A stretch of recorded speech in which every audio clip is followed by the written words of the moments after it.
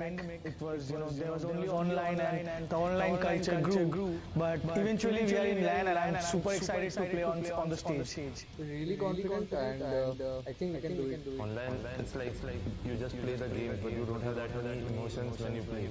It feels really good. But there has never been a LAN or a big LAN, so I'm really excited. I've always been a LAN player. After this LAN player, so it's going to be really great. My first LAN by Sky Esports. Yes, we are very confident in taking the trophy home because right now I think practice has gone really well and I think we're going to take it home.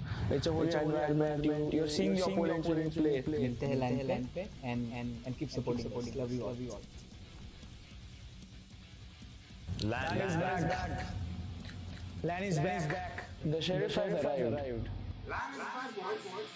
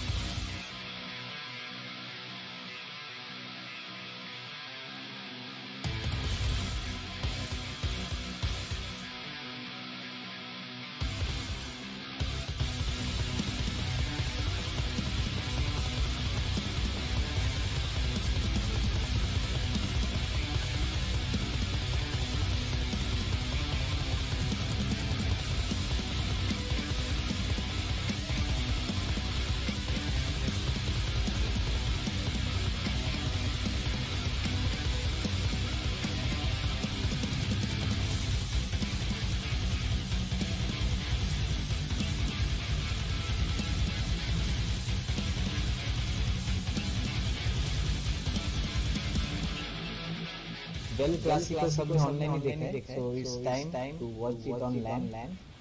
बहुत excitement है शक्ल पे नहीं लेकिन अंदर है Pandemic, it was, there was only online and the online culture grew. But eventually we are in LAN and I'm super excited to play on the stage. Really confident and I think we can do it. Online, it's like you just play the game, but you don't have that many emotions when you play. It feels really good. But there has never been a LAN or a big LAN, so I'm really excited. I've always been a LAN player.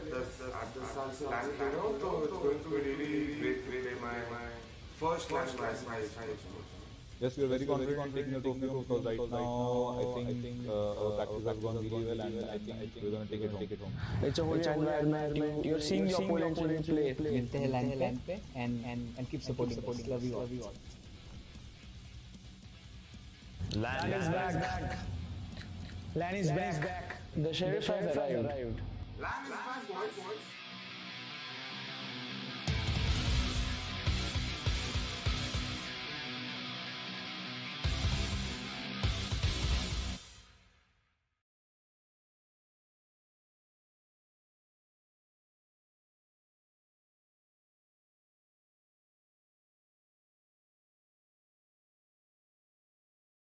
Be this loud, but let's do this once again. Let's make sure all the people watching at home feel the energy. All right, on my cue. Mumbai, make some noise! I like it, all right, I like this. For all the lovely people watching at home and of course our wonderful audience in the arena, welcome to the AMD Sky Esports Souvenir Mumbai 2022. Well, it's powered by Router, gaming partner Logitech, and our gaming rig partner Chroma. And on this very stage, by the way, over the course of the next 4 days, we are going to have 4 teams giving all their blood, sweat, tears, fighting for pride, glory, and for a chance to leave the mark on the legacy that is this trophy. For the uninitiated, my name is Ranjit Mamba Senior Patel. I am going to be your host throughout this tournament. And of course, we are going to have cracking matches. There's no doubt about that. And we're going to talk about the teams as well. And while we are talking about the teams, we are going to have all the teams walk up on the stage one by one. The first team in question, of course, is a crowd favorite. Nobody in this arena probably does not know the name. But give it up, ladies and gentlemen, for the first team in question, Velocity Gaming!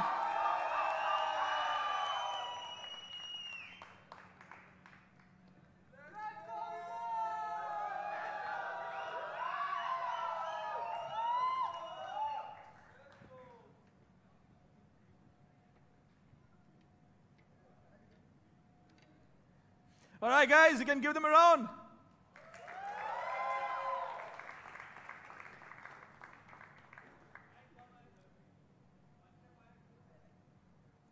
No, you can stand in front of the trophy so they can take a picture. You guys can stand in the front and take a picture. That's okay. Vibhor obviously is good in the game. Maybe not everything outside. So you guys can stand here and they take a picture.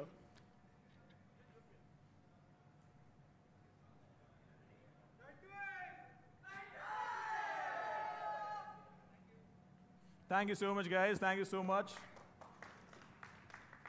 Of course, everybody knows all the 4 teams over here. But we have to do what we have to do.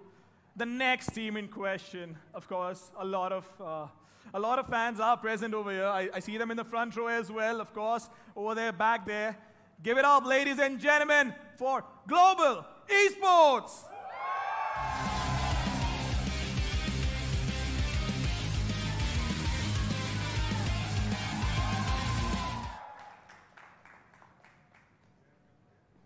Now you guys can stand in the front. Over here in the front, yeah. Along with the trophy. You know, we'll talk later, don't worry. Yeah. You can take a picture now, not the trophy.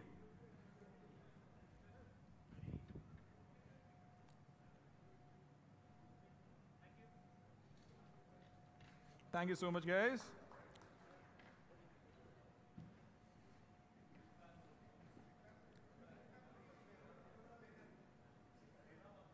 All right, for the next team in question, I see Hika over here. I know he's going to scream his lungs out, and there's no doubt about that. But the next team in question, ladies and gentlemen, give it up for Enigma Gaming!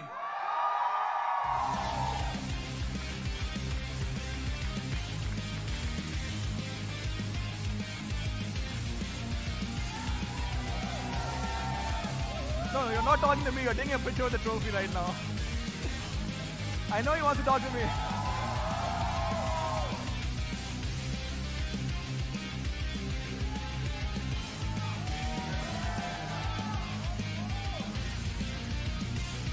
Alright, yeah, perfect. You can come up so they can take a better picture. Stand, leave some space for the trophy, of course, but you can stand in front. Yeah, we'll take a picture. Wait. Thank you so much, guys. Alright, for the last team, they couldn't make it to LAN, but they're watching from home, and everybody present in the arena over here, I want you guys to give them the warmest of welcomes and make sure when I call them out, when I call the name out, they hear it back home. Are you guys ready for this? All right, ladies and gentlemen, give it up for Team Snakes! I know you guys are watching, you guys couldn't make it over here, but of course, there's a lot of love, a lot of support, there's no doubt about that. So these were your teams, and while we're talking about the teams, the first game in question, of course, they all the teams back in so they can settle in. First team coming up, Global Esports, you can come in, settle up.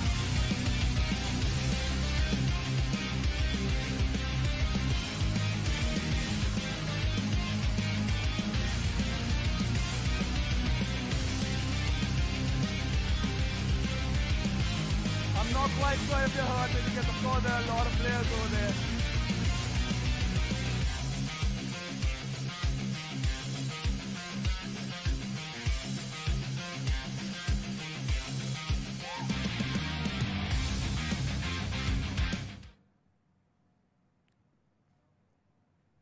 All right, you know what? Let's do this again. Let's do this again. It happens. We're back after 2.5 years, and if everything goes smooth, then of course that would be a dream. But all right, ladies and gentlemen, for the first game, the first team that is going to come up on stage, I see them ready now. I think that's Bhavin. Yes. All right, ladies and gentlemen, give it up for Global Esports.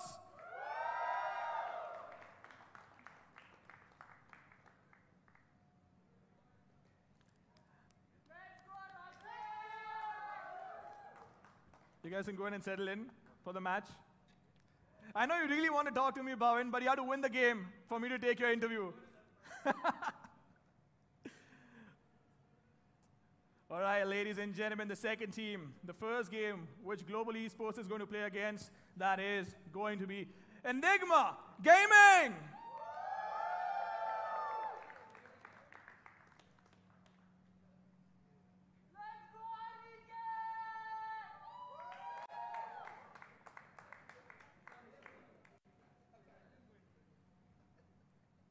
You guys can settle in. All right, so that is going to be the first matchup, but we have our lovely casters waiting for us as well, Gamezo and Price, who are going to be walking us through this tournament. And not just in one language, we have multiple languages, but the casters, I'm sure, are ready and waiting and kicking and live. So let's move on to the casters, boys. Take it away.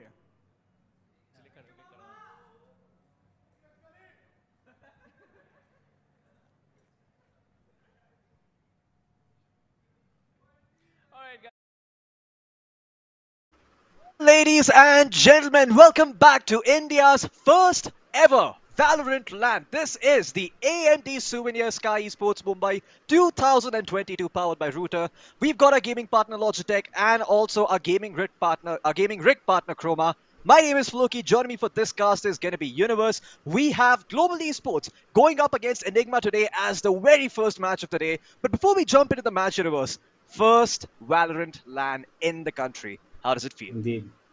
Oh, it feels amazing. Honestly, this is a dream come true for, I think, every single gamer out there, every single audience member out there who's been, just waiting to get back to that, circuit that we've all had before this pandemic. Everyone was in love with how the gaming industry was going, in our country. It was booming. But unfortunately, due to the pandemic, we had to stop again, thanks to Sky Esports and their, strides in the right direction. We are here now, and the LAN is happening at Mumbai. And this is a huge step for us because this is probably going to spell for a lot more stuff to come.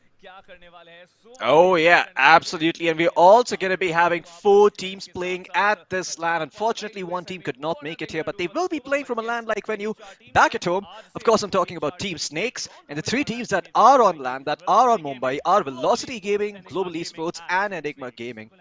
So, yeah, make sure you keep an eye out for all of these teams because there's a real chance anyone could take this. I mean, I'm very excited to see what Team Snakes has to offer. Of course, being the only team that isn't from India, I am very, very curious to see what they bring to the table here. But, yeah, this is about as good as it gets. This is the top 4, and this is some of the best teams that this region has to offer. So I'm going to be very excited to see which teams pulls up ahead. But yeah, speaking of the teams and speaking of the match, let's just jump straight into it, right? We have Global Esports, we have Enigma Gaming. Off late, we don't really have any particular team that has edged out the other. We've seen these 2 teams be very, very close in terms of competition.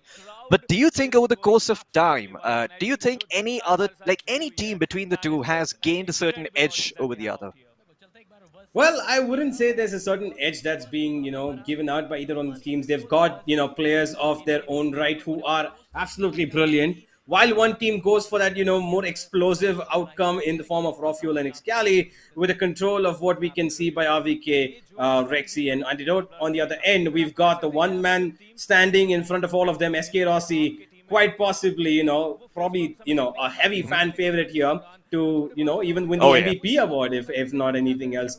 And of course, him being, completely surrounded by superstars as well, Global Esports having their own discipline that they follow, when they come onto the scene. But this is a whole different scenario here, Floki. We've got a LAN event. This is nothing like the online, era that we've been living in. This is a whole different experience. And this is what even the players have been waiting for. And you never know who's going to edge out who here because, when you're playing on LAN and when you're playing online, it's 2 different worlds that you're going to be a part of. And honestly, there's nothing that would, give you the feeling of LAN than when you are sitting at home and playing on those PCs or sitting in the boot camp or playing on those PCs. This is an experience that honestly is not just about pressure of winning that trophy, the beautiful trophy that we just saw, but also the fact that there's so many people watching you in the first ever LAN. And on top of that, there's also a minimal amount of audience which are sitting right in front of you. And of course, how can we forget the live banter that happens between the players, the fist bumps and all of that. Just, good old-fashioned LAN action. Oh, I agree. I mean, I've missed out about LANs, especially when you see a player make a really good play and the entire team is up on their feet. Players are roaring, they're yelling, and they're trying to taunt the enemy team, trying to break them mentally. All of that stuff is finally back. And I think 20, 25 years from now, when we, go forward into the future and we look back, I think these are the sorts of LANs we're going to look back and say that this is where it all started. So I would really Indeed. like the audience to take a moment and just pat themselves on the back for being here when it all started, for being here when the first Valorant LAN in India took place. But yeah, with that out of the way, Enigma and Global Esports, two teams very, very strong in their own rights, of course. I mean, each team has their own strength. Enigma, they Indeed. were sort of slacking off a little bit, but it seems that their new roster has finally adjusted very, very well. And yeah, I mean, I'm very curious to see what they bring to the table over here. Of course, you've got some very good names on them. You've got the likes of Raw Fuel, Antidote, you've got Rexy, you've got RVK, every single player, Mhm. Xcali. I mean, these guys are just superstars, right? And they're going up against some people who you've probably played with before. You know, there's Hellranger on the opposite team. There is Kappa, there is SK Rossi, there is Skills, there's Lightning Fast. All of these players are quite experienced, so I expect this to be quite the match. I am hoping it turns out to be a close one, and I, for once, must say, I want to see a breach. Yeah, I mean, I don't see any reason why we're not going to see a breach. And talking about breach, I would say that it is probably going to be incorporated in Global Esports' lineup more than it might in Enigmas, because I think that they rely more on the double duelist composition on certain maps where breach can be utilized. Except example Yeah. Haven, where Enigma have their Excali and Raw Fuel duo that they usually go for. So, But while all that's happening, let's go for the veto, shall we? Who are we going to have over here? Is it Oh yeah, Bhavin? let's have a look at the Bhavin, veto are you and ready see though? what's going to be We've happening. got for the veto. Well, I hope So we we like doing get things to see the some old-fashioned breach if the map does If you allow guys for it. remember, But of course, we're all boomers. no, all it does three seem of like us we're going to on be the heading stage. into an interview. So let's Bhavin, see back what then we used to have coin Mamba has tosses, to then we say used to have knife and rounds, talk about with and these two then, of players. course, we started off with automatic vetoes. But we're back to square one with coin tosses, of course. It's a standard coin. This is tails. Both of you guys are clear on this? This is heads, of course. A standard pick ban format. First of all, both the players ban one map each. They both pick one each. Of course, if you pick one map, you get to pick the side, and then then you ban two maps again, and the last remaining map, the team whichever wins the toss gets to pick the side. Are you guys ready? Who wants to call? Heads. Okay. It is heads. It is heads. All right. So what is going to be? All right. The mic is working as well. So which map would you like to ban first? Didn't come in prepared. No, I want him to ban first. You can't do that. You. I can. He can? I can. Well, I wasn't made aware of it, but regardless, if you're okay with it, what would I care? Ban fracture. Fracture. Of course, why am I not surprised over there? I'll ban breeze. All right. Which one would you like to pick? Pick bind. Bind. What side would you like to pick? Defense. Defense. All right. Now you have to pick one map. I'll pick ascent. Ascent. Which side? Defense. Defense. Now you have to ban one map. We do not have the visual over here, but if you remember them, if you could ask for the visuals as well. All right, perfect. Thinking. Okay. Ban icebox. Icebox. Okay. I'll pick split. The big split. All right. Now since I was going to get to immediate. Listen, when he was walking on as well, you wanted to talk to me. I will take your interview, but the condition is you have to win, because only winners get interviewed over here. So, good luck to you. Thank you. And good luck to you as well. And the casters, again, the game is about to go live, so take it away.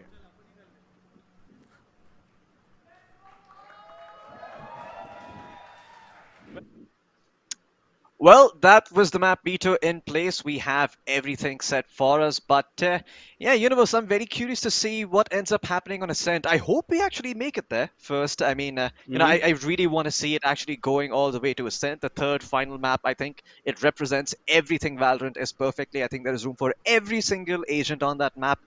But yeah, I mean, I'm very happy that there's no Fracture and no Breeze for a change. Yeah, I mean, you would be happy about that, but I would have honestly wanted to see something come out of Fracture. I think that, these teams, while they do avoid, the newer maps that have come in, I would say that, their adaptability is shown the best when they do go to these maps. If at all Fracture, would have been possible, or if it is still possible in the days to come, I would be delighted to see it because, while everything is happening, we've got, these maps that actually make the Valorant community, showcase how good they can actually adapt to maps. And while we talk about all of this, we've got the players on the stage over here, getting prepped up, getting ready, talking to each other. And you can see that Hellranger's right there calling up for his team to give a little bit of calls and get their team sorted. And the audience there looking lively. We've got a couple of high-ended names over there as well.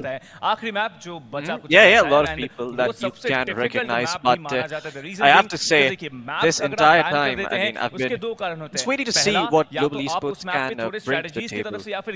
I actually think that Global Esports probably going to move away from that reach as much as I like to see it. I think all the other teams have read it so far, so I'd be very curious to see how they decide to adjust. I want to see Hellranger pick up some controller. I think a Viper or Astra would really help him just lead the team from the front and tell them that, hey, this is what we're going to do and here's how we're going to do it. Have skills, play someone flexible, something like a KO that can also serve as a duelist if, you know, put in those situations. SK Rossi, obviously, I'm guessing he's going to be either playing the Chamber or the Jet. And that leaves Kappa on the support, and I imagine he will probably be picking up a secondary initiator, probably the Sova. But hey, I could be wrong, you know. I believe the first map is Haven, and I'm very curious to see what Global Esports decide to pick. If they go for the Breach, I'll be delighted, but I think that might be something Enigma is ready for. Yeah, I mean, look at that trophy. It is honestly a beautiful trophy, and while we see all the players still getting set up, I would like to talk to you about the map pool that we do have over here. We got Bind Ascent and we got Split in this pick as well, which I would say is a map pool that kind of has its own ups and downs for both these teams. I would say that Bind, while it is more Global Esports focused, there was a certain time which I believe Enigma Gaming were absolutely dominating on that map. They've had, you know, a very good form on Bind, especially with their double controller, double initiator setup that they go for, and their hold on Split as well with the KO that they've recently introduced is also been, you know, really good for them. So I am just, you know, thinking about how exactly it's going to work for Global Esports, because I actually do kind of see this going to the third map. Yeah, I mean, I also see the possibility of it going to the third map, but real quick, just to jog my memory, I'm going to take you through the map, Peter. Correct me if I'm wrong, but I believe Haven wasn't there. Is that correct? Is it Split, Bind, and Ascent, or is it Split, Haven, Ascent?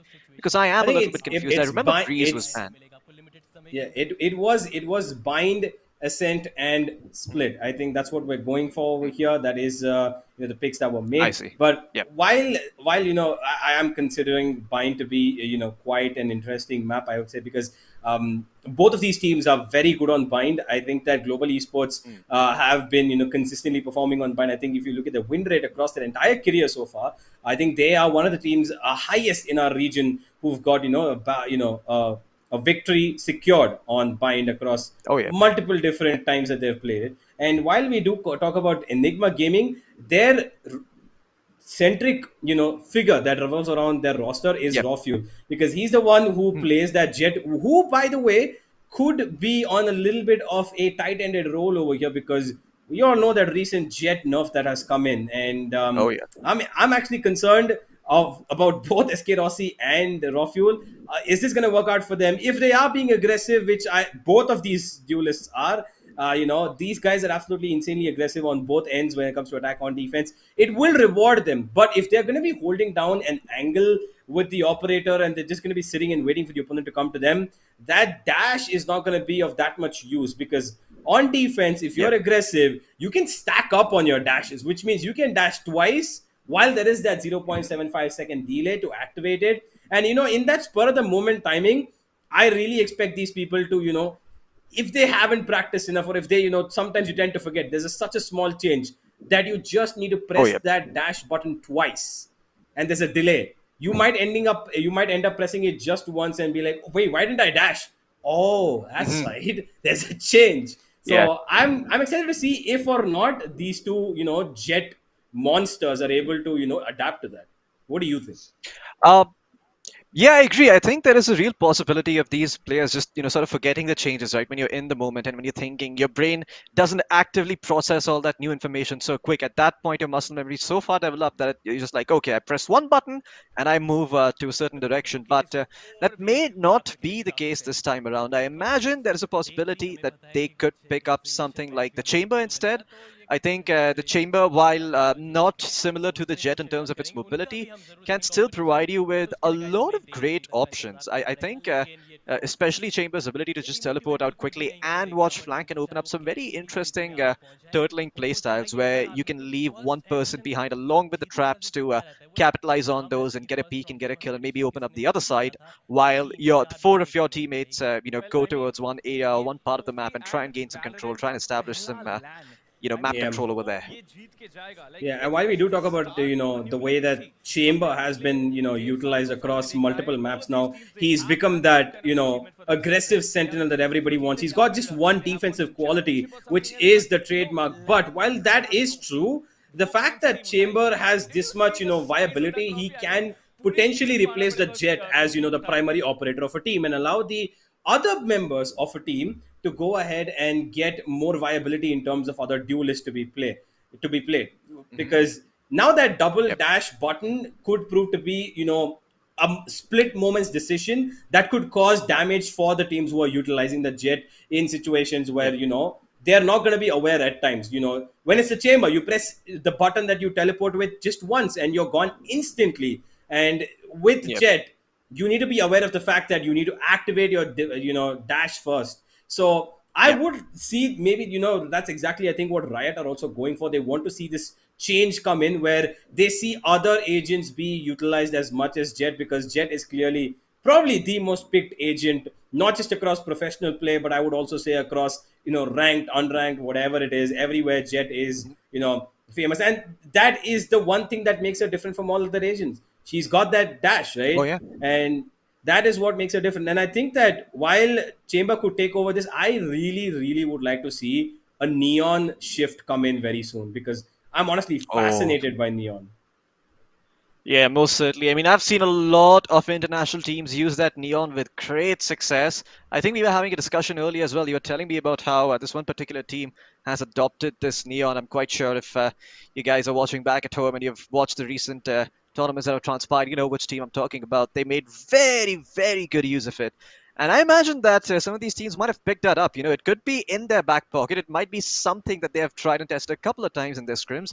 Not something that they play very often, but something that they play occasionally, and something that they could pull out if things start to get a little hairy and it goes to the point where both teams are like, okay, well, we might as well just throw in all our ideas there and see what sticks. So I'm hoping that we get to see some of that Neon.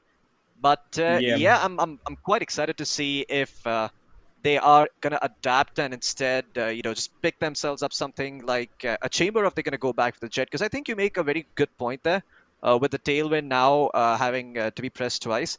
The thing is, you have to sort of make decisions as to on the Jet, when are you going to push, when are you going to go ahead and peek. It's not as brain dead as just I'm going to hold down this angle until the end of time. And the moment I see someone and I'm able to kill and dash away, I'll have found the man advantage for my team. It's not that simple anymore.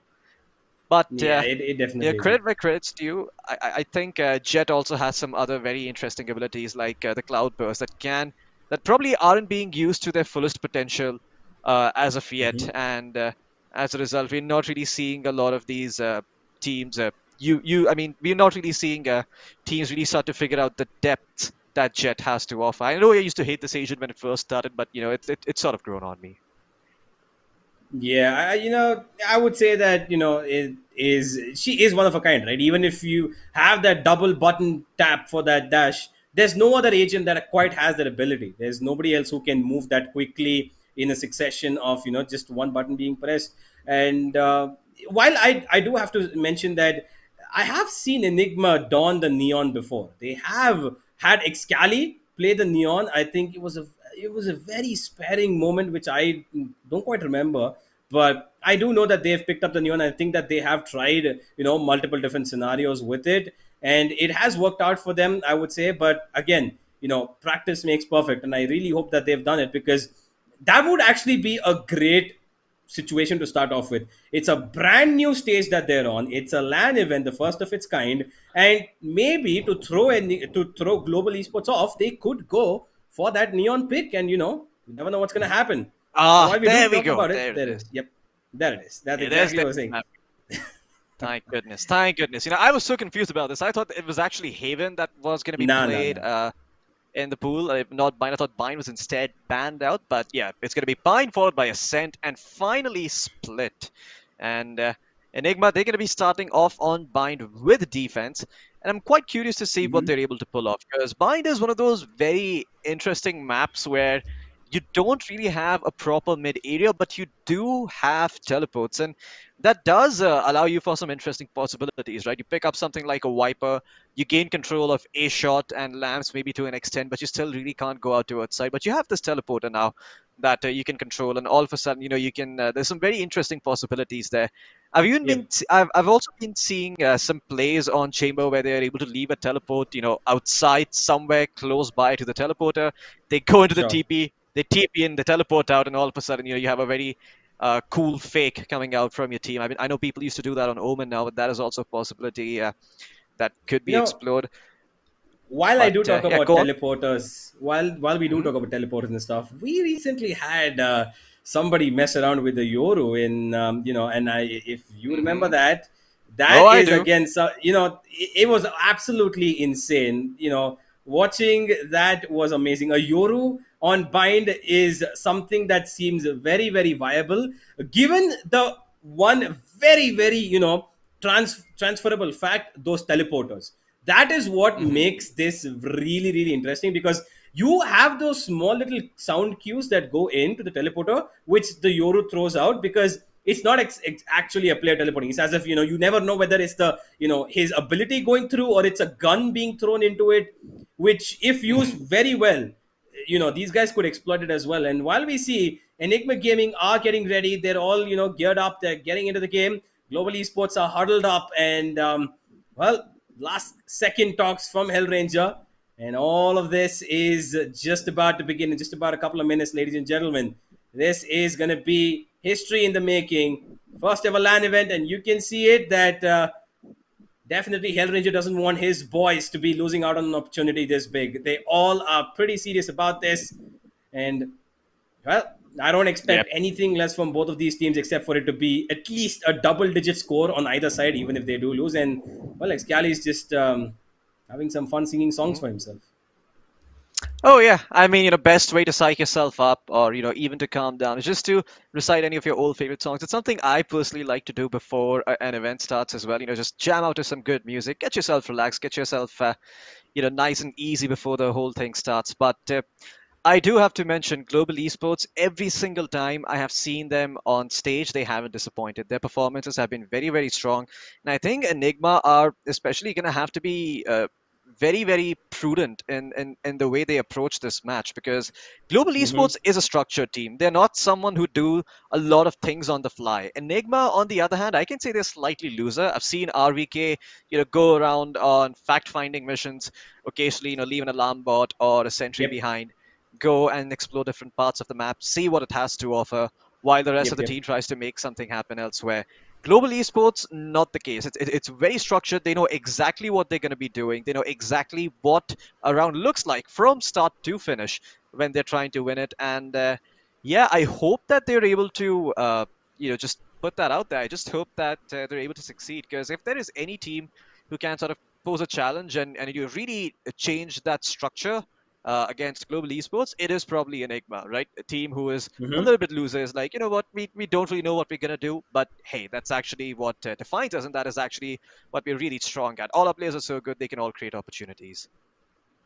Yeah, I think, it's all about how these guys can move around, what they can find. Like, if they're going to be shifting up roles on some, which I don't really see happening apart from, their agents themselves. Are we going to be seeing RVK on that Cypher? Are we going to be seeing him on a Chamber? He does play the Viper on Bind. He's known to play that when they play double controller, where they've got the Viper, they've got the Brimstone, they've got the Sova as well as the Sky, and top it off with the Jet. And on the other side of things, they have a pretty similar lineup, but we've seen Global Esports, edge in and edge out of that Breach composition. They've gone for the Sova and Breach quite a number of times, and I would say that they're not afraid of using that agent, which honestly, in my opinion, is really, really good. I love Breach because he's not an initiator who gives you information. He's an initiator who gives you map control. which is very, Yes. very important, because you couple that with a Sova and you've got information plus map control, as well as your duelists charging in who are supported by, the opponents being stunned with not being able to shoot properly, with getting damaged as well with the aftershock, and of course being tremored by the earthquakes that come from his ultimate. So, you know. Yeah, I agree. I think the combination of Sova and Breach is very, very potent. We've seen a lot of teams win a lot of games on the back of those. It's Mhm. also not very difficult to execute, right? That's a Yeah. lineup that you can add layers on top of. You can start playing mind games. You can have the Sova throw a recon dart somewhere, maybe throw out a fault line while you have someone like an Astra on the team setting up elsewhere on the map with a stars True. just waiting to get some information on the other parts of the map and then just dive in. I think there's a lot of layers to those sorts of lineups, and I think Global Esports Mhm. will be exploring those. But to be honest with you, I think that at this point, if you as a team haven't gotten used to the way both of these teams, how Global Esports like to play, both of these initiators, the Breach and the SOA, then you've not Mhm. done your homework. You've not gone back, you've not seen the worlds, you've not seen the way these guys like to do their executes. And in all Sure. honesty, while I do agree that that combination is strong, I think Enigma should be in a much better spot to deal with it. I don't think it is as hard to beat as it once was. Yeah, while all of that is said and done, I just want to skew a little bit off topic here. Not exactly completely off topic, but I do want to ask you, what do you think about the new agent Fade? What are her possibilities that you think could, shift up this entire game? Because she honestly, to me, looks meta defining. Yeah, I mean, I just have one thing to say about her, and it's bye bye, Sova. Goodbye. See you on the other side. Because the amount of information and the way Fate enables you to take a side, it's just insane, man. You've got those two prowlers that allow you to take fights at close angles. You've Mm-hmm. got the orb that allows you to scan, and on top of that, you've got another orb that tethers players and leaves behind trail marks, so it makes it easy for you to see where they've gone and where they could be possibly. And I think it's very, very similar to the KO as a Yeah. result, right? Because you've got a KO who sort of does a similar thing. He throws out the knife, he suppresses people, and then he flashes you in, and you're able to go to the side. Right? He probably has the best flash in the game, but Yep. at the same time, it's not as potent as the Fade when you consider the DK, when you consider all the information she provides, when you consider the fact that you can see people through walls. It's just too much. And while Mm-hmm. that primary ability of hers, that E can be destroyed, I Yep. am not sure if that is enough. I think Fate is an agent that once people start getting used to, we're going to be seeing a lot of. And yeah, it is exactly how you put it, meta defining. Yeah, the thing about Fade though is that she does have abilities similar to Sova, right? The first one especially. Her primary ability is very similar to Sova. She's also got, that trail that follows down thanks to her abilities is also brilliant, because it gives so much value in terms of information that you know exactly where these players are. You can follow the trail. You even send a prowler, which speeds up when it follows the trail, and that Hmm. it's quite something, because she's got a very unique skill set. She's got an ultimate quite like Breach, but also not. It's like a Hmm. mixture where it's information plus nearsightedness plus decay.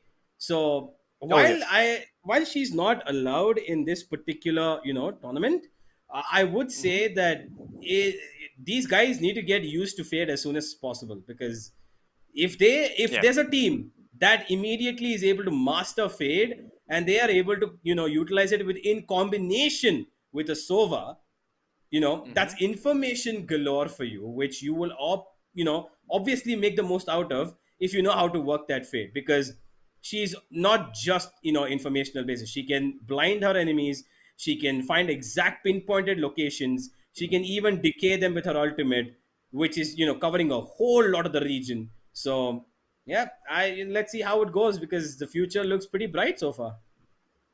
Oh yeah, the future looks pretty bright unless you're the one who has been hit by that prowler. In that case, you can't see too far. Haha, funny joke, laugh. But jokes aside, I do agree with everything you've said about Fade. I think that's one of those agents that has a lot of synergy with her own skill set. I mean, the way those prowlers speed up when you've hit someone with the trail is nuts. And I think, yeah, that's an agent that we're going to be seeing a lot more of. Also, an agent that I'd say lacks the ability to do something a lot cleaner. It's how should I say this? It's a lot more. Well, shoddy is not the right word to use over here, but it's definitely a lot rougher for her to use her abilities, right? Because your E ability drops after some time. It doesn't stay in the air permanently. Same goes for the orb, which tethers and decays people. The prowlers don't go a very long distance unless you're able to find that trail.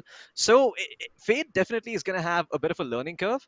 And I think once you get past that learning curve, she will have so much to offer that I don't think I think that you're going to be changing the way uh, Valorant is played right now completely. I think there's going to be a lot more focus on well executed and well structured lineups where the timing of a molly, of a flash, of a near sight, of any sort of utility is pristine, and everything must happen in a particular order, almost algorithmically. And if you do that right, you will 99 times out of 100 win the site. So yeah, a lot in store with the Fate, but a lot in store with this match as well. And Global Esports going up against Enigma. Man, I'm just curious to see what they pick up over here. I just want to see Kappa pick up the Breach. I think his personality suits Breach as well. I believe Kappa used to be a bodybuilder at some point, and Breach also appears like a very tough and muscular guy if he actually did have arms. So yeah, I mean it's perfect. Kappa in real life could probably snap someone like a twig, and Breach could probably do that too. Yep. While interesting tangent. Most certainly it is. It is. While you do make comparisons, what would you say? Hell Ranger is like. What agent would you say is him? He's got that aggressive personality. He's a leader. He charges in and he's firing up his team. If they make a mistake, he's gonna scream at their face like, "Come on, do it better." Who do you think would resemble him? Brimstone.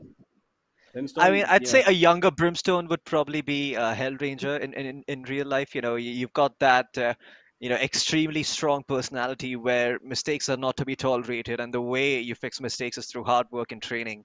But yeah, I mean, I think if we are talking about what he's actually going to be picking in game today, I think the Omen is definitely a possibility for Hellranger, because he does like to set the team up for success. Maybe he won't play the Omen, because Omen also has a lot of potential for making some individual plays, and Hellranger isn't exactly the kind of person who likes to go out by himself and try to win the round. Like, sure, if the responsibility falls on his shoulders, he's going to do his best, but I mean, he lets go of that role so his teammates can shine, right? So Skills can shine, so SK Ross can shine, so Lightning Fast can shine, and there it is. Skills is going to be playing as himself, while Hellranger is going to be playing the Sky. Well, it looks like we do have. Oh, there it is. He's going to be with Brimstone, of course. There's no way he's going. Well, like we said, that Jet nerf has caused the rift, and SK Rossi is going to be playing the chamber role, which is going to be very interesting for us to see, because we've seen this before, but not that often. It's been very sparingly that GE have let SK Rossi, go onto that tangent of being a semi-duelist / sentinel, which I think will work out for him. But I like this composition from them. They're playing the the subtle double initiator, single controller, a sentinel, and the raise. And oh boy, okay, you see what I see, don't you? Yeah. Oh, I see it. I see it. All right, it's gonna be a Yoru coming in for Excalibur. I'm loving this already. Me too, man. Look at that double initiator comp. You've got a KO, you've got a Sova, a Chamber, a Yoru, and a Brimstone. Who the hell actually needs a proper Sentinel? Not this team, for sure. I told this. I predicted this, that Excalibur could pick up the Yoru. He's the only one who can actually be crazy enough to play that agent. While, we've got Rafuel be that, the crazy operator, Excalibur is the only one who's got the mindset, he's got the game sense, and he's got the explosiveness that, he can play any agent. He's played Sky, he's played Chamber, he's played the Jet, he's played the Raze, he's played everything. Now, while this is pretty great, and these are two very distinctively, placed rosters at the moment, the agents are completely different. While we have a Sky and KO difference, we've got the Raze and the Yoru difference. The one thing I'm worried about for Enigma is the ability for Lightning Fast, which I'm a little off about of him playing the Raze, is the fact that they've got explosive quality, but Enigma don't. And I'm a little Yeah. concerned about that because the Raze has utility on Bind, which is specifically used so widely for clearing out corners, for helping, in giving damage while clearing out these corners. So it's pretty great that they have the Raze. And I'm a little concerned about Enigma as to how they're going to counter this Raze, because those grenades and that boombot is going to be a real pain in the behind for them. Oh, most certainly. I mean, I like what you said there about the global esports lineup, right? It's so different. I mean, I was actually hoping to see some. I was actually expecting the opposite approach from what I know about these two teams, right? Because global esports are someone who have a lot more structure, but their lineup in comparison is a lot more scrappy, right? You've got a Chamber who's willing to go ahead, take some deals, peek off of that Sky utility. You've got Lightning Fast who can just throw down a boombot and paint shells, and all of a sudden be like, "Yep, your site is now belong to us." And yeah, I Mhm. mean, all of a sudden, global esports can execute a side take pretty much nowhere. You compare that to the side of Enigma, I think that is somewhat harder to pull off because you've got yourself a Sova, a Brimstone, and a KO agents that, yes, help you gain control of a site, but they're very methodical in their execution. They're not someone Yep. who can just be extremely scrappy. I mean, I think there is potential for Osoa to be a little bit scrappy if he'd like, but it's not the same as a Raze, or as a Reyna Mhm. or a Phoenix, or like any of those duelists. So yeah, I agree, and I think with Enigma starting out on defense, that Euro pick is gonna do wonders. I mean, I'm very excited to see what Excali has to offer. Wait, scratch that. I'm gonna make a prediction right away. Excali is gonna pretend to be a clone and demolish someone this game. He's gonna walk out there with his pistol or his gun in hands, pretend, Well, "Hey, don't shoot me, I'm just a clone," and everyone's gonna pass him by, and then he's gonna turn around and slaughter everyone. let's hope we get to see that, because that would be an insane outplay. One that Yeah, a deemingly mind fits game. the highlights of the first ever LAN event. And Hmm. well, it is here, ladies and gentlemen. The first ever LAN event of South Asia is gonna be starting off just about in a couple of seconds. This is gonna be insanely entertaining. And here we go. It Oh is yeah. Bind coming up global, going up against Enigma. Oh yeah, well, the round is live as we can see, and there you go. He's going to jump straight into map over here. It seems that there is an audio issue right now on our end production, so if you could please just look into that and get that fixed up, that'd be nice. But yeah, in the meantime, it does seem that there have been a few blows that have been exchanged between the two teams. And yeah, we're curious to see what they pull off. Yeah, Antidote's going to be the one to find the first frag as this A-take comes through from the side of Global Esports. And guess what? Enigma are going to shut that down quickly, but everyone is dropping so low. Everyone is just a couple of bullets away from death on the side of Enigma. They're surviving by a hair, and it's all down to the captain, Hellranger, who's got a flash, who's got a heal, but he can't heal himself. It's the classic. He is whiffing. He is blinded. His own teammates are blinded. Antidote throws out that flash indefinitely, and the first round belongs to Enigma. Well, this is an interesting approach from Global Esports, moving straight in towards a shot, a little too reckless, but they seem like they want to just get an idea of what exactly Enigma are up to, because I'm pretty sure they have never faced this side of Enigma before, unless it's happened in scrims. I'm not quite sure, but if they are, aware of what exactly their lineup was going to be, Excali on the Yoru, they've got Antidote playing that role of the KO. I'm just, what thinking that right now global esports are maybe just going with the flow. Oh yeah, I mean, global esports, they're trying something new. Something colors are being done that we haven't seen before. They're trying to be more like a river, fluid in their approach, trying to make sure that they're not too structured, because sometimes that structure can become too orderly, right? There cannot be left enough wiggle room for new and better ideas that could certainly take the team forward. So I like the Mhm. change approach coming in from global. Unfortunately, we're gonna have to just wait and see it, and we're gonna have to wait a little bit until we see it in effect. It's not gonna be the third round we start to see them pull out those guns if they do go for a full eco here. And yeah, I'm curious to see what they're gonna put on the board. I do imagine global esports are going to be a little bit careful this round. The best outcome for them could be just getting that spike planted. They certainly have the Mhm. tools to do it with the Brimstone and the Sky. And I imagine a full scale assault on Bath could be what they need to get themselves on that side. Just cross your fingers and hope that the KO antidote is not playing there. Yeah. Well, I like the shift up of role from Antidote. I think he was the one who resided into the controller role, but that has been handed over towards Rexy, and he's picked up the um, the KO role, which I find interesting because Antidote has gone through his iteration of different agents. He's been the Jetmain, he's gone to playing the Sentinel, he's played the Killjoy Cipher. He's also come towards the controller, which he essentially resided in later on. He had the Astra under his control. He played the Brimstone, and now he's come towards the side of the Initiator. So he's done a pretty big world tour of the entire agents available in Valorant, and it looks like that he's enjoying it so far. And so Oh are yeah. the members of Global Esports. Oh yeah, they're also quite happy, quite pumped to see this match, and I'm hoping that over the course of time we do get to see Global Esports put up more of a fight. But yeah, for now they tried something, didn't work out too well. Good old Hellranger was left to his own devices, and well, couldn't do much from that position. I love how Antidote just didn't care though, didn't have a single care in the world about flashing his own team. It's like, yeah, yeah, maybe a couple of them are gonna have to get some LASIK surgeries down the road, but hey, it's worth it. Anything for the win, anything for the land.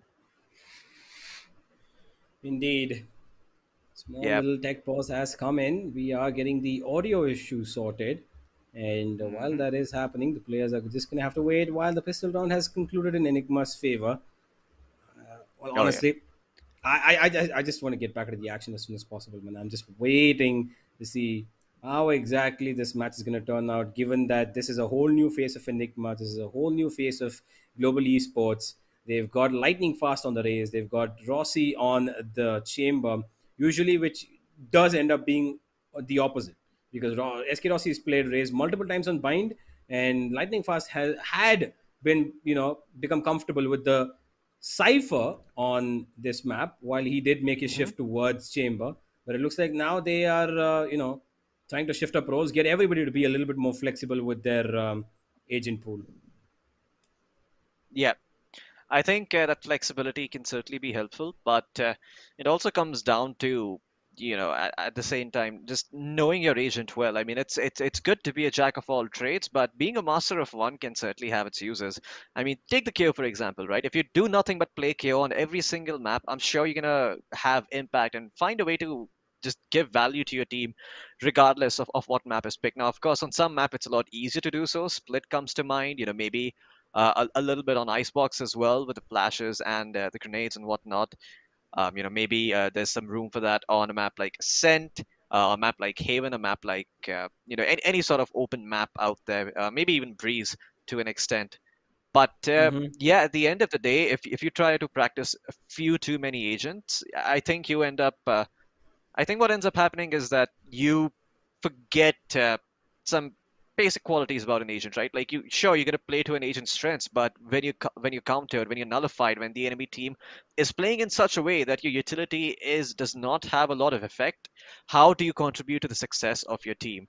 And I think that does not come by being an extremely versatile player. I think that comes more by picking one agent, understanding how teams react to the way you play, and just using that psychology against them, right? Like if you know for a fact when you're playing KO on Breeze that the enemy team is likely to play a lot more passively in the first 30 seconds of the round, you can use that to get some very, very quick map control. You can use that, say on a map like Breeze, to get towards mid doors and be like, okay, you know what, you're not going to peek us on Nest, you're not going to peek us through tunnels. We're just going to go forward and snatch this part of the map up for ourselves as we move into the second round this time around. Let's see what Global Esports are able to pull off. The recon dart flying through straight into the site. It will be destroyed instantly as Global Esports hoping to get a spike planted. Rexy controlling the bathrooms area for now as they're trying to creep in. Smoke preventing them from doing so. Lightning Fast is going to be the first person in. He's got the judge, but Rexy will clean him up. No shenanigans today. Rexy will be able to find another one. And there you go. REK chips in as well with the Ghost. This round is done and dusted. It's only good old SK Rossi, who somehow managed to sneak past all the way in elbow, but he's only good for one. Yeah, that could have been really, really nasty for a second, honestly, because he got into the side. He went towards Showers and he had a clean shot onto Shavas, but unfortunately, his just did not connect. And well, Global Esports, they are still going to be on an eco. There's no way they're getting past Enigma at the moment, and it is 2-0. And Enigma have got a decent lead, which looks like it's going to be translating into a 3-0 so far. And I'm just looking at one thing right now, and that is how exactly they're going to be retorting back from this. Kappa taking a little bit of a stride while the rest of his teammates move across the entire map. They've taken over a little bit of informational play right now because they know that their pistols are not going to wield them too much value. Rexy has showers under his hands while Antidote is being contested. Rossi has taken out RVK towards shot, and that's a good kill from him. Managed to take out the Sova and slowly moving in towards A. Yeah, and now look at the panic and the fear start to creep in for the side of Enigma. They don't know where the hit's going to come from. Everyone on edge. Excali not too eager to go on a fact-finding mission. Maybe this is the part where the clone can be useful. Throw it out forward, see if anyone shoots it, and maybe get some information. But Global Esports, they're going to show their hand. They're all going to try to make a play towards Zuka, but it's not going to succeed. I think the clone has made its way all the way. Wait, no, is that the real Excali? Is that the real Excali? Okay, no, it's not. It's not. It was a clone, and looks like Bats is going to be the next place where GE to try and make the attack work. But Rexy holding them back with that Molly, buying his team a lot of precious seconds. The smoke's going to come in, the rotates are going to come in as well. The span begins. Rexy is going to be good for one, and so is Rawfuel. They are able to clean up lightning fast. Rawfuel, I think one was all he found. Now he's going to find a second one for himself. And Global Esports, the round started off like fabulously, but unfortunately, Enigma is going to pull it right back as Global Esports finally have a bye. Yeah, they are going to have a bye. They did. I mean, they got 2 kills, so I would say that that's pretty good enough given their stature at the moment. They are 3-0 down, and Enigma still on a bonus, so that's a good stature for them to have as well. Because usually the bonus has to come in when you've gotten 2 rounds, but they've got an extra one, and they're going to be pretty happy with it. But I am a little bit concerned about how Global Esports have their approach towards this game. The operator has come out, so let's see how it makes any difference here. SK Rossi, there's an instant teleport that's come through as well, and it's going to be Rexy along with his teammate. Oh, Rexy's okay. He's sprayed to the smoke and got a free kill. Kappa's gone down, so that's one initiator taken out of the equation here. While SK Rossi and Lightning Fast have got support towards B Long, immediately smoked off. Enigma establishing control in the highest order. Oh yeah, just a couple of seconds into the round, not even 30 seconds in, and Enigma already has the man advantage in the buy round. Be aware, this is a bonus for some of the players coming out, so if they're able to win this round, the economic advantage is going to be huge, and Rawfuel, he is still waiting around there.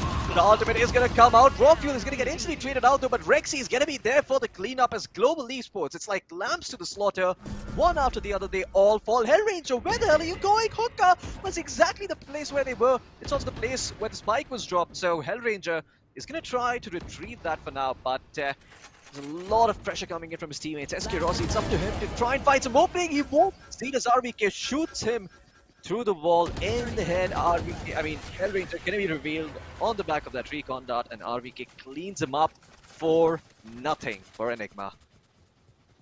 Indeed, perfectly balanced push and pull movement there in the end to take out Hellranger. And honestly, Enigma playing on the front foot when they know that they've got, secondary weapons. A good choice for them. Went for the straight-up teleporter through Global Esports in a situation where they were forced to not take Hookah at all. They go towards B-Long, they go towards A-Shot, where they get completely destroyed. They absolutely had no map control whatsoever. And they were, honestly, they didn't even enter anywhere close to a site apart from a little bit ahead from where the initial defensive barriers come on. Oh yeah, oh wow, that is a sick recon coming in from Kappa that actually enables them to see who's there in bathrooms, but the Molly from the Brimstone will prevent them from pushing any further. Nice flash by Excali looking to peek on the back of that. They're trying to fight into Sheriffs, trying to prevent them from smoking. Nice flash coming in, but Rexy again is able to find one. Excali finds 2, and this bathroom push has met its end. Shock darts coming in. Excali, well, looks like he's going to be punishing 1 at least for pushing through the smoke. Skills is there to get the trade, but Rexy shuts it all down. 5-0 for Enigma. I think Enigma might just be running away with this game. Look at the money building up on their side. And of course, it's going to be a timeout called out from the coach of Global Esports, Reza, who should be giving a little bit of contemplation as to what he's seen so far in the coach's seat. I would expect Global Esports to put up something different in this round. While they are on, the buy round that's going to come again, Enigma Gaming's aggressive approach and their unique lineup has clearly impressed me so far. I'm pretty sure people have got, a little bit of excitement watching Enigma get the Yoru and the KO. And this clearly showcases that they've been working on this lineup. And if it's working for Global Esports to be 5-0 down in the first half itself on the map that they've chosen, this is going to be a difficult ride up for Global Esports. They are not going to get bind their way, it seems like. Yeah, and you can see it on the faces of Global Esports, right? Everyone is tense. Everyone is listening. In the meantime, Enigma, they're just having a laugh about it. They're all chill. They're like, yeah, just another regular Saturday for us, Just going to go around killing some folks, getting some kills on my Yoru, stat padding a little bit even. And Excali, you could see him trying to peek over and have a look on the faces of the Global Esports members. And they weren't too happy about it. But hey, this is what you have to deal with. You're on a LAN, you're against a team who is probably, a top contender for the strongest team in the country. If not the strongest team in the country. And you better start upping your game if you want to win. Okay, that is an interesting flash from Excali. Does not hit, but it doesn't matter. He still finds one. Unfortunately, did not teleport out. Got greedy, got punished. Lightning Fast was there. And now 4v4. Yeah, he was about to teleport. Back to the A side, but he was. Yeah, but the dog prevented him because he got stunned and there was just a small little second delay before he could press that button to teleport away. And Lightning was able to get that trade. But again, look at the amount of control the side of Enigma have got. Even though Antidote is stuck in this little corner, it's nothing like Global Esports have taken over the side. They've not made any strides. They're really afraid and they're going to Seekers to try and get it done. Antidote comes out with a flash. Does not find a kill. But his knife will allow him to get a little bit of information as well as stall out a couple of utilities coming in. Global Esports, one of them has teleported away. The Seeker moves in towards B, but what they don't know is that there's two players here, RVK and Rexy both. Rexy holding down towards the spawn region, and RVK on site. He's going to be blinded, but Rexy's holding down this cross. One comes flying in, the second one as well. RVK still good for one though. The spike should be going down. Global Esports have got a little bit of control, but they could be losing it pretty soon. Once pushed up elbow, this is going to be trouble. SK Rossi gets one. That's the tour de force making its mark. And there's Skills finding Rexy walking straight into the side all by himself, which is a little bit of a reckless mistake. And Global Esports finally looking to settle down with their first round. Yeah, what the hell did I just witness? How did that round turn around so quickly from the side of Global Esports? SK Rossi, this man, he might be down a couple of rounds, but that doesn't mean that his confidence is shaken. He is still being aggressive, still looking for those opportunities, still looking to be the difference maker for his team, as Global Esports will put their first round up on board. Better late than never, as they like to say. Raw Fuel, he will be allowed to save his operator, but that is the only silver lining in this round for Enigma. Sure, they've got a fair amount of money, but if Global Esports are able to string together a couple more rounds in a row, that economy is going to come tumbling down, as you can start to see now. Enigma, their economy looking, a bit more humble. Yeah, they're slowly getting back, but it's just one round. And Rafuel's got money for days right now, even though he's got the operator in his hands. And it's pretty decent so far. And while they do have the rounds advantage as well, they're going to be pretty comfortable even if they lose this one and the next one, because economy is going to be building up for them still. Global Esports, on the other hand, they have won the one that they needed very desperately, thanks to that timeout that they called. And yet again, Enigma on the front foot towards Showers. Rexy been spotted out by the dog. He will not be challenged yet. And Rangers just hoping for information. While Lightning Fast just goes out, and there comes the ultimate from the Brimstone as well. Does not get anybody. The orbital strike, and SK Rossi will find Rexy in a very one-and-done corner, which honestly shouldn't have been there in the first place. But Global Esports will take on towards the A side. Raw Fuel holding down towards U-Haul, expecting somebody to push in. But Global Esports have got a better player in a better position. And Hellranger could be caught off by two different angles. That smoke, as soon as it goes down, is going to be a problem. Out in the blind, he goes down. Antidote gets it. Raw Fuel with another, and Enigma making this retake work. He doesn't want to peek that. No, Skills. You're alone. Why would you want to peek that? And now it's just one man left. Kappa blinded, left out of the open. Shockta's not going to travel his way. Enigma with the 6th. Wow. I mean, Enigma. Yeah, sure, Global Esports were able to put up one round on board, but Enigma take it right back. They're like, yeah, you know what? We made a bit of a slip up. That was a slight mistake. You know, we just didn't look over our shoulders. We just didn't see where we were walking. Yeah, we walked into a trap, but once burned, twice shy. All good now. And Global Esports, again, in a hard position where Lightning Fast doesn't really have a lot of money. And he's probably going to be playing with some sort of ability. Kappa actually tosses his own Vandal over towards him, picks up a Sheriff for himself that Lightning Fast drops for him.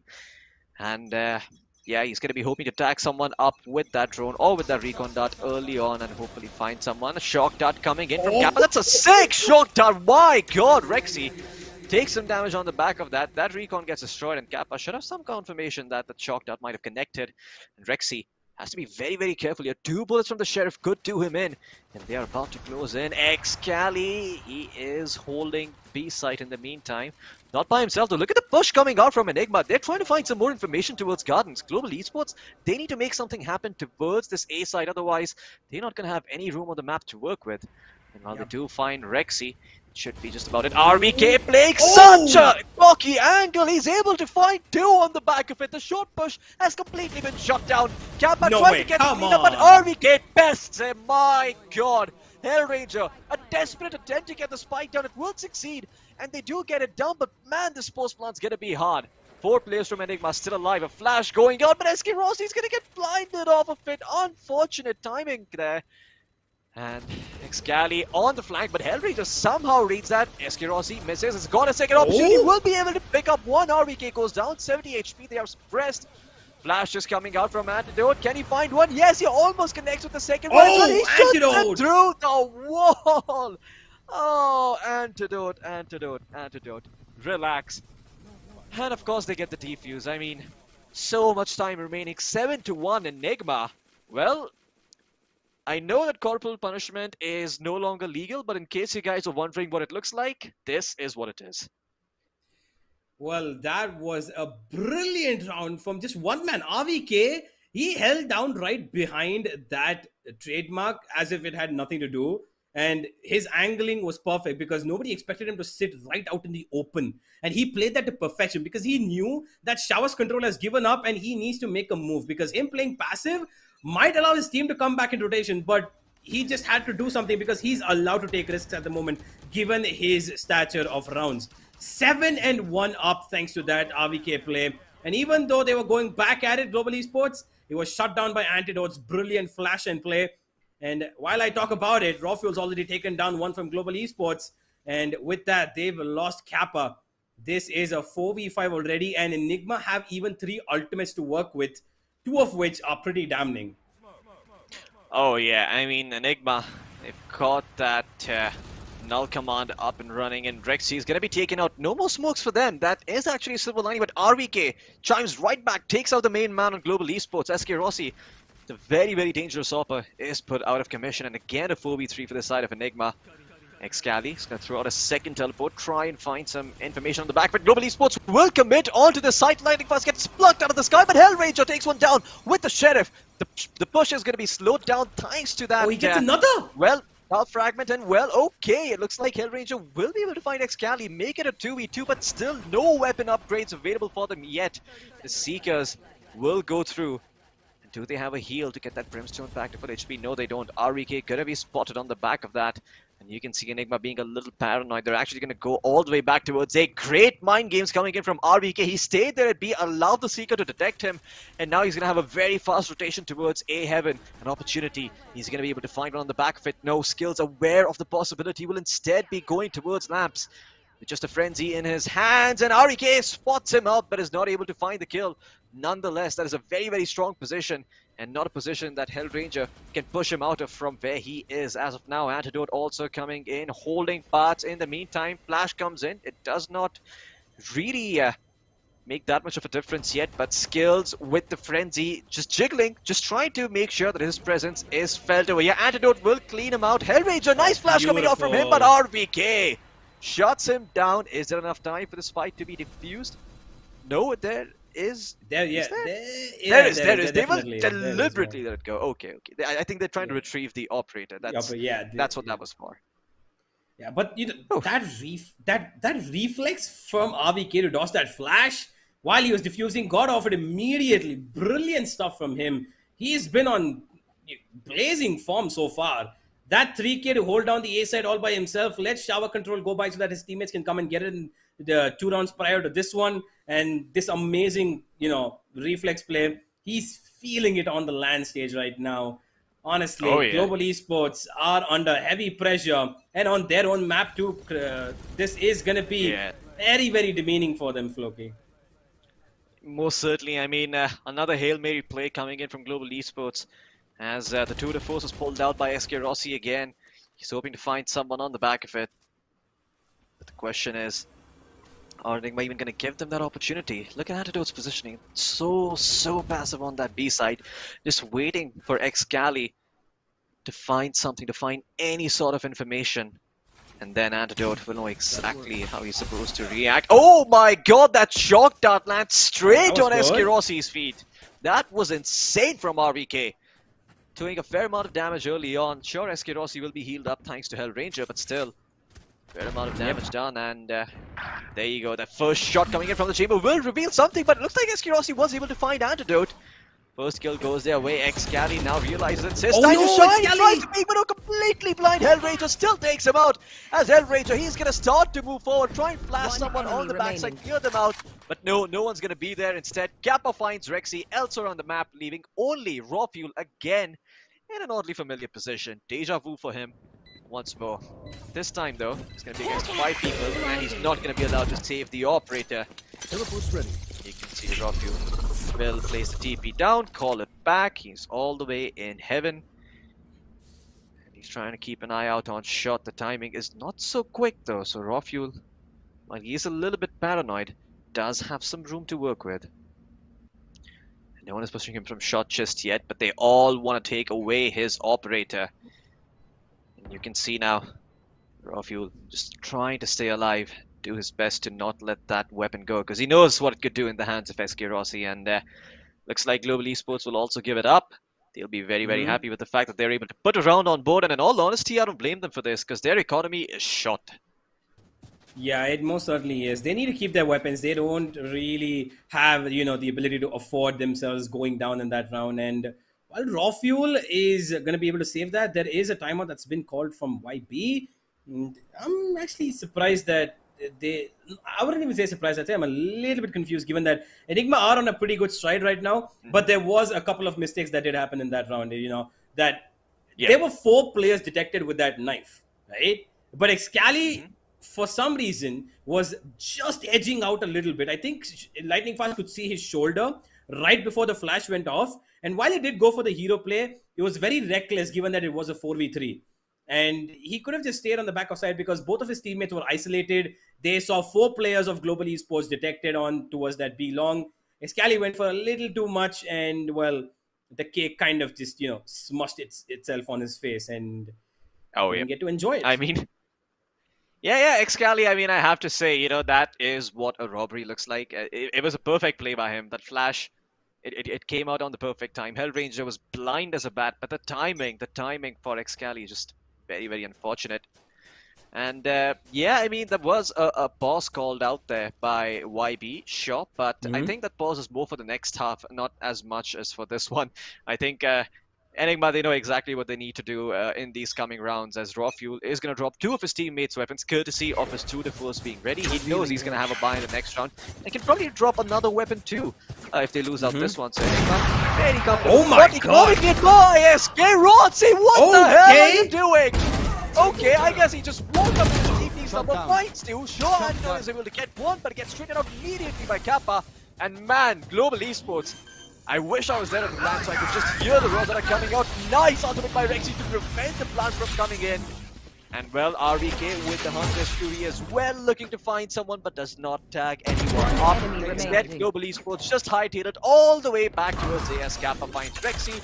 On the flank, Lightning Fast is also going to find one, and Global Esports get that all-important spike plant down. That's some extra money in the bank for this last one, but all the players survive, so not really needed. Brilliantly And now, done, a honestly. tough spot for Enigma. Yeah, indeed a tough spot. I mean, they've secured the half at least to get 8-4 at the bare minimum. So I would say this is a good stride for them on the defense, but on the attack is where it's going to be a little bit difficult for them because they don't really have anybody to jump into the sites. Excali can only teleport in, and he's got a slight delay between him teleporting and him getting his weapon in his hands and him being completely out in the open as well, right? So while the Yoru is pretty great on defense, it seems like it at least on the attack is where Excali needs to show what he's practiced with this agent. Whereas they've got Lightning Fast on the Raze, who's got quite a bit of damaging as well as map clearing utility. So let's find out how it all goes down. The final round of the first half. While Enigma still have the utility as well as the economy to buy in weapons. Let's see if they can shut this down to the cursed scoreline. Oh yeah. Let's see if they're actually able to shut this down as we jump into the final round of this half. Excuse me.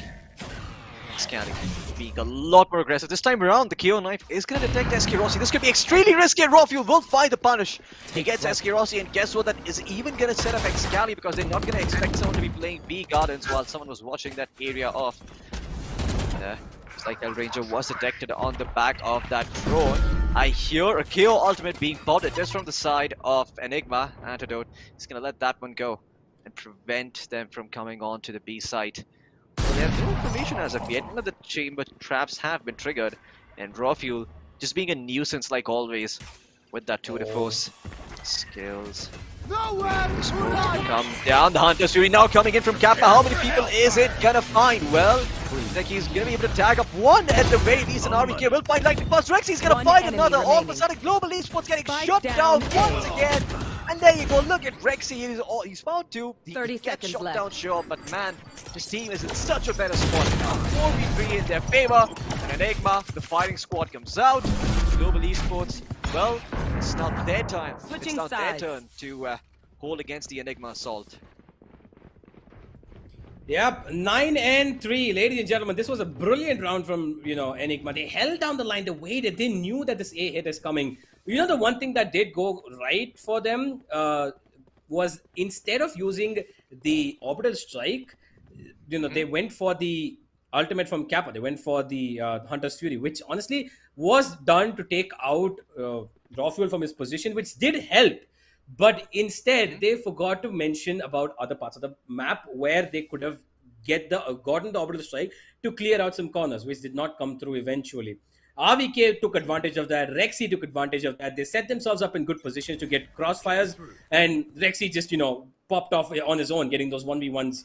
And now they've come to the 9-3 scoreline. And okay, wait, did he just get through that? How is he allowed to just get on like that? Yeah, well, the chamber trap did detect him, so it was a bit of a more passive approach, and Raw Fuel will be able to find one right away. Gets the chamber, forgets SK Rossi, and Excali is also going to find one with the frenzy against Kappa, and Excali finds two. Lightning Fast is also going to bite the dust. Another teleport laid down by him. Raw Fuel also just trying to compete against Excali, being like, I'm going to be the one to find those frags. The shotgun comes in right onto Excali's behind, but Excali, no hoots in the world, no cares given, walks forward, slaughters everyone in his Spartan. Well, there's the second timeout coming out from Eraser. Global Esports, they certainly need to take this one. Oh boy, 10-3. What a scoreline. 9-3 curse. Has it finally been broken? Well, it's been broken time and time again. It looks like it could be here. The pistol was what Global Esports desperately needed, but I was kind of, taken aback by the Global Esports approach, because usually on the pistol, I've seen Global Esports on their defense, they've been rather aggressive in terms of control. Where the term that I want to use is controlled aggression, where they peek out angles, they give out the fact that, okay, you know what, we are here, we're not going to let you take control easily. But did you see where Excali teleported? It was out in the open, in front of both U-Haul as well as the green boxes of A side. Anybody standing over there could have peeked out and got it. Lightning Fast was there. They could have gotten even that kill. But Excali was allowed to do that because Global Esports had that trap kept there, right? Which, honestly, availed to no use because nobody peeked out on behind it. The green box's position could have been a perfect peek for them. but nobody did. Excali got away for free. They pushed in towards U-Haul. They got a free kill. Raw Fuel got one towards the green boxes just about in time because he was covering up for Excali, and it just went to absolute, crap. Yeah. Nothing happened. Well, yeah, well, no mincing words there. I agree. It just all went to crap, and I think Global Esports are gonna have their work cut out for them this time. I mean, a very, very quick A-take coming in from the side of Enigma. No fear whatsoever. They know they've got the weapons. They know they've got what they need to shut this round down.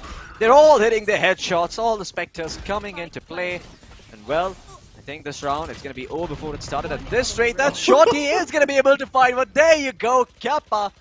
200 credits, bang for your buck. But that's all he gets. And Excali cleans up. My god, what a great play coming out from the side of Enigma. Just such a clean execution, right? They only lose one player, which means he can probably eco this round and buy next anyway. And Enigma still have the possibility of winning out this bonus and building up the economy.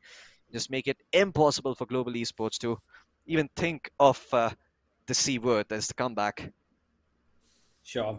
Yeah, honestly, this has not been a great start for Global Esports, clearly. Neither are their timeouts helping them, nor are their, positional advantages. Finally, we can see that approach that I was talking about earlier, but it's of no use because now Enigma have changed up their approach. While SK Rossi has got a little bit of control on A shot, it is a little bit of confirmation that this is going to be a B hit because nobody's actually contested there. Enigma splitting towards B long and towards B short. They've got control of Hookah at the moment. A lot of utility being dumped over here, and Hellrange is trying to keep them at bay with the bullets. He does have support, so this is finally the controlled aggression that we wanted to see from Global Esports come in. And Enigma have immediately made a change of plans, but what they don't know is probably going to harm them, and that is SK Rossi sitting in that corner. But they are probably going to be checking out on this. Oh. Here we go. Yeah, I think there is an issue. There has been a bit of a player crash coming in. They're asking if the round can be restarted. And yeah, looks like they're all going to be sports about it and try and get the round started again. But yeah, small technical issues here and there. But I have to say, Enigma just never letting their foot off the gas pedal as the AMD technical pause comes in. Like I said, that controlled aggression is exactly what Global Esports needed. They were a little hesitant on that in the pistol round. They let Enigma dictate them around, which was a problem. Because if you let Enigma dictate the pace of the game, you're going to be at their mercy. Because they will decide when they want to take the side. And if you give them the side, they get the plant. Their post-plant is really strong. They've got a KO. They've got a Sova. They've even got a Yoru who can just move around inches of the map within literally seconds, and they've got even a Brimstone with a lineup as well. So post-plant utility is of the ages given to them, and they're going to be working around Excali to secure space on the back of that to take the fights along with Raw Fuel, while the rest of them just hold off with their utility. While this round is being restarted, I think the approach might not differ from both teams again. I think they're again going to go towards B, Enigma, or well, they could go towards Showers because I know that that's going to give them a little bit of advantage in terms of short range fights, but they will need someone to give that pressure towards A shot and keep SK Rossi busy because he is the one danger man that they need to get rid of. Well, SK Rossi is the danger man, but I think he's had a very hard time this game. Hasn't been enabled by his team. And I think, yeah, well, we all saw that. Now, not gonna just let that slide. Yeah, that was hilarious. For a second, I thought I was like, my screen got haunted or something.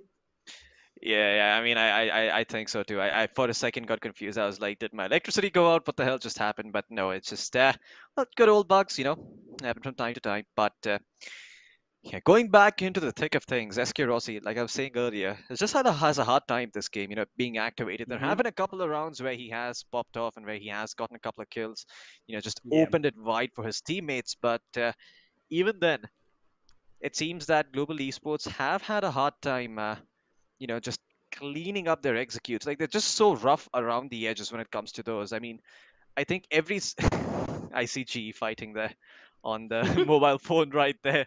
Going, GE is indeed fighting right now, but they're no longer Fighting for fighting their to win this lives. game. They're literally fighting for survival. Yeah, I mean, if they Yeah. go this, if they lose this map, it is certainly going to be an uphill battle for them in the coming maps.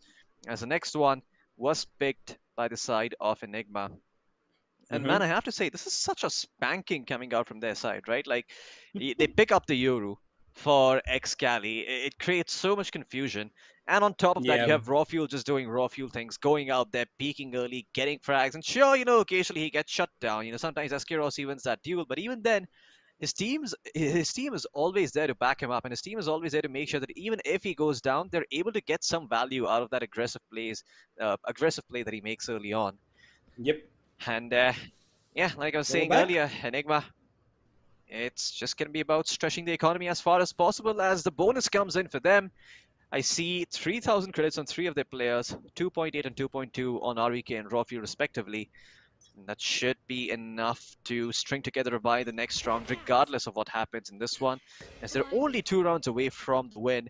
Hellranger, great deep flash early on to give them some information towards B Gardens and towards Fountain. As they will now know that there was someone playing that angle and there could be someone lurking up hookah as well. But Rawfield still finds skills with the Headhunter? No, Global Esports, this is not allowed. You can't be slipping up like this. As now, SK Rossi, he's going to be playing from the side, waiting for someone to peek him. But no one's really coming. No one's really making their way towards A shot. They're just trying to find some control towards hookah. Hellranger will be there to find the response. Takes down Raw Fuel. As now 4v4 comes through.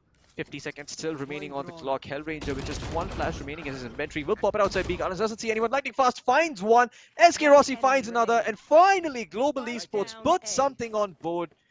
As it's down to 1 man, it's good old Rexy in a 1v4. The controller for the side of Enigma with just 1 smoke in his hands. Well, that nade is gonna pop right in his face. He is still somehow alive as he has pushed through Lightning Fast with the judge. Well, I doubt he's even playing Valorant anymore. He's jumping around, trying to land those shots. Will finally succeed. Takes down Rexy. No upgrade for him, but hey, the round it goes the way of Global Esports, and that's what they were waiting for. Never mind, Enigma. This is what they had saved up their money for. They're gonna pick themselves right up, dust themselves off, and go right back into the fray against Global Esports. As Global, a bit of a breather here, but not for long, as the buy comes out for Enigma. Yeah, it's just 1 breath of fresh air. That's it. They're right back in the toxins. Just get 1. That's it. It's just 1 breath. You gotta fight for all of it, and that's quite a bit of a fight that you gotta put up. GE fighting needs to be proven here, but it looks like Excali is going on a world trip. And he's going to spot out 1. He's got another flash to get that control. He spotted out 2. He knows that there's people on site. Flash is going. This is Excali's world right now to be a part of. And he's already gotten skills. Angelot comes in. Are we going to support him? What a great round so far. They need to get these skills and they will get a Lightning Fast caught off guard. And with that, it's just the last man standing. What the hell was that? Man. That was all Excali, only 1 directional key on his keyboard, and that was W. Going forward with the Yoru ult, throwing out those flashes, just so confidently, going out of the ult as well, right? I mean, he just did not really care if there was someone in hook or whatnot. He knew he was safe on site, no hesitation from him whatsoever. Is able to go get control of the site, and all of a sudden, if you think about it, Global Esports, they're kind of in such a hot spot because they can't really play from site anymore. Hellranger was pinched. His only choice was to go back towards elbow or die. And well, that wasn't much of a choice at all. As now, Enigma going to be holding up outside this basket. A shot, they're able to creep up. Excali finds 1, but SK Rossi is quick to find the trade. Kappa finds Rexy as well. As Enigma, they are gonna have to work a little bit harder for the win. Hellranger gets 1 shot off with the Sheriff before taking down, and Rofi also finds another elsewhere on the map. And now they're gonna try to recruit, but SK Rossi, he has found where the spike was. And I think that's gonna be big, but Rofi bests him in the duel. The operator gets pulled out. The 2 de force is here, and Kappa, scared as all heck, does not even want to peek around the corner to see what's there. He's going to go all the way back, pull his knife, shift walk, his tail tucked firmly between his legs as he goes back towards Lamps, but does he read this? Does he know that they are going to be going towards the B site? No, he's got the recon dart waiting. He's unsure, and now the plant is going to come through. They're going to know where he is. That teleporter going to give everything away, and he's going to walk right into Raw Fuel's 2-day forces. Enigma Gaming, my God, in such a dominant fashion, are able to best global esports on their map pick on Bind. And well, credit where credit is due. I think everyone on Enigma stepped up to the plate. RVK, Antidote, I mean, talk about Raw Fuel, the way he was playing. Rexy, he had some standout rounds as well. And of course, the main man himself, Excali, just stringing together rounds like it's nobody's business. And Enigma, I think you said it best. That was Excali's world, global esports. They were just a part of it. Indeed. Well, well, okay, I see the global esports players running away. It's good to see that they're taking this somewhat lightly, but let's jump into this post-game interview and see what Antidote and Mamba have to say.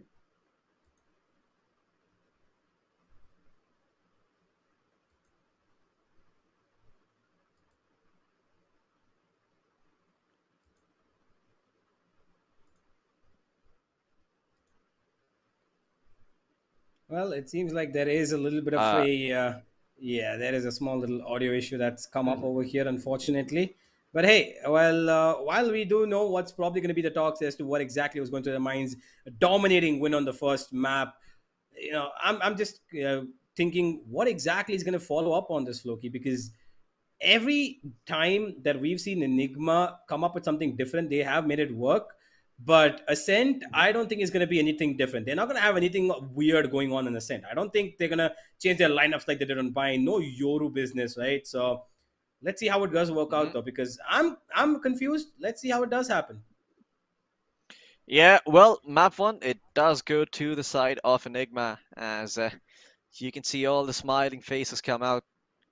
And they were quite pleased with the performance. I mean, even while we were looking through the player cams and seeing their faces, it did seem like they were too tense at any point. Everyone was taking it easy. Everyone was happy. Everyone seemed in their comfort zone. And I think that it's very important to find that comfort zone, especially when you're on a LAN, right? Because the pressure's on you at that point. It's no longer about playing from the comfort of your home. It's no longer, just sitting in an awkward position or, having your headphones on that you're always used to. No, you're supposed to use those noise suppression headsets. You're supposed to be playing on a very different setup, and there are going to be people watching you. There's going to be lights. There's going to be things happening in the background that are very likely to throw you off guard if it's your first time playing. But Enigma, they don't let any of that affect them, as they're able to get this first map as we jump straight into the highlights. And it all started off with the pistol, and well, the second round Eskerosi was able to find a pick, but that's all he got. And man, Rexy, I have to say, Rexy was, one could say that while Enigma were playing from home, it seemed that they were, in a bit of a harder spot.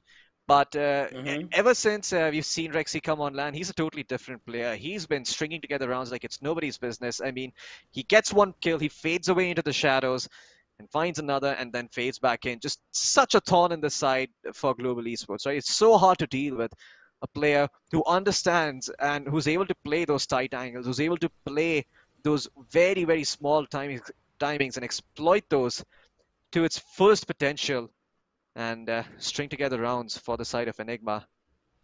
Indeed. I mean, great stuff coming out from all their members. Yeah, most certainly. And I think that, they've been on a pretty good run over here so far. Getting the first map against Global Esports on their home map pick with this much aggression and dominance is brilliant. It's going to allow them to take in Ascent a little bit more easily. They have got the breathing space of a very good map right now. And while everybody's performance was brilliant on this map, I would expect that, Ascent should be a little bit more competitive. Because again, like I said, no funny business in terms of the agent selection. Probably Global Esports did not expect that KO and Yoru pick to come through, right? So maybe they had a little bit of an off-guard position that they were caught off in, and eventually they just succumbed to the entire push of Enigma, both on aggression, on defense as well as attack, and they just did not stop, the vehicle from running forward. Yeah, I mean, Enigma were clearly a cut above Global Esports on the map of buying. It seemed that even though it was Global Esports aspect, like you mentioned earlier, they just couldn't catch wind of what Enigma were trying to do the entire half, right? The entirety of their defense. If you look the way they were playing, they were switching things up occasionally. When they started to get the round advantage, they even went so far as to push out in certain places just to get some information and just to get an idea of what Global Esports are doing. And you can certainly Indeed. see, Enigma starting to build up that confidence. So I'm hoping that Enigma is able to carry this forward going into the next game and make it just as competitive, because I think Global Esports are going to come back with a vengeance. Ascent, it's probably home turf for them. They've played a lot of games on that map. I still remember, Breach pulling, I mean, Hellranger pulling out that Breach on this map and just absolutely Hmm. demolishing everyone on that B site. So, yeah, fingers crossed. I hope that we get to see some really good, kick-ass action on Ascent. I'm guessing that Global Esports will certainly not let that first game get to them mentally, and hopefully are able to reset and come back stronger. Yeah, Well, it is going to be an interesting matter for them, because honestly, they are the ones who are right now down in the trenches. They need to pick themselves up. They need to see what they can do differently on Ascent, because while we all know Ascent is ground zero in Valorant, it's practically anybody's for the taking. Global Esports haven't really had the brightest of histories on Ascent, I would say. Enigma have got a really good setup, and I know that they love playing that Omen on this one map. And there's a certain strat that I know that Excali loves doing, which could be coming into play as we think about Ascent. And yeah, okay. I just hope that it does go to a map 3 and Global Esports somehow Yep. find their mojo back, because they really need to. Otherwise, the next 2 days are going to be even more difficult for them if they lose out on the map on a match where they weren't able to give as much competition as they would have hoped to. Most certainly. I think Global Esports have their work cut out for them. They know that Enigma is going to be very, very strong on a map like Ascent. I'm guessing they're going to pick up that KO. They're going to pick up the RVK Omen. And they're going to be very, very sneaky with the way they play the map. It's going to be very fluid, like Enigma always is. It's not going to have a lot of structure to it. There's going to be lots of rooms for players to make individual plays. And I think that is where RVK is going to be shining. And Antidote is always going to be that very solid rock, that very solid foundation on which Enigma is built, just to make sure that they have their back in case some of those individual fact-finding missions don't end up working out in their favor. And I think if Enigma just keeps doing what they're doing right now, Global Esports will eventually succumb to their wounds and to their injuries. And Yep. I don't intend to be the bearer of bad news, but after seeing what has happened on Bind, I would be terrified if I was Global. So I hope they're more mentally strong than Indeed. I am. I hope that this loss doesn't get to them. But yeah, it's certainly going to be a little bit harder for them to pull through and come back stronger for the next game. As we have a look at the trophy, I mean, does look beautiful, but Global Esports, they're going to have to win a couple of games here if they want to have a chance at taking that trophy home. Indeed, they need to buckle up. This is going to be difficult. We do know that only two teams will make it to the fourth day of this tournament, and only two teams can get to fight for that trophy, which we just saw come on the screen. And that is only going to be possible if they win all the matches possible out of the three that they're going to be playing. Each team is going to face off each other. Global Esports currently against Enigma are having a very difficult time so far. And Yep. just we really expected them to probably do a little bit more, given that this was their map pick as well. They shifted up their own composition. Enigma shifted up their composition. A brand new LAN gave a brand new face of both of these teams, but clearly one of those faces is smiling right now and the other one's frowning heavily. Oh yeah, I mean, I have to say, every single time I have seen Global Esports on a LAN, Hellranger, he's sort of in a more jolly mood. But this time around, it seems that he has been a bit more serious. It's not so lighthearted for them, because Global Esports, I mean, some would say they were the best Indian Valorant team up until at least a few months ago. But now that position is more closely contested, and VLT has taken that top spot with Enigma creeping up slowly behind. I think Global Esports, they start to feel that that they might not be as feared as they were anymore. And like I said earlier, that they're being figured out because they have sort of been running the same strats, and as a result, they feel a little bit pressured to pull something new out of the book, something brand new. And I think that's going to be a little hard for them. I think they need to perfect their execution because I still remember there were lots of times where I just saw global esports being very rough around the edges. Like they had flashes blinding their own teammates. There were times where I saw SK Rossi go out for a peek and Hellranger, he had that guiding light just burst right in his face, and he couldn't really do much on the back of his operator as a result. But those sorts of mistakes happen. I mean, it is a LAN at the end of the day. It is the first game over here. It still takes some time to get adjusted to the atmosphere, just to even get used to how the air feels like in the room, man. Like if you're going on a LAN and you walk into the venue, the air is different. Everything about that place is different compared to what you've been having back at your boot camp or back at your home. And I think as a result, that first game might not be a very good representation of what global esports can do. So I mean, I wouldn't count them out, but I would certainly say that it is a little bit difficult for them to, try and make a comeback in this game. Although it is not impossible. I think global esports definitely have the wits and the intelligence to do this. Yep. I do have a weird question though. Go for it. How heavy do you think that trophy is? Because it looks kind of big.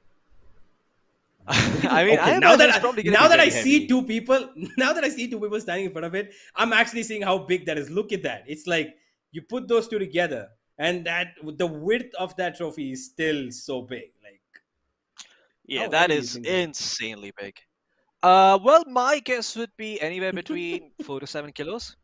I'd say. I mean, that would be a very fair estimate. But it's not about as much as the weight, as much as it's about the density. The smaller the trophy is, the more tinier it is, the less the weight is spread out, the harder it is to lift up. So I think the way this trophy is structured in particular, with those handles on the side, should be easy to lift up.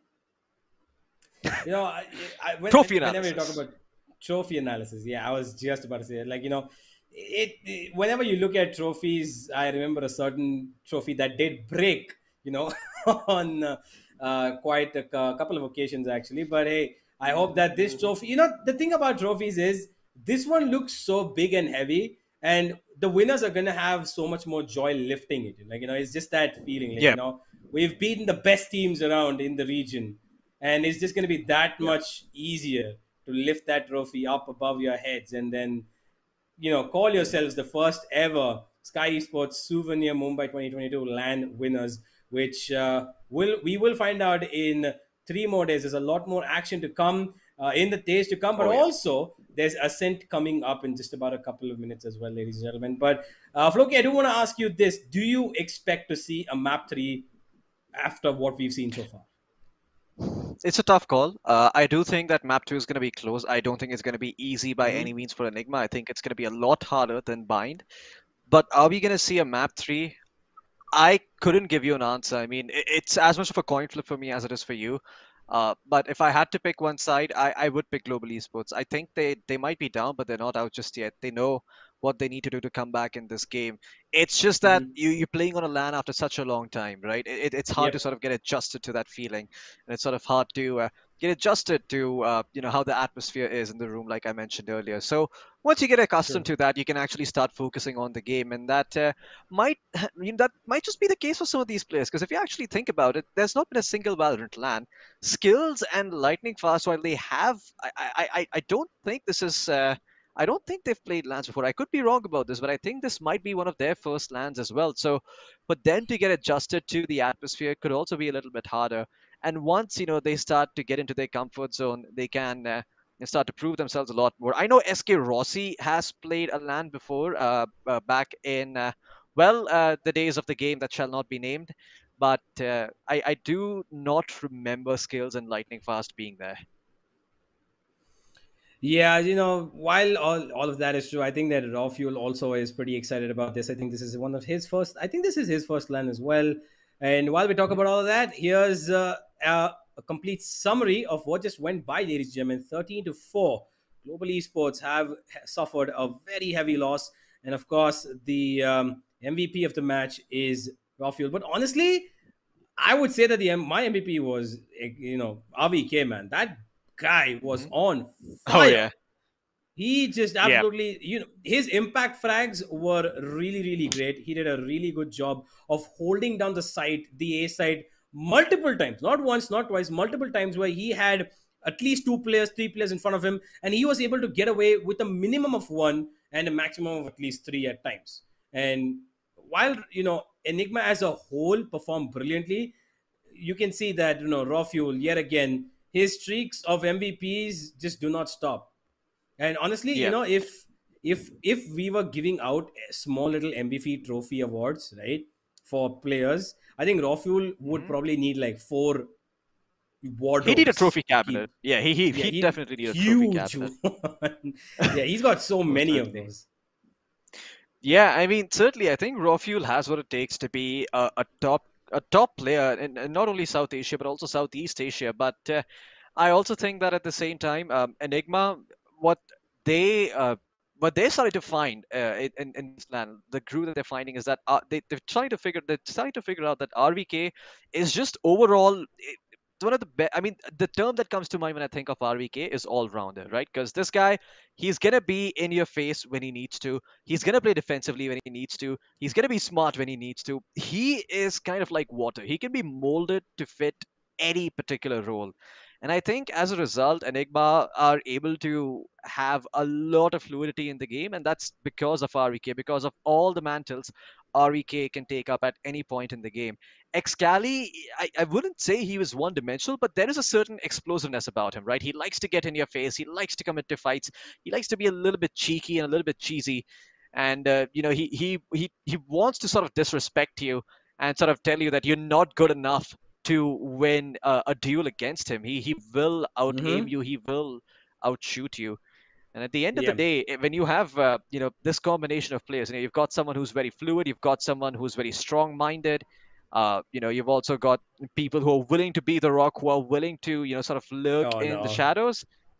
I think that's very very important for any team to have any sorts of balance. Like I mean, when you think about it, just imagine, right? You're on a team. You've got every player who wants to go out there and peak and be the star player of his team. It's not going to work out. Mm-hmm. You need some people Yeah. to sit in the back and be like, all right, what? You know what? The world's your oyster, man. Go ahead, do whatever the hell is it that you want to do.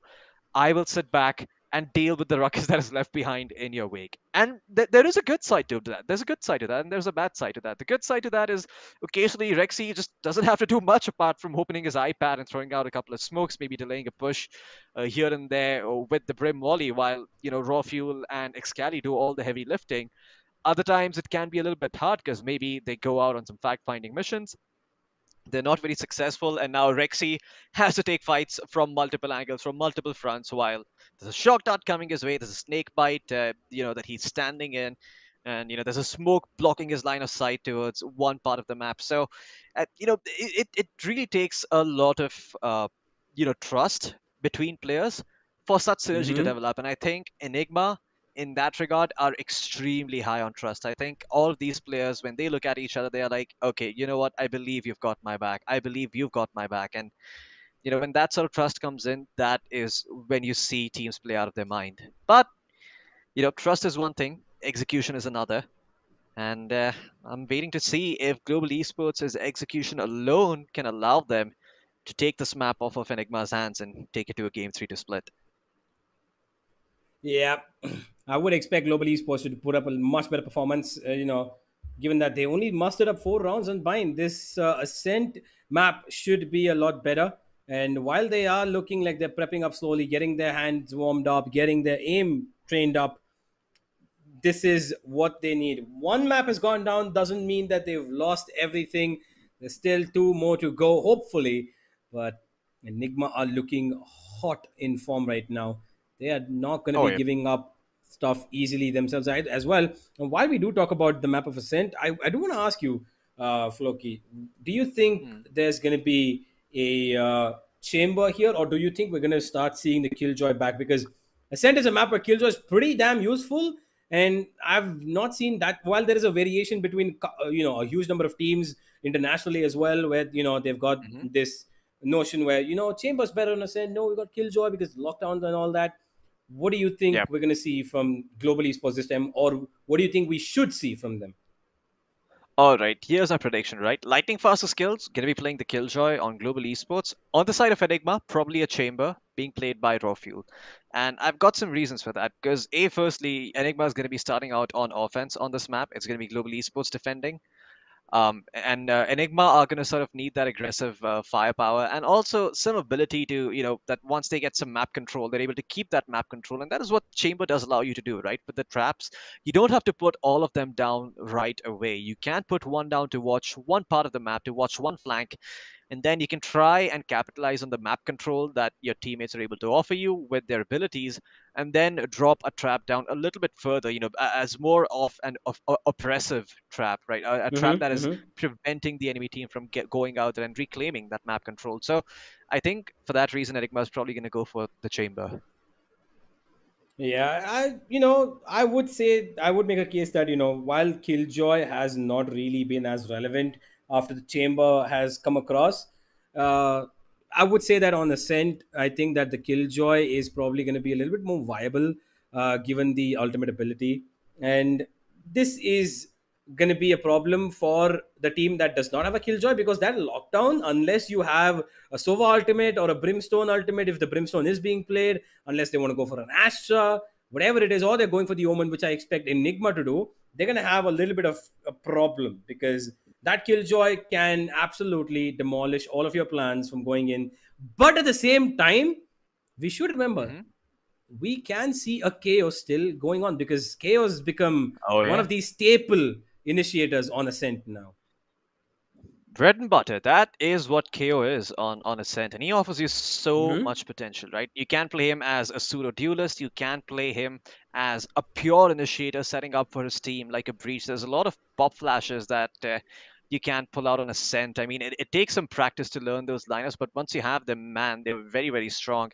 I think there exists. I've seen a KO flash being used that pretty much blinds every single part of the A site on Ascent, except for when you're standing very, very close to Generator, playing extremely passive, or when you're in Sloth or in Hell. So yeah, I mean, if you've practiced those, then Enigma most certainly can capitalize on them. But hey, it's going to come down to what they believe is better. Is it going to be the KO for them? Is it going to be a Sky, a Sova, or is it going to be a combination of those two initiators? I mean, really, the world's your oyster on Ascent, right? You've seen double controllers, you've seen double sentinels, you've seen double initiators, you've seen it all on this map. But I think somewhere or the other, if you're a team that does like to fight and does like to be a little aggressive early on, I think Ascent is the perfect map that rewards you for doing just that. You go out there, you get a pick, you fall back, and all of a sudden, it is so hard for the attackers to get map control.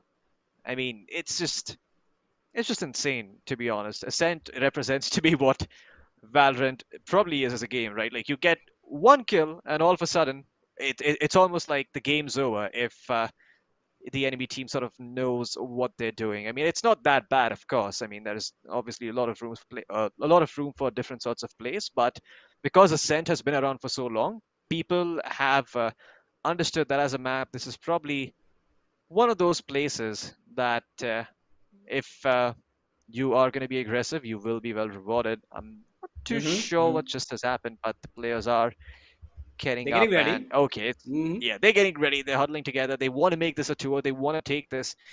They all trust each other. Wait. Hold on. Look at those cute little toys on top of the monitor. I see a tiger and a cheetah. I think that's a good luck charm, or they're the one thing that they carry around no matter which land they go to. And the first line clearly is Rexy, and that's Antidote. Yeah, that's Antidote. Antidote's got the tiger, which I do not suspect to be a problem, because, well, he does hail from the land of Bengal, and the Bengal tiger is world famous, as we all know. Wants to get a little bit of confidence from that. Good observation. No harm, no harm. Yep. Yeah. I do my homework.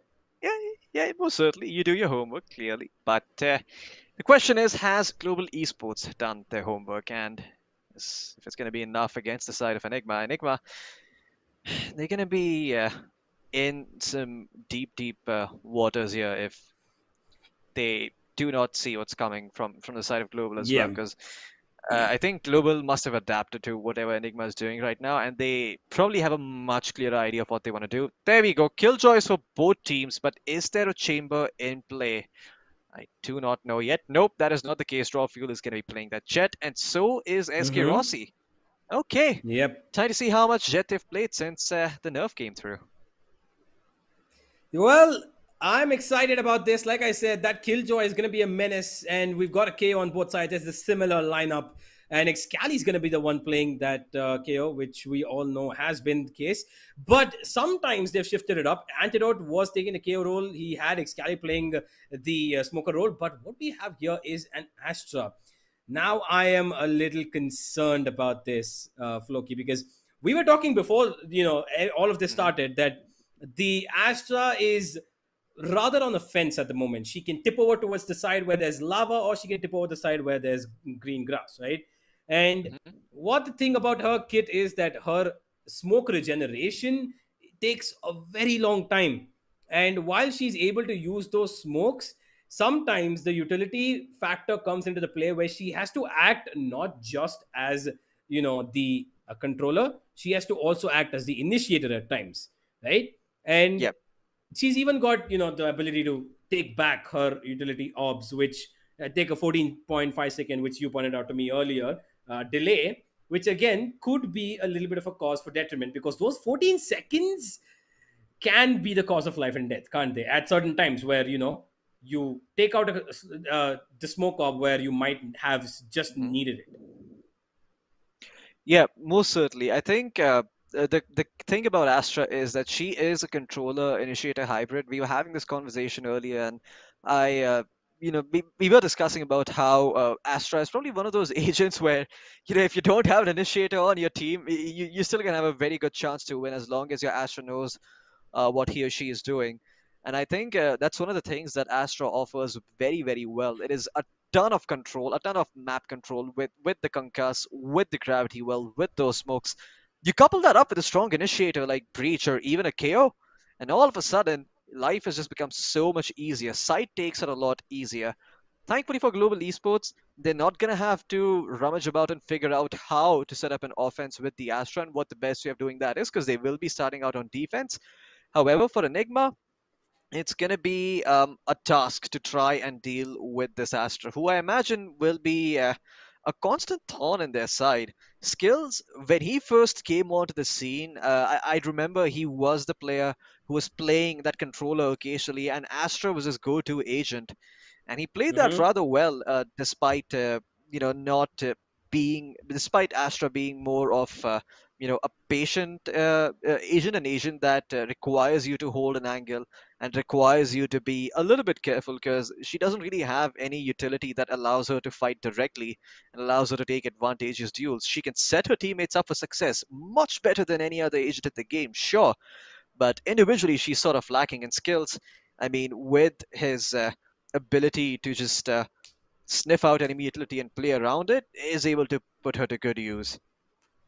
Yeah, this is this is going to be a very difficult situation for Enigma, because this is going to be utility galore for the side of Global, because they've got skills, they've got even two initiators, and they've got skills who's playing the hybrid initiator controller setup, while they've got SKRC back on the Jet, Rawfuel's back as well, and Lightning Fast playing that Killjoy role, which honestly he loves. He loves playing the Sentinel role. He's such a sneaky little bugger, and his sight holes on the B site are absolutely impeccable.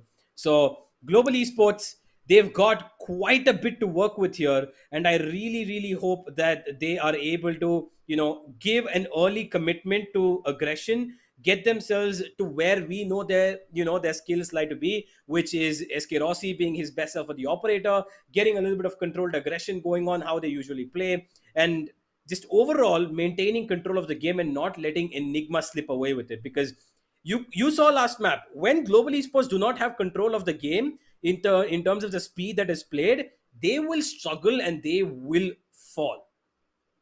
Yep.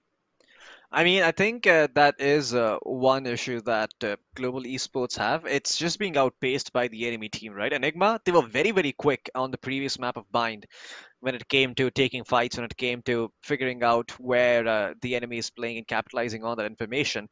Global Esports, on the other hand, because their play requires a lot of structure and because it is very dependent on execute, it's like it's like a slow-moving tank. It is well defended, it is well rounded, but if it's constantly poked at from multiple sides, you take away its rims and you take away its belts, well, that tank isn't functional anymore. Hellranger finds a kill at the start of the round. Excali is there to fight too, but Skills quickly gets the trade as Global Esports open up the scoreboard with two very big frags. Skills now falling back towards mid. Kappa finds one lurking. Raw Fuel caught with the spans down as Antidote is able to find one in turn with the classic. And man, he does not have a lot of HP remaining. 59 to work with. Tries to go for the classic burst, but Kappa is there with the peak. Shuts him down. And now a 2v2. But RVK is probably the best person in the situation to clutch it out.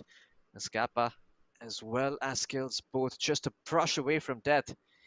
And RVK has walked into an empty B side. In fact, he's pushing forward. He's hoping to find himself a kill to start things off over here. But will he have bitten off more than they can chew? No, he has not. He finds one kill. It is on to Skills, but he might not anticipate Kappa coming in. He might just think that CT would have been clear, or rather the defender spawn would have been clear because, well, there was no one read there. Kappa did not peek out, but he sees him in the nick of time. The recon dart comes through. That is going to be all the information he needs. A shock dart does not kill him. And that should be enough. That recon dart. Oh! Okay then. Well, that recon dart, it didn't really matter. Kappa just shuts down RVK with a single shot to the head. Flexes his biceps and says, "Sit down, son. This is my site." He did have the advantage, honestly. RVK was up and above in health when compared to both of the players who were alive. And, well, Kappa just absolutely stuck up on his aim. It looks like they want to step up, and they have, especially that aim in aggression that they had. I loved it. That's exactly what I said that I wanted to see from Global Esports, and that's exactly what I got to see. They've taken the pistol, and this is exactly how they need to start. We've got a couple of sheriffs on one side. Enigma are looking to semi-buy into this round. Off Fuel, not being afraid of being detected, but look at Skills. What? No. Why would he peek out alone there expecting that he could win that duel all by himself, even though his opponents might be on pistols? But SK Rossi wins a very double-edged sword duel on towards long, proving that the Spectre actually does work in long. I'm just okay, yeah. What the hell is happening? Okay, so Antidote is able to find a pick on A main, and then RVK is able to use that distraction while SK Rossi finds a kill mid. They're thinking mid is clear, but he's creeped up. Oh my god, SK Rossi's timing, it's gonna be perfect. He's gonna fight too. The spike is gonna be dropped. And SK Rossi, he's going to completely dismantle what Enigma Gaming were attempting. Great plays from them early on, but SK Rossi says, no, not today. Bind might have been your world, but Ascent is mine, and you are merely a part of it. Great stuff coming out from SK Rossi as he completely shuts down Enigma's hopes of taking that round in the bag. And Global Esports, well, they are firing on all cylinders. At last, they're finally in the groove now. And SK Rossi, with 4 kills to his name, is only 2 points away from that Blade Storm. He's going to be able to find it soon enough and have a buy in the next round. I mean, he can drop over a weapon in the next round and still have a buy. I mean, Global Esports in a very, very good spot thanks to their 2-round wins. But now, things start to get a little bit more serious for Enigma. Yep, they got the first full buy, and they are going to be able to play a little bit more carefully now. Antidote making strides towards A main along with Excali. Both of them are getting cleared out every single corner they can, and Rexy is going to be taking out that turret that Lightning Fast put down. Now Enigma have given off the fact that they are across both sides, and SK Rossi takes that as a chance to try and move in towards mid, and that could be a little detrimental, but he still gets one. Will not be able to dash away. Rexy finds him through the smoke, and there's a tail that's coming in. Lightning Fast almost made his way through, but thanks to that turret, he was stopped in his tracks. But he does have control of B main, which means that Global Esports know that this is an A hit. Kappa is still aware of the fact that it could come back to B. Has made an early rotation. Kind of unnecessary, it feels, at the moment. He's given away a little bit of control. Hellranger needs to keep it alive. Raw Fuel dashes in. Skills with the Spectre on towards Heaven. A little bit of an exposed position. Will get blinded and pushed off while Hellranger's got Excali. Oh, what? Global Esports keeping themselves alive. That smoke is not perfect. And that's allowed Skills to get a free kill. Oh man, that That was hard. Skills was able another to find back one on the smoke. back of that. What is going on over here? He might just be able to find that pick again. The drone tags him up, but he can't spam with the Spectre through that wooden board. Rexy still holding his ground though with the kill. So can he find another kill? No, he cannot. He will be cleaned up, leaving only one player to his own devices. It was Antidote who found one, but that is all he found. A close round for Global Esports, but they win it regardless. And man, their economy is going to be looking great going into this one. A team ace for Global Esports. Well, that was Kappa swimming in cash. That was quite a bit of a round from Enigma, honestly. I did not understand those smokes from Antidote. The approach was good towards A shot. They, they could have just ignored fighting Gardens, moved straight into side, but they were waiting to get down Hellranger over there, knowing that he could have caused a menace. But again, that smoke allowed Skills to get a kill that was probably not supposed to come through. And now they're feeding Enigma the medicine that they ate earlier on. 3-0. Starting off, and SK Rossi has picked up the weapon that he feels most familiar with. Oh, the dash! Whoa! Okay, well, that dash was not activated. Yeah, you said it perfectly. Got punished there. He thought the dash was still one button. It's not. It's two presses. Well, that's gonna be a firm reminder to SK Rossi.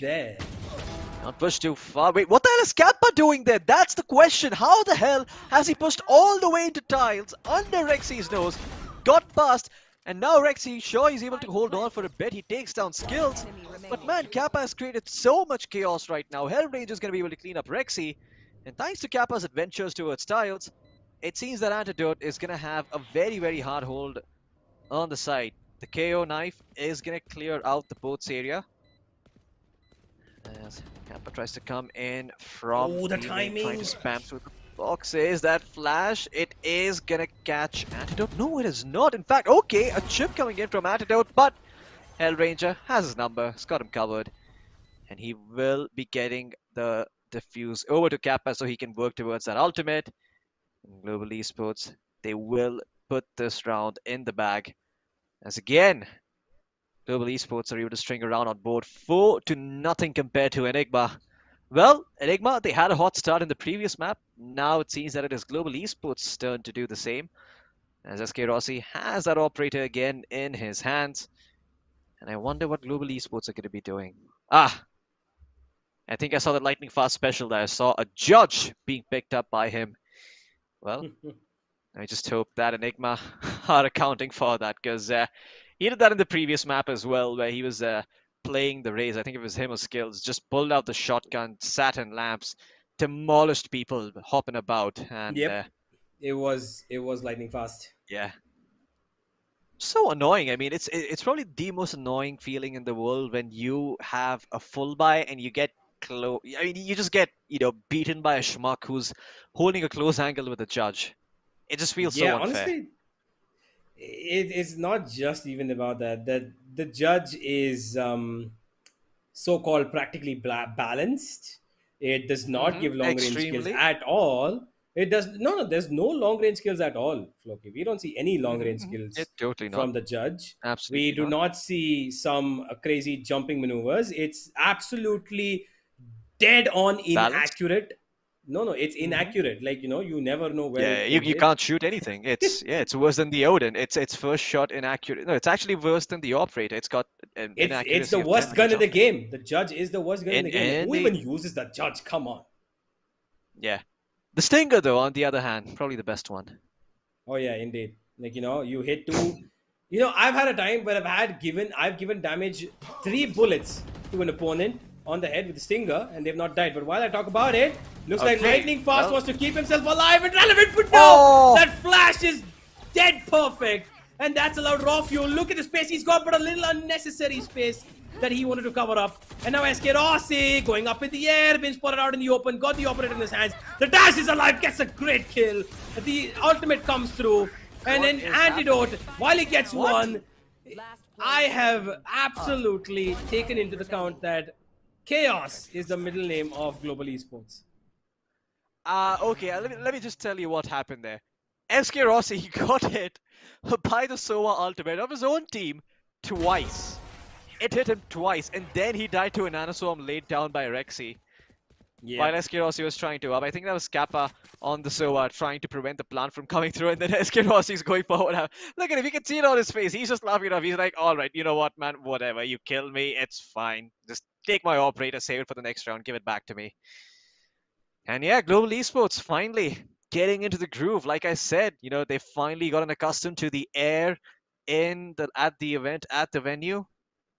And you can see it on their faces. Enigma, now it's their turn to be extremely serious and dead focused on this match. Can they pull through? Gonna be a hard one, but they've got one game in the back, so maybe this is the time for them to go buck wild and try every crazy strat that they've ever thought of on Ascent. I mean, I actually think that one of the best things about you know, being on a LAN is the fact that, you know, you can just I mean, there's no excuses. You know, it's low ping. You can see your opponent sitting right next to you, and you're both at the same venue. You're both at the same place. You know, if you lose, it's on you. You know, at home you can still say, oh, you know, there was something wrong with the boot camp. The internet wasn't proper. Or my seat was all messy. But at LAN, if there's an issue, it gets fixed immediately.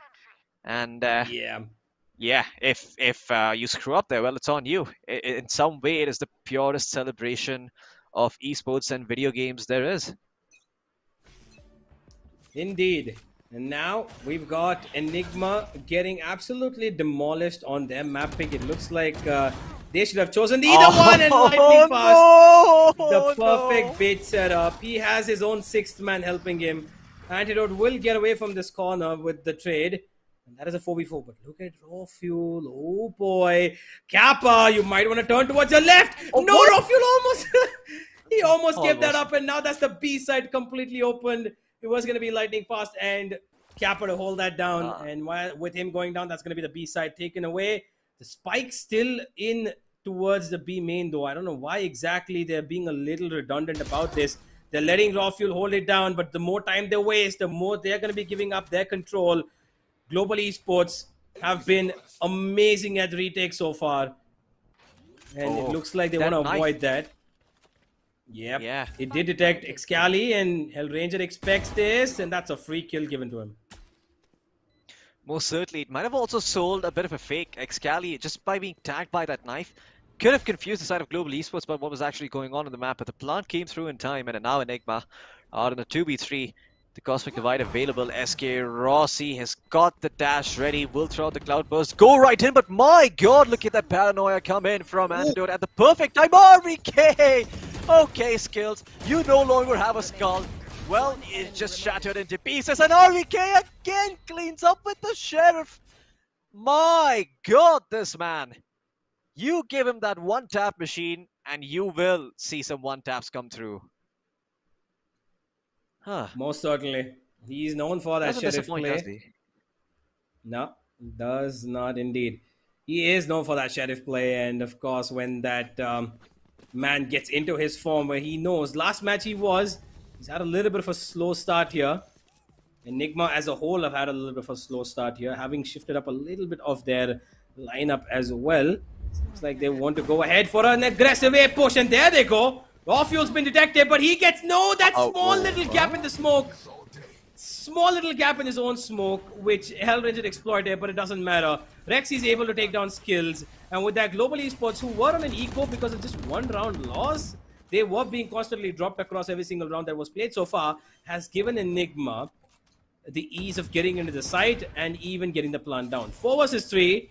I don't see any ultimates being dropped down by either side, especially when the Global Esports boys are on an eco. That Killjoy ultimate will be saved for a better round. And Rexy will take down SK Rossi as the utility keeps Global at bay. And Rexy's aim does it even better. Yeah, Rexy, I mean, he most certainly is asking a lot of difficult questions of Global Esports, and that will be his ultimate ready if it wasn't already. Enigma again put another quick round on board after winning that one in Global Esports. Well, they wanted a fight. They've got a fight. And GE certainly going to have to punch back a little bit harder against Enigma if they want to take the second map and push it to a third game. Excali He's playing that cure for now. It's not the Euro, it's not the race, it's not the Jet, it's not something that he is very used to, not something that he can be super aggressive on. And he will throw out that knife early on. Flashes coming through forward. Okay, that recon actually reveals where Hellranger is. Hellranger will be taken up, but the trade comes through immediately from Skill. Skill still standing strong, but will not find anything more. Antidote will be able to find one. Kappa finds one in return with the Odin, and now a 2v2. And Enigma, they've got side control, but look at RVK. He's actually slipping away. Okay, and the lockdown will also be committed. They tried their best to sell this fake, but Enigma have already hightailed their way out of here. RVK is almost all the way in B. SK Rossi, does he have a read on this? Does he know about this? One player will actually be they have no detained idea. in that lockdown, and they don't know this is going on. They have no idea that the spike has gone all the way towards B, and it's going to be planted there. Global Esports, they're in for a rude awakening, as a lot of seconds will be chipped off the clock, and RVK will even be allowed to reposition to an extent and maybe catch them off guard. SK Rossi, how aware are you? Do you know where RVK could be playing? Yes, he is, but RVK still catches him off guard. And that's the round, I think. Rexy just going to be standing there like a wall to prevent Kappa from crossing over, but Kappa has crossed over. He has found his way towards lane.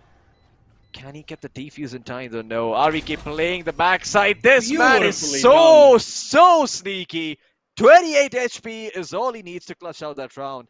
And a great sell by Rexy too, dropping that lockdown to secure the round there. As Global Esports, they get inside their own heads. Beautiful stuff from RVK. He was down to less than 30 HP, still keeps himself relevant. Positionally, he was at the most opportunistic point, and he made the best of it. SK Rossi, I don't know what exactly at that moment the call was. He ran into the side all by himself to take that fight, which was a little confused about. But hey, what's happened. Now Global Esports have given away 3 rounds in a row, and they're back on that eco. They're trying to get SK Rossi that off so that he can get his knives out, and there it comes. The Blade Storm out in his hands. He's got a person to shoot towards. He's getting hit by the turret as well. He's taking in a lot of damage. That's a lot of tanking. While Raw Fuel's gone into the A side on the other side of the map, and they've even taken on SK Rossi. And Raw Fuel, Raw Fuel! A little too aggressive, a little too ambitious, my friend. Can cause you a lot of troubles on the lower end. 4 versus 1. Kappa probably not going to be surviving this. Maybe we'll get one, maybe looks for the second, but he's going to try his best. He knows that he has nothing to lose here. If he gets the round, he might as well be declared a hero. Blinded in the smoke, has got a tail coming in as well. A lot of variables to consider, and Rexy with another 3k. Enigma are on fire at the moment. Brilliantly done from the boys of Enigma. Absolutely no remorse whatsoever. Just held their ground towards B, pushed in towards A, got what they needed. Great split up of approach, but hey, this is still an eco round, so the real test begins now. Whoever wins this one is going to be able to settle down this half. And it looks like Enigma have made up for lost ground. Honestly, this is a great comeback from the team on the attack. Again, Hellranger going to be detecting only just the one towards B main. Rexy's been the one who's been pestering them towards this side of the map. And they've got a little bit of a defense to set up towards A shot. Here goes the ultimate from the KO, and there's no way Raw Fuel's going to be able to dash away. You need to be worried about this.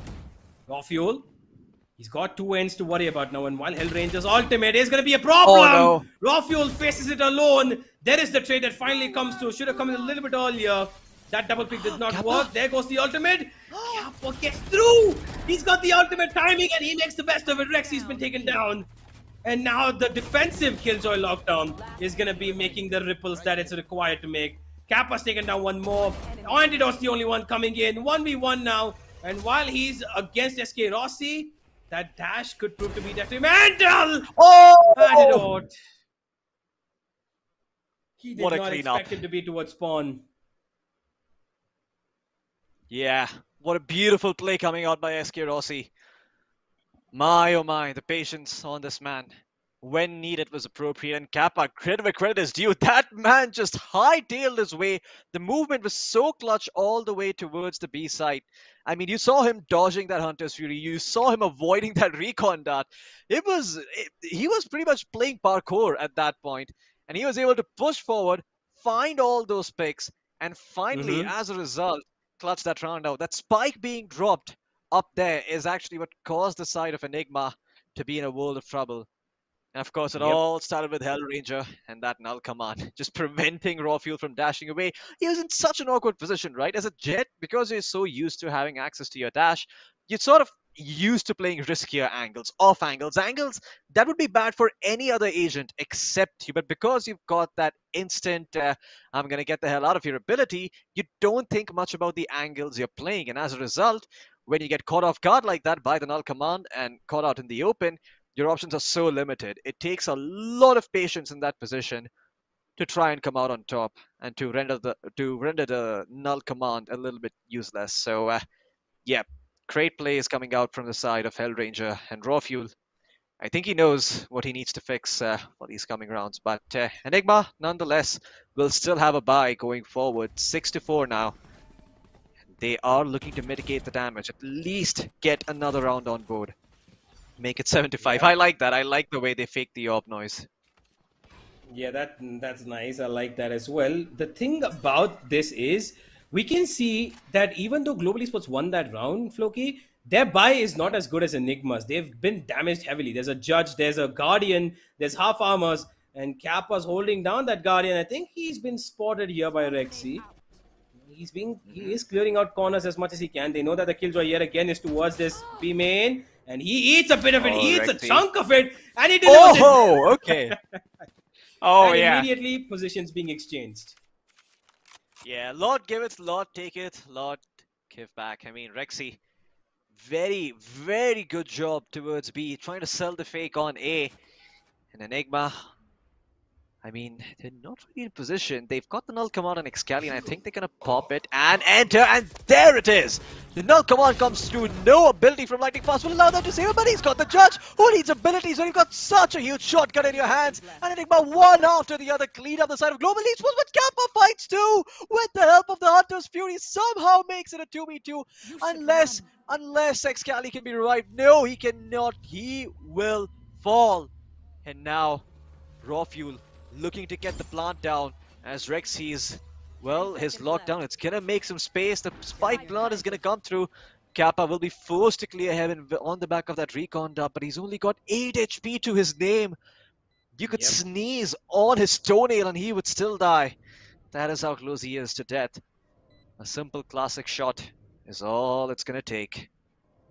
And the round rests firmly on Eskirossi's shoulder, and the operator trying to scan the area. You can see he's trying to clear every corner, do his due diligence. Eskirossi making it obvious where he is. It's all down to Kappa. He gets the drop down, but Raw Fuel, he's going to hold it down.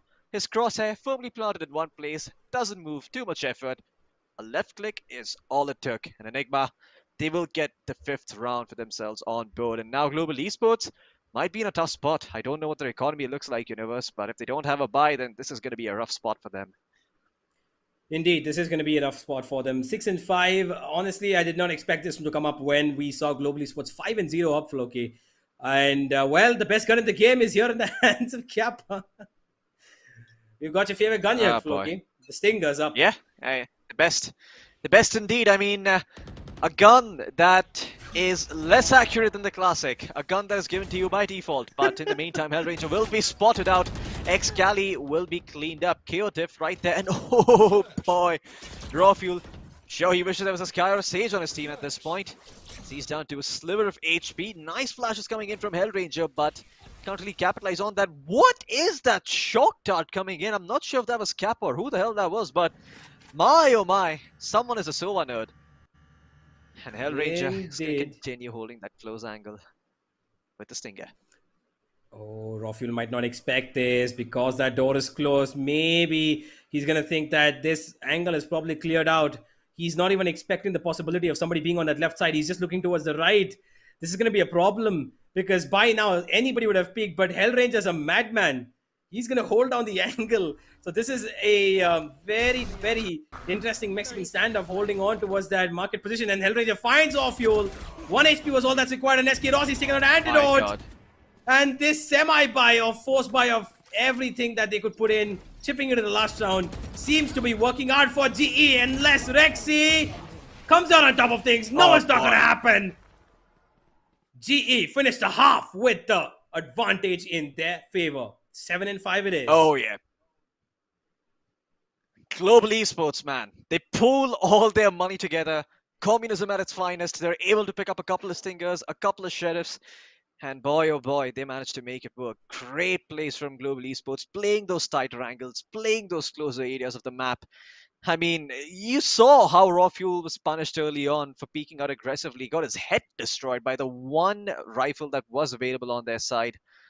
And yeah, the rest was history. Great plays from Global Esports. But now they go on offense. And I think the lineup does have what it takes to, pull together an offense. They've got Kappa with the SOA. They've got Skills, who, in essence, like I had mentioned earlier, can be a very potent initiator. It seems that our observer has disconnected, so while we get that fixed up, we're going to be having a look at the players. But yeah, I mean, with the Astra in play, oh wait, never mind. The round is actually live. Excali is going to be holding that corner with the frenzy. He goes on check, gets one to his name, and Enigma lamps to the slaughter. That is what Rafuel are. And Rafuel goes back into the Nano Swarm, and Lightning Fast cleans him up. Oh, Skills. He's going to find one, dink up another. Rexy low as all heck, trying to jiggle around, staying alive. Actually dropped the Astra quite low, and he's able to find Skills. Enigma. Great plays by them. They're able to pull it back, and Rafuel responds. Global Esports. They had an advantage, but that advantage slowly being taken away by the side of Enigma. As a hard eco is going to come in from their side. Or is it? I see SK Rossi buying up. I mean, I actually don't mind this at all. I think if Global Esports are able to pull through a Spectre or a Marshal buy of some sort with light shields, or even is just able to get the spike down, the blow that will be dealt to Enigma's economy is going to be huge. And I think that's all they sort of need to do when they have that round advantage. So let's have a look at what Rafuel's going to try and do for now. As 4 people are huddled up outside B from the side of Global Esports. Skills running down mid, and SK Rossi actually finds one with the Spectre. Excali caught napping, gets cleaned up as RBK is alone on the site. I'm not sure if he has the weaponry to make this work. No, he does not. Skills and Lightning Fast with the classics are able to clean them up. Rexy is found. And all of a sudden, out of nowhere, Global Esports find themselves in a 4v2. Rafuel, he's got the Spectre in his hands. He's got the Tailwind at the ready as well. But I think he made noise by peeking down the sights there of the Spectre. And they're going to know that he is here. Pop Flash comes in. Rafuel is going to continue to hold that angle down. Finally creeps up and peeks in. But Lightning Fast is going to catch him looking in the wrong direction and clean him up. As Hellranger is also going to find a Spectre, and well, this is what round advantages are made for. This is how you utilize them. A masterclass by Global Esports in just that. They get one person to buy up a Spectre, they send that person up front, they set him up for success with flashes and knives, and out of nowhere, Global Esports, you can see them cheering. I saw a couple of hands being lifted up in the air, and Enigma catching a glimpse of that. They know Global Esports are fired up about now. Yeah, they most certainly are. Both the teams have got immense amount of support in the crowd in front of them as well. But hey, this is a ruthless competition. There can only be one winner. And that winner is currently at the moment Enigma with the one map up. But slowly, they are being pulled down and on their map pick as well. Now, what we are going to be looking at is an Enigma Eco, which we would expect to come on the back of Global Esports winning the round, like they did beautifully done, thanks to SK Rossi. And, I would expect that Enigma with their buy round should be able to make that comeback. But at the same time, Global Esports will also have built up their economy to try and get themselves a buy as well. So, yeah, for the moment, they do have 2 rifles. You can see it. They've got Skills and Kappa on the Phantoms, while the rest of them are playing on Spectres. And Enigma are all rescinded to just Sheriffs. Oh, wow. That knife early on, that was value. Spotting out 3 players, but look at Kappa. So defensive with his positioning. Just preventing them from coming forward as Well, a fragment and a shock dart was posted there, and there you go. That is the initiation capability of a controller. Oh, no! Antidote with the Sheriff at close range. He whiffs. SK Rossi punishes him. And now Global Esports sprawl out onto the A side. It is theirs for the taking, and SK Rossi, he's just farming up those points for his ultimate. Yep. Oh boy. Excali, the only one left. A man with Sheriff a and a a dream. world away. The dream that honestly is not going to be fulfilled. Well, at least so far as we know. That knife could be made of some use. He maybe get some information. And it looks like SK Rossi's a little crazy at the moment. He's happy that his team's got the lead that they wanted. Number 9 going to be coming up for them as well. So that is a pretty good scoreline so far for them to have. But here's where the real game will begin. Hellranger able to make the Spectre work in that range. That's going to be Global with another round. 9 and 6 the scoreline now, ladies and gentlemen. And Ascent clearly has been a hell of a lot better for Global Esports than Bind was. And Enigma now in the trenches, hoping that the quicksand under their feet doesn't really take them all away. They need techniques to get themselves back up again. And it should start with this round right here. They've got an operator. They've got all the weapons that they need. RVK is playing on a Guardian. So let's see what that's about and how that's going to work out. While Global Esports continue on their bonus. Well, if the Sheriff is any indication of RVK's one-tap abilities, and I think the Guardian is in good hands. I think it's going to find a lot of work. But the question is that Guardian going to end up meeting any heads or anyone to actually shoot on? Because it doesn't seem like at the moment they're making any plays. Wow. That jump was a little too far off wide. Yeah, now Enigma just sort of in this very comfortable spot where Global Esports haven't pushed on to any side. Rexy is still comfortably waiting for Global Esports to make a movement for his utility to go off. And a smoke from Antidote is going to prevent them from even thinking about this A push, as Global Esports is going to scram and try to make their way towards B or mid, where there is someone lurking. Yep. Oh boy, off fuel. He's going to get another fish in the tank, it seems. Oh no, he runs away. And Lightning Fox is going to hear this, and this timing is good. But Rafuel actually comes back. He dashes away. He's back to safety, and now they know what's up. They're going to keep it alive, but SK Rossi is going to be the one to take out Excali. They go to the side end because there is no smokes. The controller has been eliminated in the early parts of the round as well. It's going to be Antidote to take as much use of this as possible. He's going to get to Kappa, comes down with a shorty and takes the trade back. But it is still going to be a very difficult round for Global Esports to come back into, unless they're able to find maybe a lineup. Oh, okay, Hellranger, he's been spotted. RVK takes him down though, and there's Offfuel coming in. No, it's going to be RVK itself to get that kill. And thankfully, Enigma don't go down way too much. They have still 2 players alive, but that's going to take a hit on their economy, Floki. Bruised and battered, but not out of the competition just yet. Enigma, they're still swinging, they're still throwing out haymakers, and Global Esports, they didn't see that one coming, as they're going to have to be a little bit more careful, a little bit more prudent in their approach. So they need to sit back, assess the situation, and then decide what is it that they want to do. I like the decision that they made of not pushing the smoke early on when they were in a 5v4, but I think that hightailing towards B was a little bit too obvious. Recon dart comes out towards mid. A knife gets thrown in as well, and that knife does not detect anyone. As Global Esports, they're going to have to poke a little bit more to get some information. I love how passively Enigma are playing. What a change of pace coming out from them. Rafuel, he was super aggressive early on. Now he's gone into a much more defensive position. And this is going to force the hand of Global Esports. They're going to pop the null command and try and make something happen towards this tree area, as Hellranger going to be the first person in. He spots out all the Killjoy utility, takes it out. Antidote, the concuss, forces him to peek out. He does find one kill, but quickly treated up by Kappa. And that might just be what Global Esports need to get that spike down. A 4v3 now in their favor. No trades have come out from the side of Enigma. I wouldn't be too surprised if they just called for a 3-man save.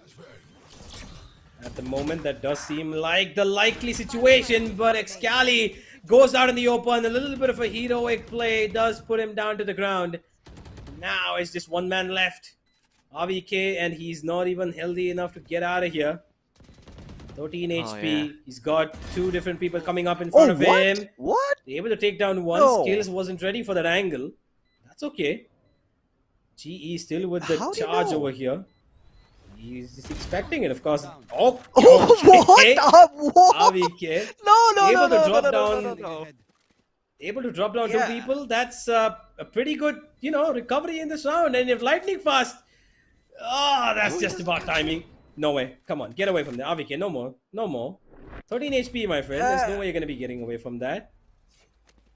Yeah, Neuralink might not be out yet, but I think Elon Musk is probably modeling that after RVK's brain, looking at what the hell he managed to accomplish in that round despite being at 13 HP. His sense of timing was ludicrous.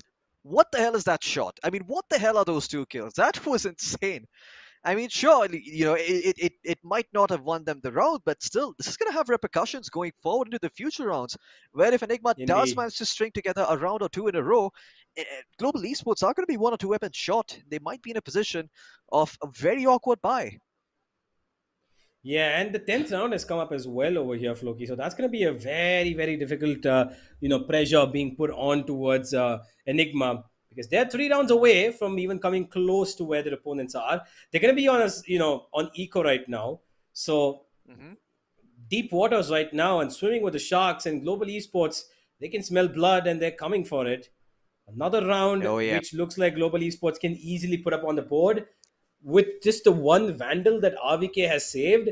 If they are able to pull off something that, SK Rossi did previously with just a Spectre against the bonus, I should expect RVK to be a little bit of a shining moment. This should be his round to execute, but I'm not quite convinced by this. Rexy does have the Marshall, and they've got armor on Raw because he's got the blades as well.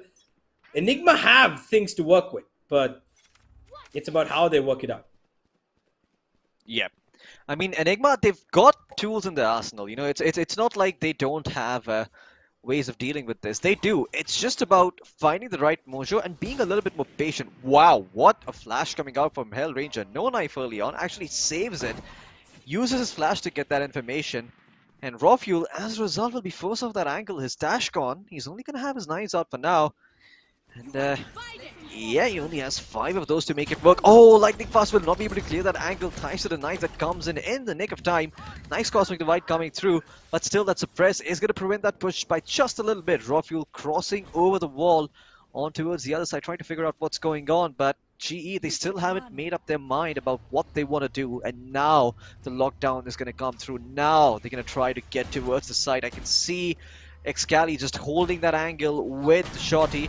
SK Rossi tries his best. He gets shot, taken down to 60 HP. Raw Fuel does find Lightning Fast to start things off over here. The lockdown's going to come through, and it's still going to be a 4v4 at the end of the day. But that 4v4, it favors the side of Global Esports, who've got the better guns. And Skills spots out one with the Phantom, takes out RVK as well. No Shredder shenanigans for you today, leaving only Raw Fuel with the knives to try and pull this round back. And sure, he's got the Killjoy, but yeah, the Killjoy is not really in a position to help out with the Marshall.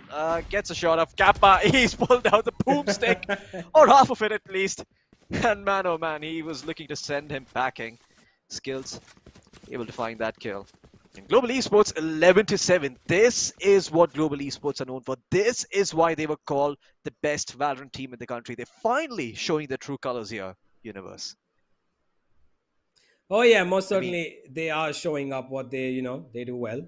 And I would expect that now Enigma, again, should be able to pull out one more round, because they should be understanding that the mid-region has been constantly left a little bit empty, and it looks like Global Esports want to change that up. And Enigma themselves also have not really been fond of mid in this round. They've got an alarm bot, that's about it, towards the market region to cover up for it.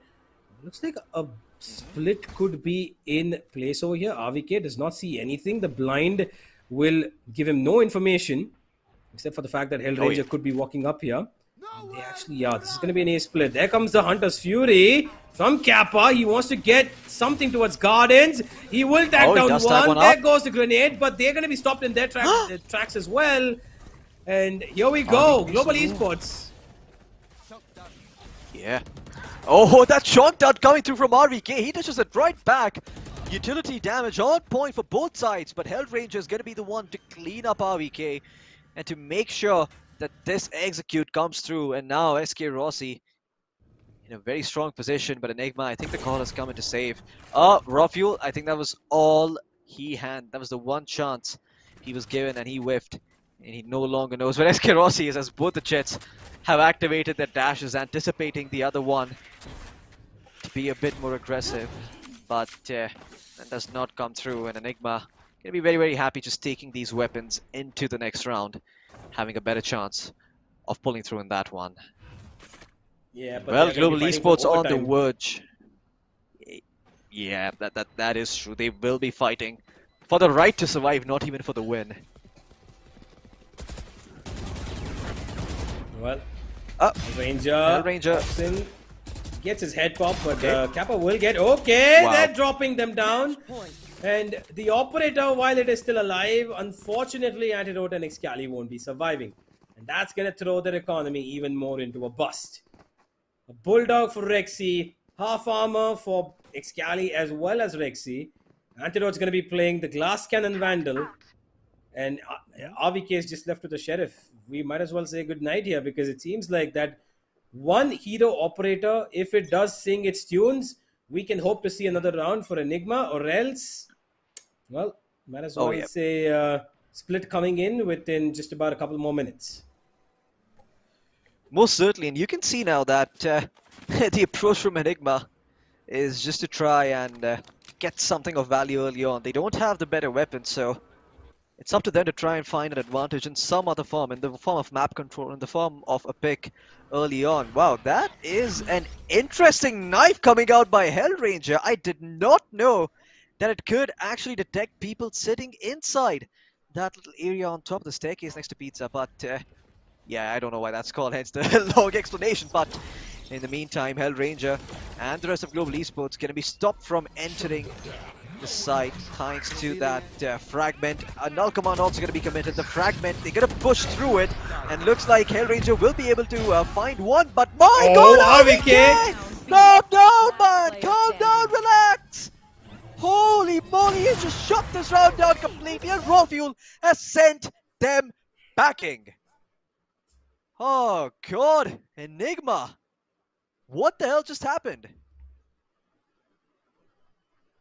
What the hell indeed, RVK.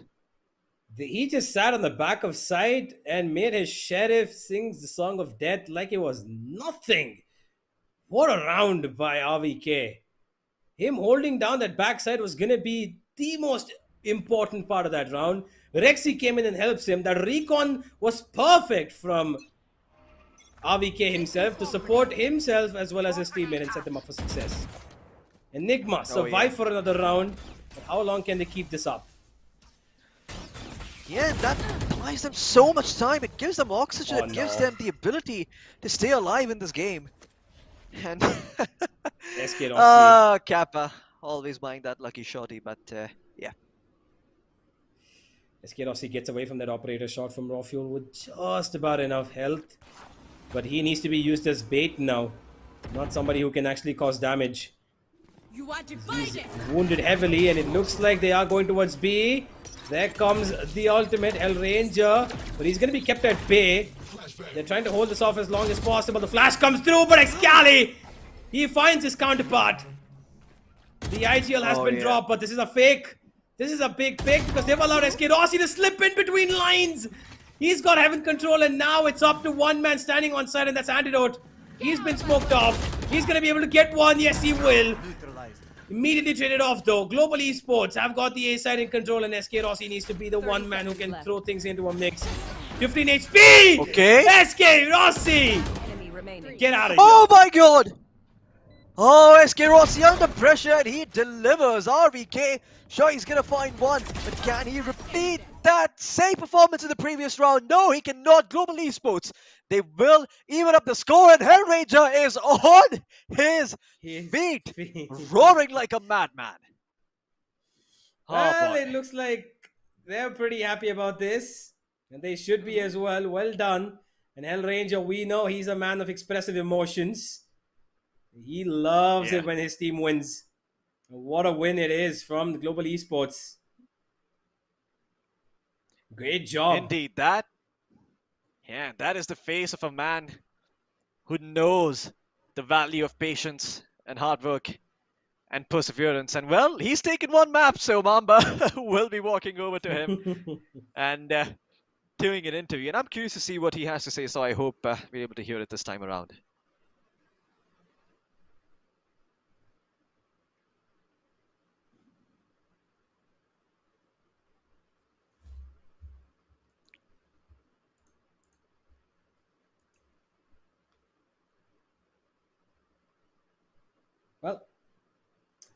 Well, while we might not be able to hear him, it would be fun to try and imagine what exactly is he saying.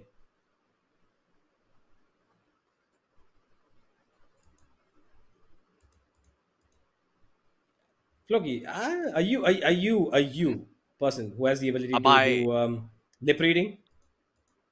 No, I'm not good at that at all. I'm very happy with that game. I think I did a great job. My team was, I'm doing it right now.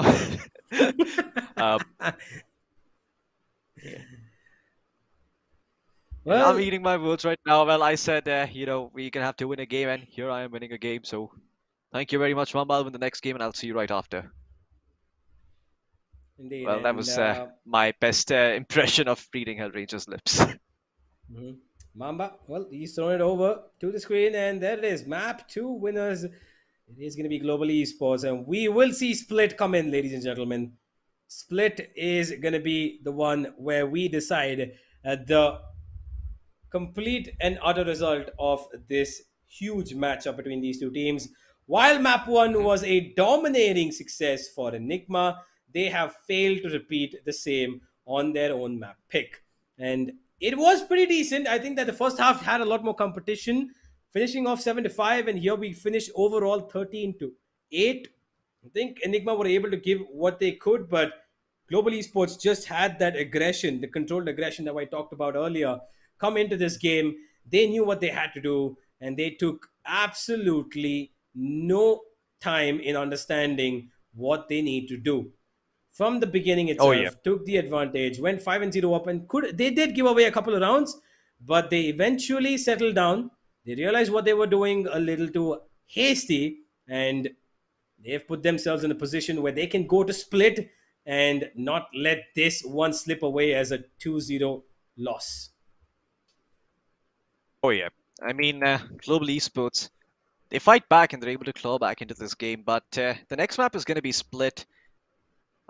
Which neither of the teams picked. They just decided which map was going to be in there. I think technically, I guess you could give credit to the person who gets or the team who gets that last man, because they technically decide which last map is going to be played. But apart from that, I do think that this is going to be a very, very close map once again. Split is one of those original maps that has been around since the very, very start of Valorant. And again, we have seen lots of different approaches come out from teams. We've seen Breaches being picked up. We've seen Chaos being picked up.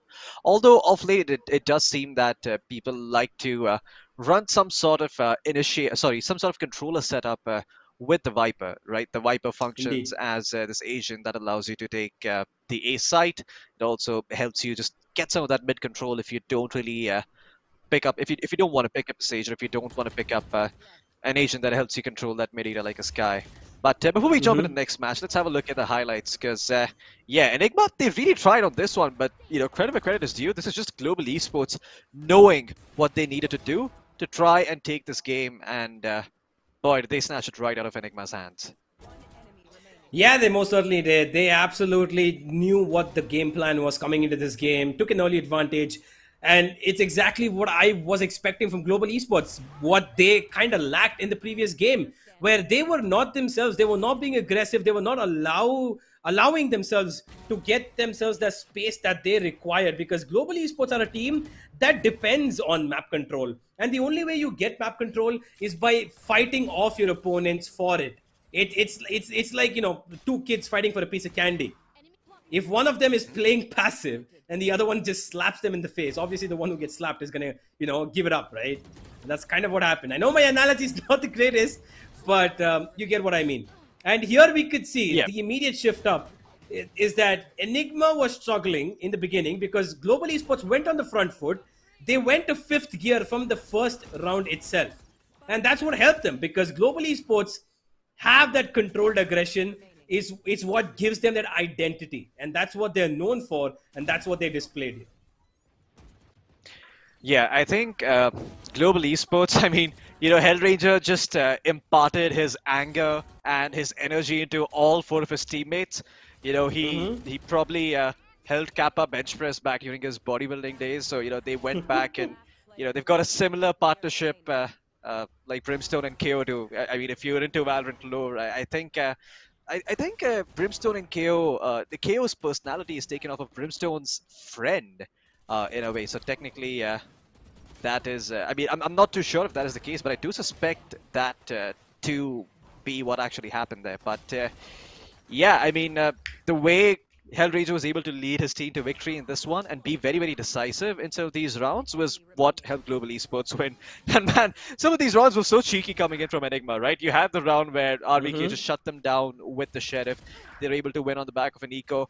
But Global Esports, the first half wasn't easy for them. I'd like to go back and remind you that Enigma were able to string together nearly 5 rounds in a row, and when it came down to those final 2 rounds, that 11th and 12th one, to decide who would have the advantage, that is where Global Esports were able to pick things up.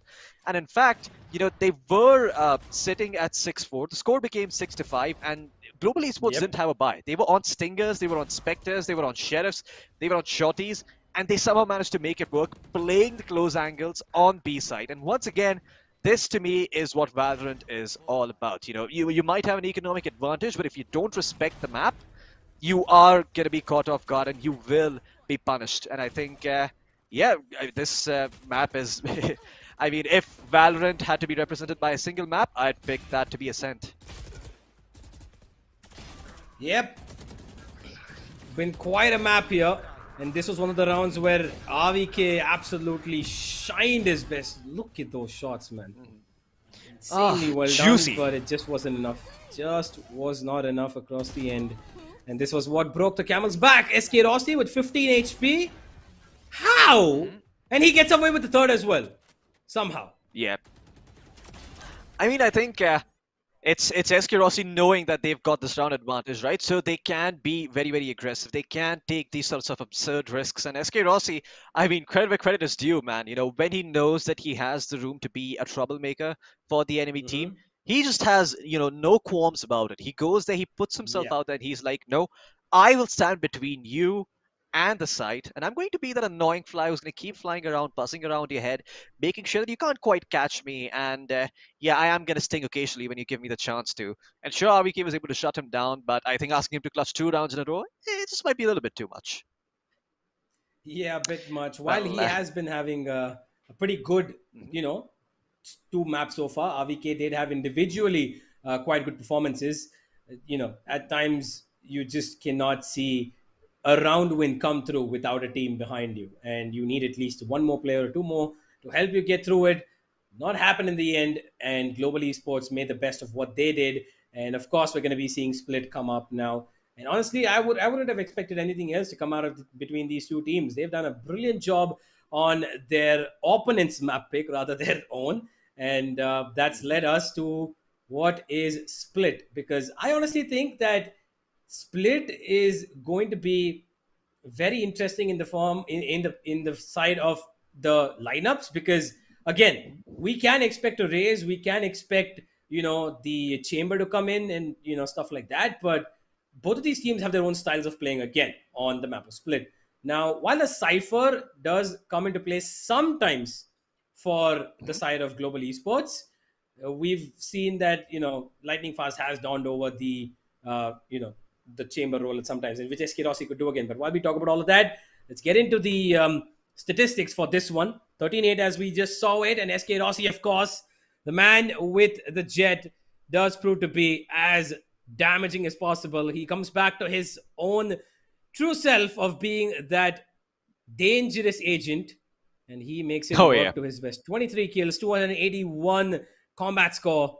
And on the other side, it's going to be Rexy who picks up the MVP with 20 kills and 266. Yeah, and credit where credit is due. I usually you don't see. I mean, I have to go back and say this, right? Like many a times there have been, people who doubt Rexy's performance, who've doubted Kappa's performance, who said, oh, like these guys aren't really playing that well online. I mean, a team comes by, they get dumpstered, all of a sudden they just don't know what to do.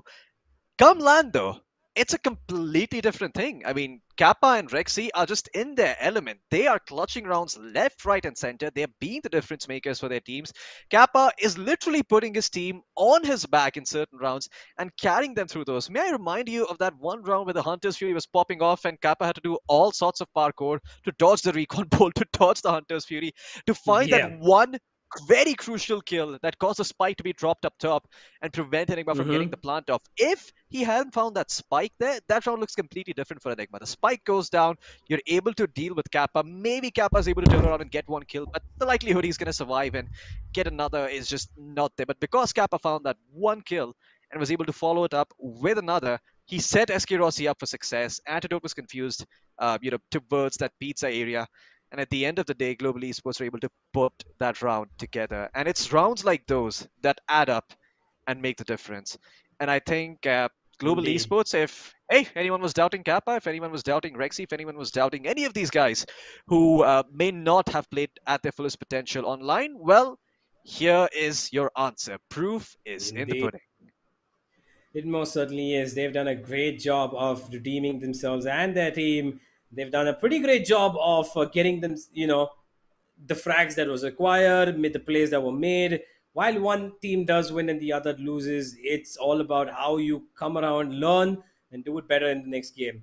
Now, this game is going to be deciding who is going to take a little bit of an early step towards that grand final spot, because you need to win all three matches or at least win as many as you possibly can to get yourself to that grand finals. So looks like both of these have taken the first step towards it. Now only one of them can move forward, and that is going to be on the map of Split, which I believe is going to be a lot more interesting Oh, yeah. than Ascent. Mhm. I Oh, love the yeah, map I of mean- Split. I love it. I love Split personally. I love it. While a lot of people say that it's very dynamic, it's a very judge favored map, and stuff like that. While I myself have got bullied by the judge on Split on Yeah, numerous even occasions. I roll my eyes on that. Yeah.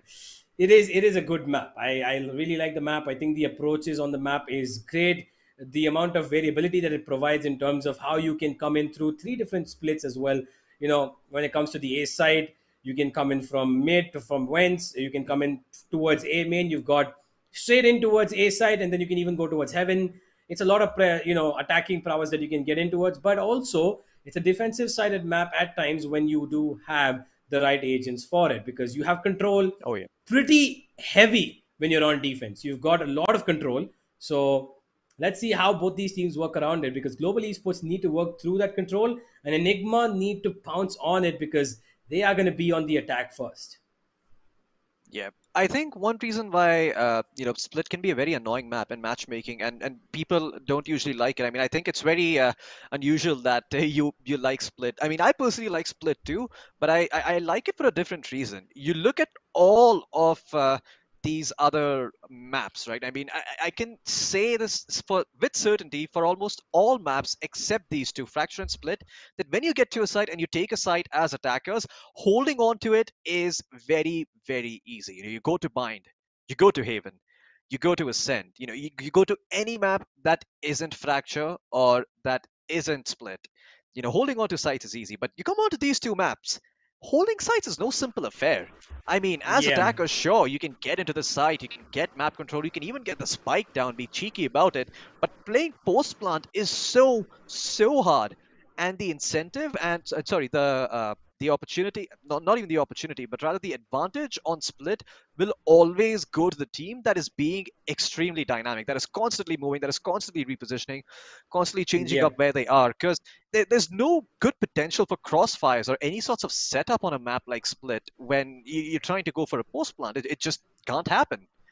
I mean, you compare that to Ascent, you compare that to a map like mine and Haven, you've got lots more options for crossfires, you've got lots more ways to, prevent access to the site. Not the case on Split or Fracture, though. Yeah, it is not the case, and I think that's because there's a variety pool that you can use here. There are a couple of post plant agents that you can make use of. Consequentially, the Viper, which is a great agent on Split, I think, in my opinion, because she works as not just a controller but also as a pseudo sentinel. So she's got quite a bit of work that she can pull off on this map, but not every team goes for it because she has again got that a single dynamic that we all know. She's kind of stationary with her wall. Once it's placed, you cannot get it back. You have to throw in that poison orb as well, which once it's placed, you can take back, but only if you're right next to it, if you're able to pick it up. So controller wise, on the defense, she's going to be very potential, but you would really have to play that double controller if you have a Viper on Split.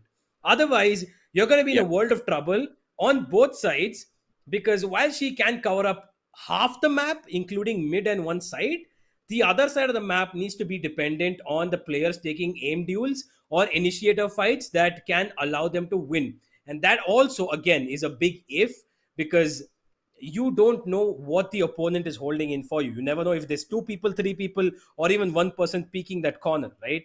So a double controller is required if you're playing the Viper, because that gives you a little bit of post plant utility, because you can't use the Sova on this map. He's one post plant agent that gives a lot value. The ultimate, the shock darts, whatnot, and the KO, again, just one grenade, that's about it. And Sky again does not give you any post plant situation. While you might introduce the Killjoy, she is not that used on this map at times, because the chamber provides the value of variability, that you can teleport immediately between sites. Yeah, and may I add to that, like you can even pair it up with something like a Brimstone. People often, I've seen the approach. There's 2 very distinct approaches on a map like Split.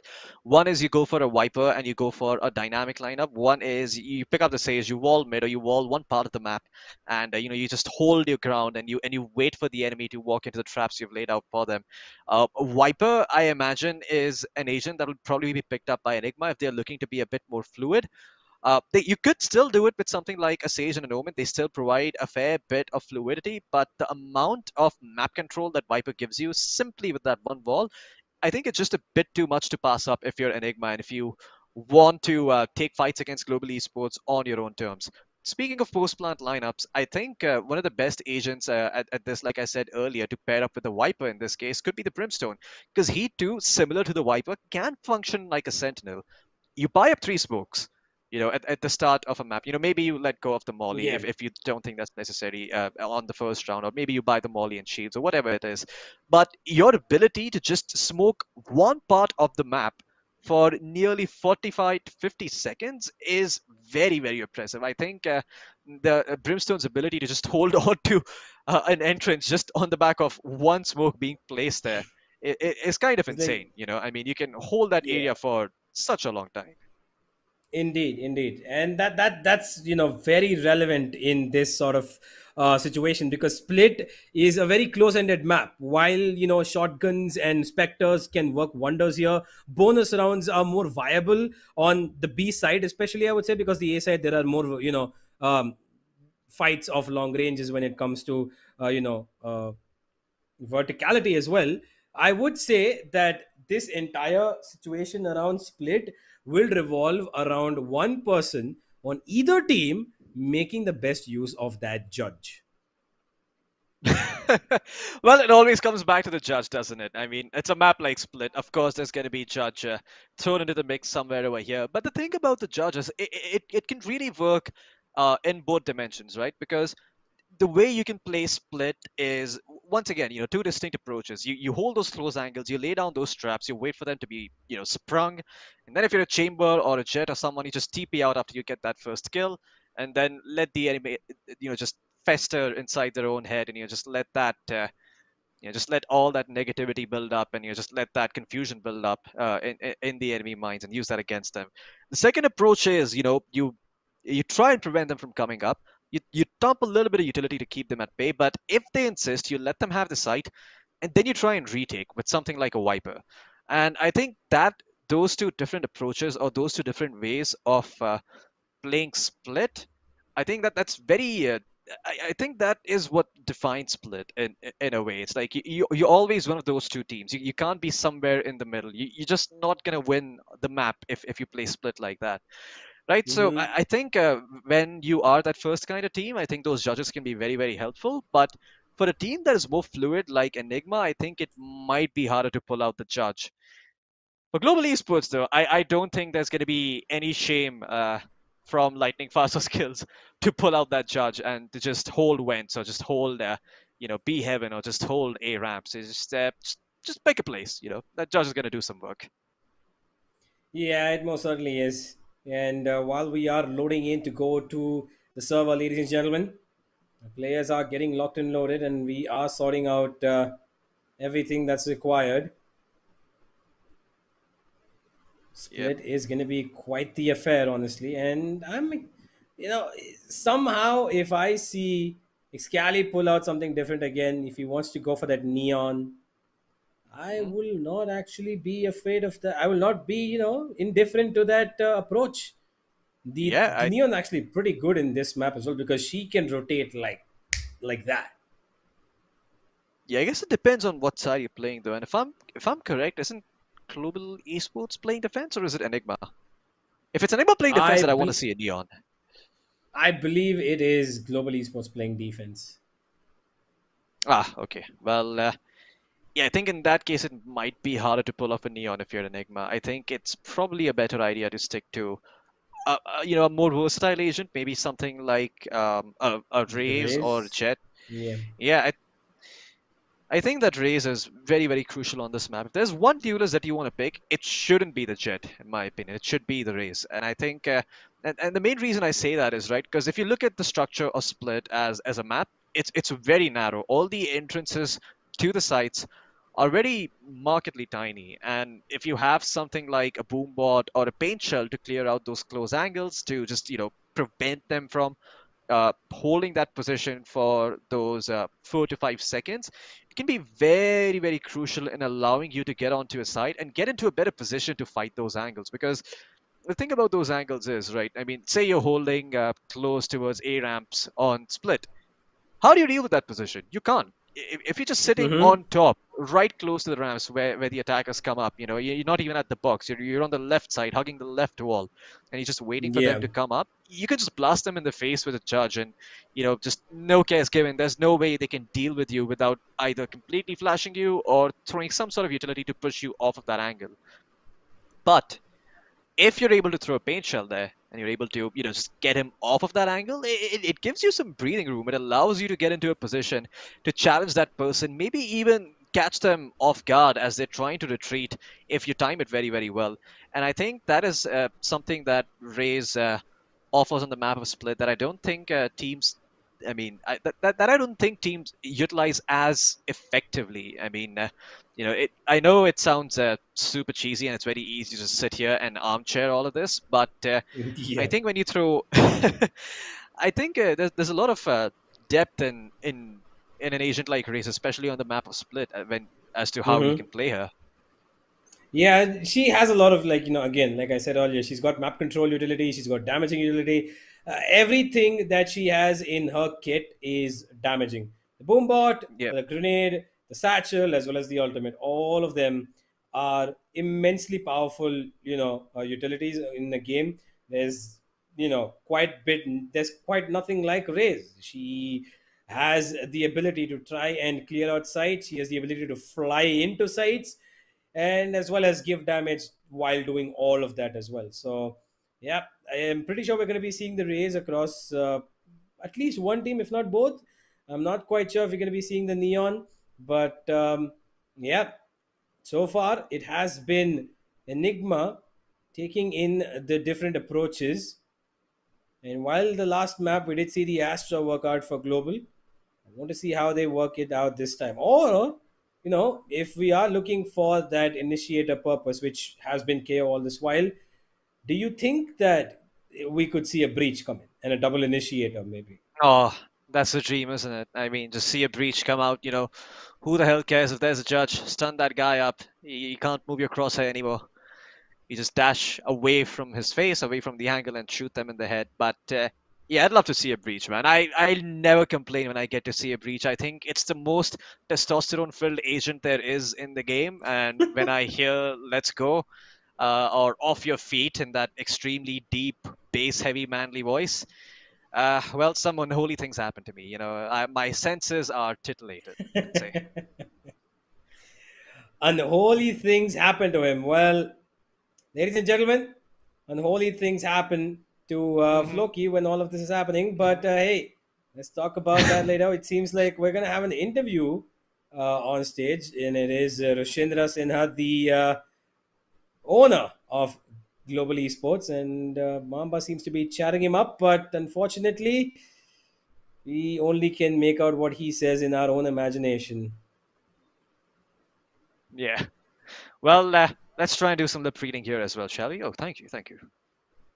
You take up Mamba and I'll take up Mr. Rushindra. I'll take up Mamba. So yeah, we see so many people over here. We've got a lot of great people over here. What do you think? How good would I be if I started playing Valorant for the first time online? Good question. Yeah, I know.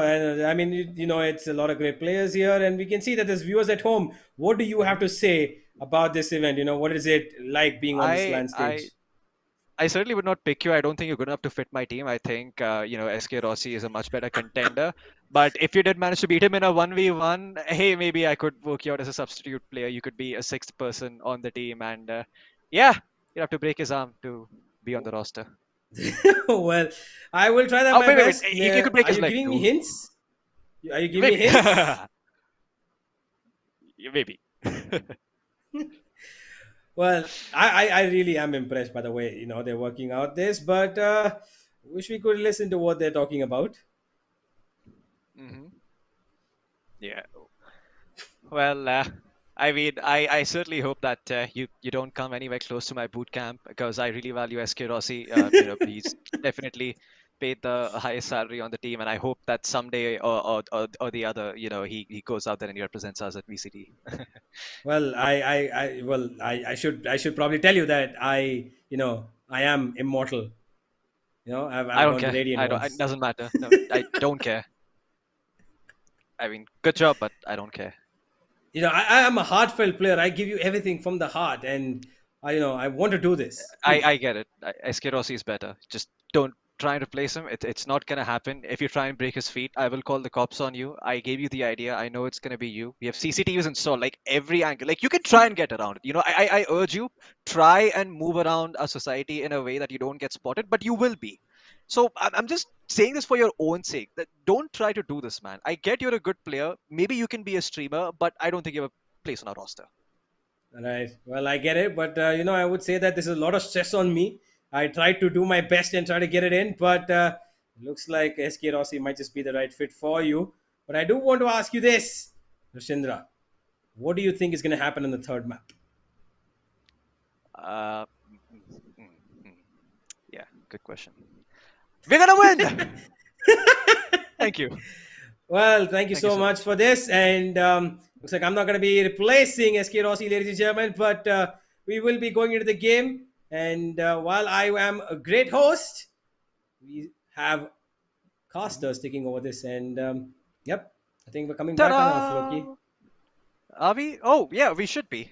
Just in bed. Oh, and we're back. Wait. Oh, was that us talking all this while? No. Oh, I don't know what this happened. No. That was Rushindra Sinha's thoughts, as you saw, and that was Mamba speaking. Yeah, a very entertaining conversation. Pretty good. Yeah, I have to give credit where credit's due. I mean, very, very good at filling up the time, I must say. And I have to say, maybe someday, just maybe someday, they can venture out into other fields. Maybe do some voice acting. Maybe do some voiceovers for some cartoon shows. I think they do a very good job. Maybe they could start a YouTube channel known as Bad Lip Reading and look to apply there as well. But all jokes aside, I do think Global Esports, they have a very good chance of winning in Split, because Split historically has been one of those maps where if your execution isn't on point, you are not going to win. I think that is where Enigma need to change up their approach and be a bit more fluid. That's the way you Yeah, deal with global. indeed. Indeed, that is the way you deal with global. I think that they need to force global to play different ways because aggression is how it's going to work. And raw fuel needs to pop off. Excalibur needs to pop off. That's the only way this is going to happen because I don't see Enigma not taking these fights and winning. They have to force the issue towards A main. They have to force the issue towards mid. If they're going to be playing a Sage or not, everything's in question right now. And I really just want them to try and get things done in a way that we saw them do on Bind. Play these very interesting roles that I would like to see. They push global esports to play passive. And at a Yeah. time where they're going to be aggravated, they switch it up and then they play passive. The read has to come through and hopefully it works out for them. Yeah, and Enigma, I mean, hate to use this word here, but a much more of a romantic team, aren't they? Like they're really in tune with their emotions, and when they're feeling it, they know exactly what's going on in the enemy's heads, and they're able to tap into it. But if global esports are able to just use brute logic and pure deduction to try and force their way onto his side and try and get some control going, I think it can be very hard for teams to sort of counter that, right? Because if you're a team that relies on sort of being more fluid, being more adaptable, being more adaptive, excuse me, and trying to navigate the map in such a way that the opportunities are there for everyone to clutch out around, then you will fall to a team that rolls like one. That is sort of like I mentioned earlier. I use the analogy for tank. It's going to be slow, it's going to be painful, but it's going to come in and it's going to have a big boom. And yeah, they're going to take that site by storm, and you won't know what to do in that position if you're Enigma. The good thing about having players who can create opportunities or who can try, I mean, who do like to be a bit more aggressive, is that even in a 3v5, you're gonna see somebody just trying to make a play happen. And maybe it's not gonna work in 80% of those types of rounds. Maybe there's gonna be 7 rounds like that, and out of those 7 rounds, maybe 5 rounds or even 6 rounds, it's not gonna work. But the one round it is gonna work, it's gonna have huge impact. And I think that's the one very strong point of teams who do rely more on taking duels, on taking fights, and being more aggressive in general instead of just stone cold playing on utility. Yeah. Well, honestly, I think that utility is going to be the name of the game on split. While there are a lot of horizontal fights that come in towards A. I think that the B side is going to be a lot more contention for the side of Enigma because you can have a lot of cut throughs. You can have a lot of different ways to work around. And there's Mamba again. And while I would like to, Your turn. honestly, I think that at some point I should just, we should probably just get a role play server for the both of us and we just talk about what these guys are doing. This is the role play server, and we're just talking about what they're talking. And there's the owner of Enigma, Aryaman. Yeah, that is true. I am the owner of Enigma. You want to do this? You want to do this again? I mean, Or do you I think got one nothing to is enough? lose. Go on. Well, I do want to Okay, ask you. I tried with Global Esports. I tried with them. Okay, I tried really hard with them, but I didn't get a slot. Yeah. So I'm here now. I'm here, right here, right in front of you. I'm asking you for a slot. What will it take for me to get into Enigma Gaming's roster, and what will I get if I perform well for you? I will do everything in my power. I will do anything and everything I can to make you get a trophy, and give you give you something to feel good about. What do you think about You're not gonna get anything, I'm just trying to make sure that YB stays here as long as possible, and he is from Germany, so you have to pay him more for him to make sense, for him to be here. So sorry, even if it was financially viable, I just couldn't take you in my roster. It's just not possible. But yeah, maybe someday down the line when we're out of options, you can hop onto my team, and I'll gladly accept you. You can come be a part of the Okay. roster. Well, there is a timeout that I'm going to take, so because that is a very overwhelming answer. But what do you think of the team right now? I think Global Esports is strong, but I think we definitely have what it takes to beat them. I trust my players. That's why I pay them. If I didn't think they were good enough, why would I? It just wouldn't make sense for me as an investment. But yeah, in general, I think their abilities are really good, and yeah, who knows? Maybe if they win this land, it could give them a raise. Okay, well, let me ask you this. Well, while you think that they're all doing they do well. Let's just keep this, okay? I am a huge fan of Enigma Gaming. What would it take for me to become co-owner?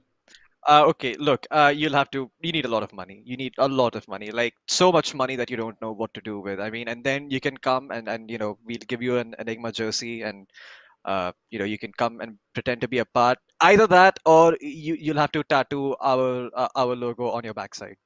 That's a requirement. If you fulfill either of those Okay. criteria, we can consider you. Well, what Yeah, that's it. that's it. Okay. Yeah, that's it. Yeah, that's it. I Okay. Those are the only Awkward conditions. laughter. Okay. Well, okay. Now that I'm, getting out, airing out our inner problems and seeing that I cannot fit into global, and I want to come into Enigma, I would like to ask you: do you think that there's any other team that I could go into? Yeah, maybe you have a chance. Yeah, maybe Well, someday. yeah, Velocity look pretty. Panvel I 5. don't know if they want to take me in, but yeah, though there's Hika as well sitting there, and well, Enigma do have this setup, but do you think Hika's going to be playing any of these matches? No, he's gonna be going home soon when his contract ends. But yeah, apart from that, I do hope he has a good time. I mean, I hope that he's able to find another team because I think he's a good player. I certainly won't take you in Well, my team. thank you for that. And with that, ladies and gentlemen, I am Mamba Senior, but the players are getting ready. Unfortunately, smaller tech issue is going to keep it in place for the moment. And Yep. oh, we're back. Wow. Oh, hello. Yeah, Hi, we're back. Floki. What? Oh, that Hello, was an interesting universe. conversation. Hi. Yeah, it was a very interesting interview. I must say, Mamba trying his best to pitch himself to these teams, but so far been shot down. 2 out of 4, though. There's still 2 more teams to go. There is still Velocity, and Mm-hmm. there is still Team Snakes. Hey, maybe he can show him what his Panvel 5 glory days look like. So, yeah, maybe someday he can go out there and, remind them that if there is ever a slot, if they need a sub or someone, hey, you can consider Mamba. Mamba, I'm pretty good. But, yeah, apart from that, it's going to be a fun match, man. Enigma and Global, all jokes aside, I think it's probably the best sort of match you could ask for, right? Because it's a difference in fighting Yeah. styles. It's not the same approach. I'm not sure if you've seen, but there's this very old animation where there's this one big giant trying to fight this kung fu master. It's all black and white, and I think it's all done by hand. I could be wrong about that, but it's speed versus strength, and I think global esports is strength, and I think Enigma is sort of that speed and sort of being more agile and being more nimble around the map. Mm-hmm. I think a pick like Viper, like I said earlier, if they do decide to go for it, will just change the way Split looks, right? Like those walls can make the map look much more interesting, allow for lots of more possibilities. So I think something like that should be in the cards for Enigma. Indeed, it should be. I think, like you couldn't have said it better. They do rely on speed. They've got that one person who just absolutely does not care about boundaries whatsoever. Raw Fuel, who we saw him where even on the scent he was overextending his boundaries, but at times it has worked for him. So Enigma do work a lot on speed, and I would say momentous speed, because they like to get a kill and then absolutely hammer in to that side, and that's exactly Yeah. what they follow in, on the best case scenario. And Excali follows that up with his dynamics as well, when he comes in as a secondary duelist of sorts, no matter what agent he's playing, which Yeah.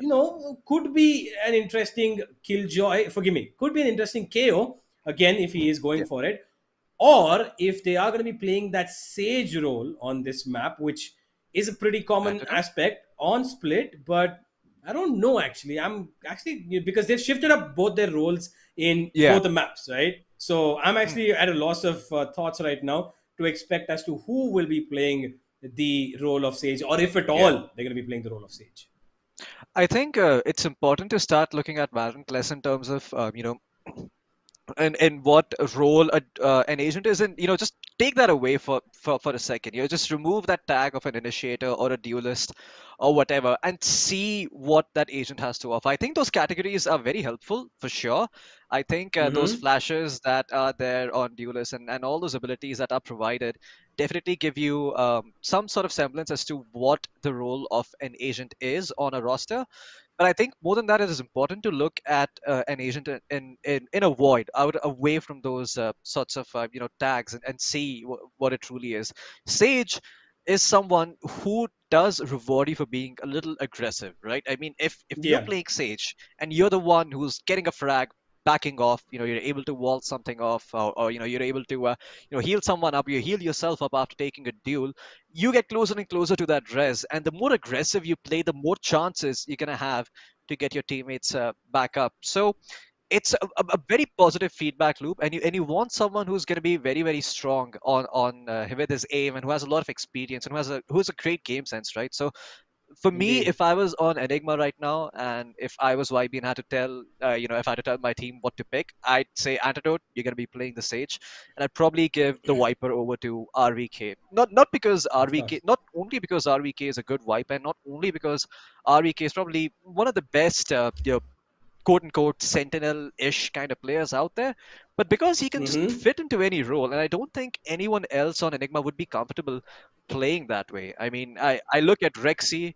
I think Rexy could do that for sure, but I think RVK slips into that role a lot more naturally, and perhaps giving Rexy something a tad bit more dynamic could sort of help him have more impact in these games, because once again, Rexy has a lot of experience on lands. Yeah, most certainly. And I think that they are going to be working out the best. And it looks like the huddle comes back again for every map. And I like this. It's a small little team activity that gives them confidence, gives them that little bit of communication, that goes through, as in we've got each other's backs. And that's exactly what we're going to be doing, not just in real life, but also on the server as well. Now, ladies and gentlemen, it has been a little bit of a delay, and we do apologize for that. But the game is going to be starting in just about a couple of seconds. It is Global Esports against Enigma on the final map of Split. This is for the first victory on the first ever LAN of Valorant in South Asia. And both these teams have got their agents ready. Kappa is going to be playing the Sage. Lightning Fast with the Raze again. It looks like it's going to be SK Rossi in the Chamber. Whereas on the other side of things, we have RVK on the Cypher here. Antidote on the Omen. There's a double Duelist. Okay. Oh, now I like this. No KO. Wow. No initiator at all. I'm actually surprised by that. We were talking about the KO all this while, but... Oh, okay. Well, Enigma, I said something about their lineup being fluid, and this does allow them to do that, although it's a completely different look than what I was expecting. A Cypher for RVK?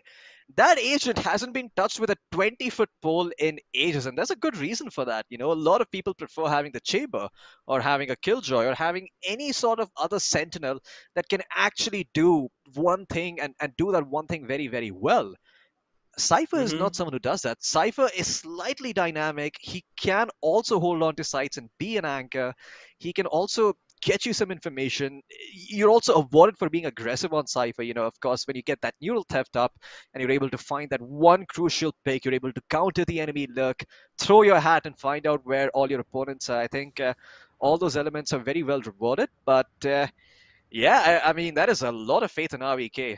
But to be honest, I think all that faith is well placed. I think if there is a member on Enigma that can, make this lineup look amazing, it is RVK, and I think it's going to come down to him and his Cypher. Man, I am so excited to see this. Rexy playing the Sage. It's going to be Excali playing that Jet, if I'm not wrong. And the Raze. He's playing the Raze. Yep. And here we go. Early mid aggression from Enigma as the round begins.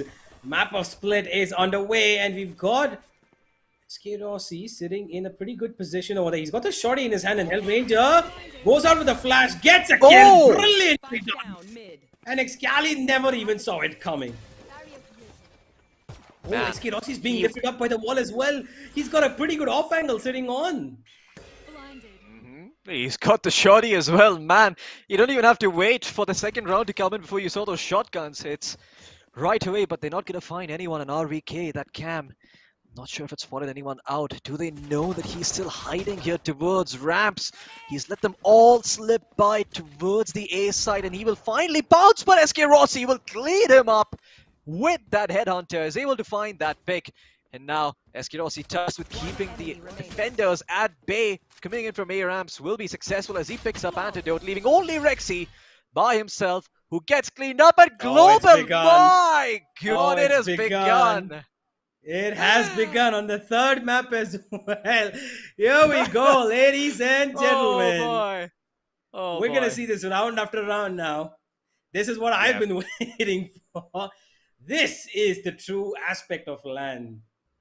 Shout, scream, and just absolutely demolish the confidence of the opponents. But let's see if it does get them down. Enigma have suffered a rather interesting pistol round. And wow, did I just lose all the words in my mouth altogether? Of course. Hey, that happens, man. Don't worry about it. But, yeah, I mean, it's...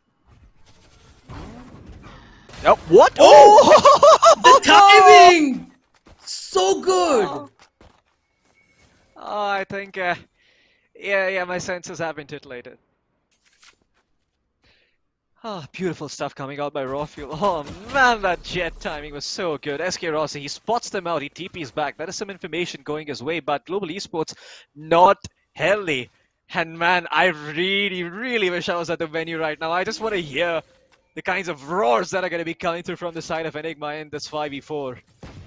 Wall coming through. It's going to be quickly broken up by the side of Enigma as they make their way towards roofs. But look at that. The chamber has already read this. SK Rossi is back to help out Lightning Fast, who's still holding on to that area. The attackers now trying to make their way in. A satchel to delay. A second satchel thrown in. It does push them back. A paint shell thrown out in response. Paranoia comes out as well. But Skills is going to be cleaned up by Antidote. Lightning Fast will find one on Rexy. But now all of a sudden they're going to try and hightail it back towards B where there's just one person remaining. It's Kappa with the Stinger. He's going to find one, but one is all. He will find Excali. Was so low, but he did not get cleaned up. The spike has been dropped, but it will be recovered and planted on B. And look at this round turning on its head. RVK. Oh, the timing is so good. He can still probably find SK Rossi. He's let this team know that there is a chamber coming up all the way from heaven, and they're gonna let RVK come sneak his way in. But wait, has SK Rossi read this? He might just have, but he's looking in the wrong direction. He did not check. Lightning Fast is gonna find Rawfuel in the meantime. RVK needs to hurry to have some impact. Or does he? He's waiting for the cross. They might not expect one person to be there. They see the raise there. RVK, he gets spotted over here. He has been discovered, and SK Rossi with the Stinger will punish him and put him down. At the end of it all, Enigma, they don't come out on top, but boy, do they do a ton of damage. Well, here we go. There's another round, and looks like everybody on the venue is enjoying it as well.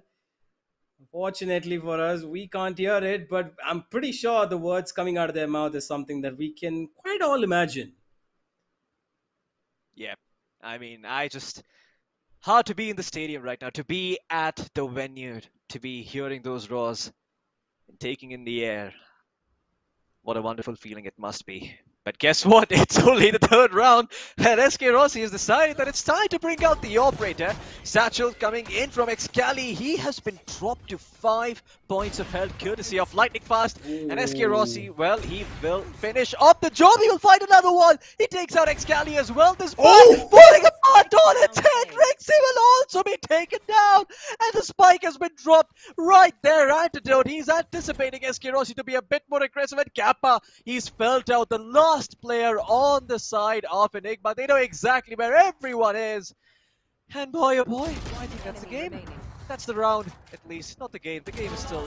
Well, it has some time to go, but at this rate, I think Global Esports might just make quick work of Enigma. Oh boy, look at those howls and those shouts coming in by Skills and Lightning Fast. Gangster! Gangster indeed. They are absolutely loving the air right now around them. It's electric and it's filled with a little bit of trash talk. You know, that subtle little gap between those two words is what makes the difference. Most certainly. Ah, boy, Global Esports. I mean, well, looks like Hellranger and Kappa have been dragging them along to the gym because boy oh boy, is SK Rossi lifting the weight on his team. The wall going to be quickly broken down thanks to those sheriffs, but I'm not sure if that's enough. Antidote, well, if ambition was a play, that would be it. And now Kappa moving forward, trying to find the boom pod. Oh, it's terrifying! Oh no! Rexy! He actually picked up Rexy. Those bullets, they got to him here, Universe. Those bullets hit him, he went back, he got damaged by the grenade. Perfectly done. They knew that somebody's going to be sitting in that smoke, and they got the best out of it. Now Excali waiting for that smoke to dissipate so that he can probably see one person, but he's going to be in a world of trouble in just about a second. There goes one, and there follows up another as well. Excali might be able to get one, but that's a 4th round in a row for Global. And can I please see back their faces? Come on. Yep. Ah, man, what a round coming out once again. You know, this is what I love about Global Esports. It is pure oppression. It is nothing else. It is just that. They are in your face. They are taking the fights. They are not afraid. And they are literally telling you, you cannot beat us. Good to see Enigma still have smiles on their face, though. I mean, Excali, I saw that, you know, cheeky 32 teeth stick out from his face. And, you know, I was quite happy at Antidote. Oh! Looks like someone hasn't forgotten how that big gun works. Indeed. SK Rossi needs to be careful. Oh, pulling out a knife at that moment, but he still gets away with it. This man is on a very, very long strain of luck. He's going to be making the best use of it. He could have been punished for that knife coming out there, but just about in time is able to recover. Now Global Esports have the upper hand again. On the defense, 4 versus 4 still. While Enigma have slowly been creeping up the way towards A, RVK has got control of ramps at the moment. And there's only one person taking care of this region, and that is Hellranger. And he's being very passive about it. He knows that his team is heavily confirmed on B, but here we go. Enigma moving in towards the A side, forgive me. They take control of it. It is going to be a retake that comes in through. And it is a 4v4. No ultimates to work with on either side. Let's see how this goes down. Plan to go down in just about a second.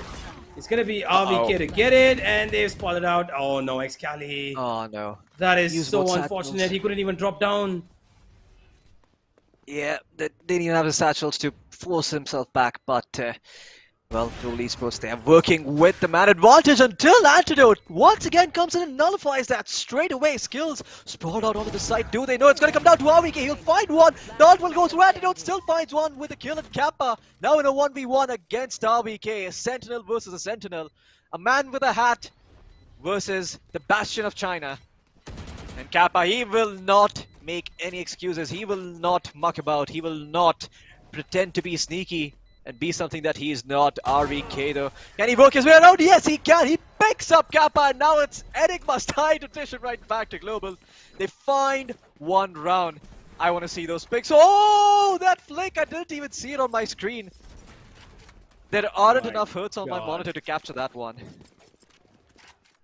Well, it was quite something, and Enigma have a chance to hit back. But it is still 4-1, and Global Esports firmly in the lead at the moment. Not going to be backing down just yet, though. They still have a buy coming in. SK Rossi also has his ultimate available, and there he is holding down towards A, while Enigma has spread out pretty meagerly towards A, and they've got a force towards mid and B. They want this mid control. They've been eagerly fighting for it so far. Oh, that's the spot of one player. There goes the grenade as well. But what they don't know is that lightning fast is in this corner, and Rawfuel gets punished for it. Oh, no. He gets out the showstopper immediately, but Excali immediately on the trade does a good job, or else that could have turned out to be a very nasty affair towards mid. Antidote expecting a push to come in through that smoke. Skills not going to entertain the possibility of giving him a free kill. Look at Antidote. I love his approach. He knows that they're trying to be aggressive. He knows that they're trying to brute force their way into getting control of this game. But Skills, he's in such a cheeky position. The paranoia is going to come through. Oh, and Skills, that is a lot of information that he has found. He sees one running in with the satchel and the showstopper. Oh, Excali just blows Kappa to smithereens, and while Skills is good for one, that's all he's good for. But Antidote, he's gonna TP straight away to the A side instead. Oh no, it's gonna be cancelled. He cancels it. He comes back. Yeah, he's gonna come back, and Esquirossi knows about this. He has not been faked. You cannot fake out the main man, but he's given away the sound. He's dropped down from heaven. They know where he is. He's got the chamber ult in his hands. The tour de force against the default operator. Who's gonna win? Well, if he gets that frag on Excali, oh my god! The timing! The quickness so on that, close. but he expected it to be another one in that corner. A good idea, but just not expecting that somebody could be on the left side was a little reckless. Still though, Enigma have worked it out for the second round, but the problem with this is they've lost a lot of members. They only had Excali surviving, which means their economy is going to be taking a heavy hit here. And that's going to affect them going into the next round. Yeah. Oh man.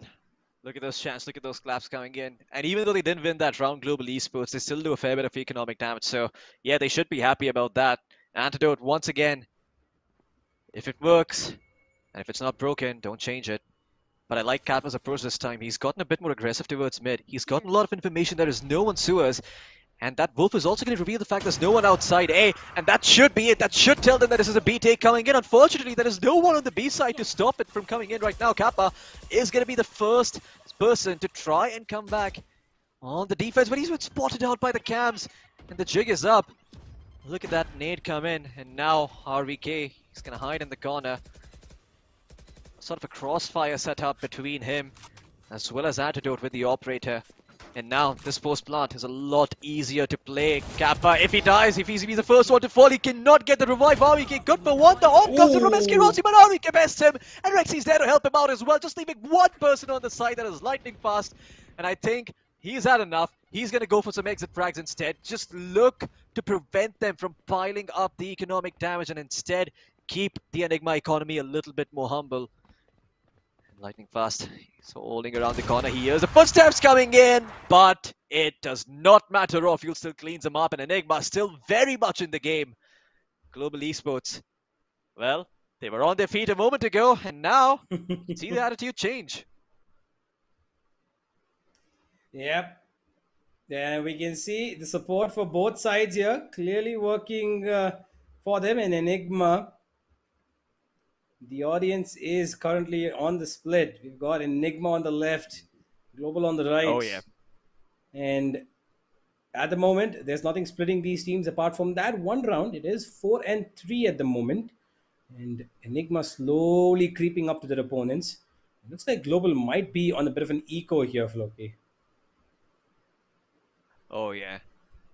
Oh, man, I really want to listen to what's been going on over here on this land. But, yeah, I have to say, it has been very, I have to say, it has been, I can imagine, I can put two and two together. And I hope all the people back at home who are looking at this are also cheering for their teams in a similar fashion. You know, get your friends over, you know, open up a PC, open up a stream nowadays. Smart TVs are all the rage. I'm sure you can stream this game on your TV and, you know, watch it with your friends. Get some drinks, get some food to go along with it, and enjoy the show that is being put up here. Because, man, Global Esports and Enigma are making this fun to watch. And now Global Esports, well, this is what humility looks like. A couple of sheriffs, a judge here, a spectre there. I'm guessing Esquirossi has the headhunter in his hands. As once again, it is just the same thing. Man, this has to be so annoying, right? Like, think about it. Think about this if you are Global Esports right now. You've literally done the same thing thrice in a row. This time around, Global Esports are going to be a bit more prepared, and Kappa is even going to find Rawfuel for his trouble. So, they are able to respond in some manner, but those smokes coming in from Skills, they're preventing them from getting onto the site. What a great smoke coming out by the man, but Kappa boots himself up on the wall. He's going to find three with the Sheriff by himself, takes out the Opal. Skills finds one. RVK all by himself, tasked with taking the spike and planting it down. It has to be an ace clutch coming out for him if he wants to win this round. And man, he is out of utility. No more cages, no more cams, nothing remaining. You can see it in his play. RVK, he might be mentally defeated here. the odds that he can retrieve the spike and get the hell out of here are so low. The wall is going to be breaking in as well. They're going to break it themselves. The paint shells come through. He's going to walk into a trap. SK Rossi is going to clean him up and retrieve the operator. And their hands are being raised in the air. Fists are flying in the sky, and the spirits are at an all-time high. At least for global esports. At least for global esports, indeed.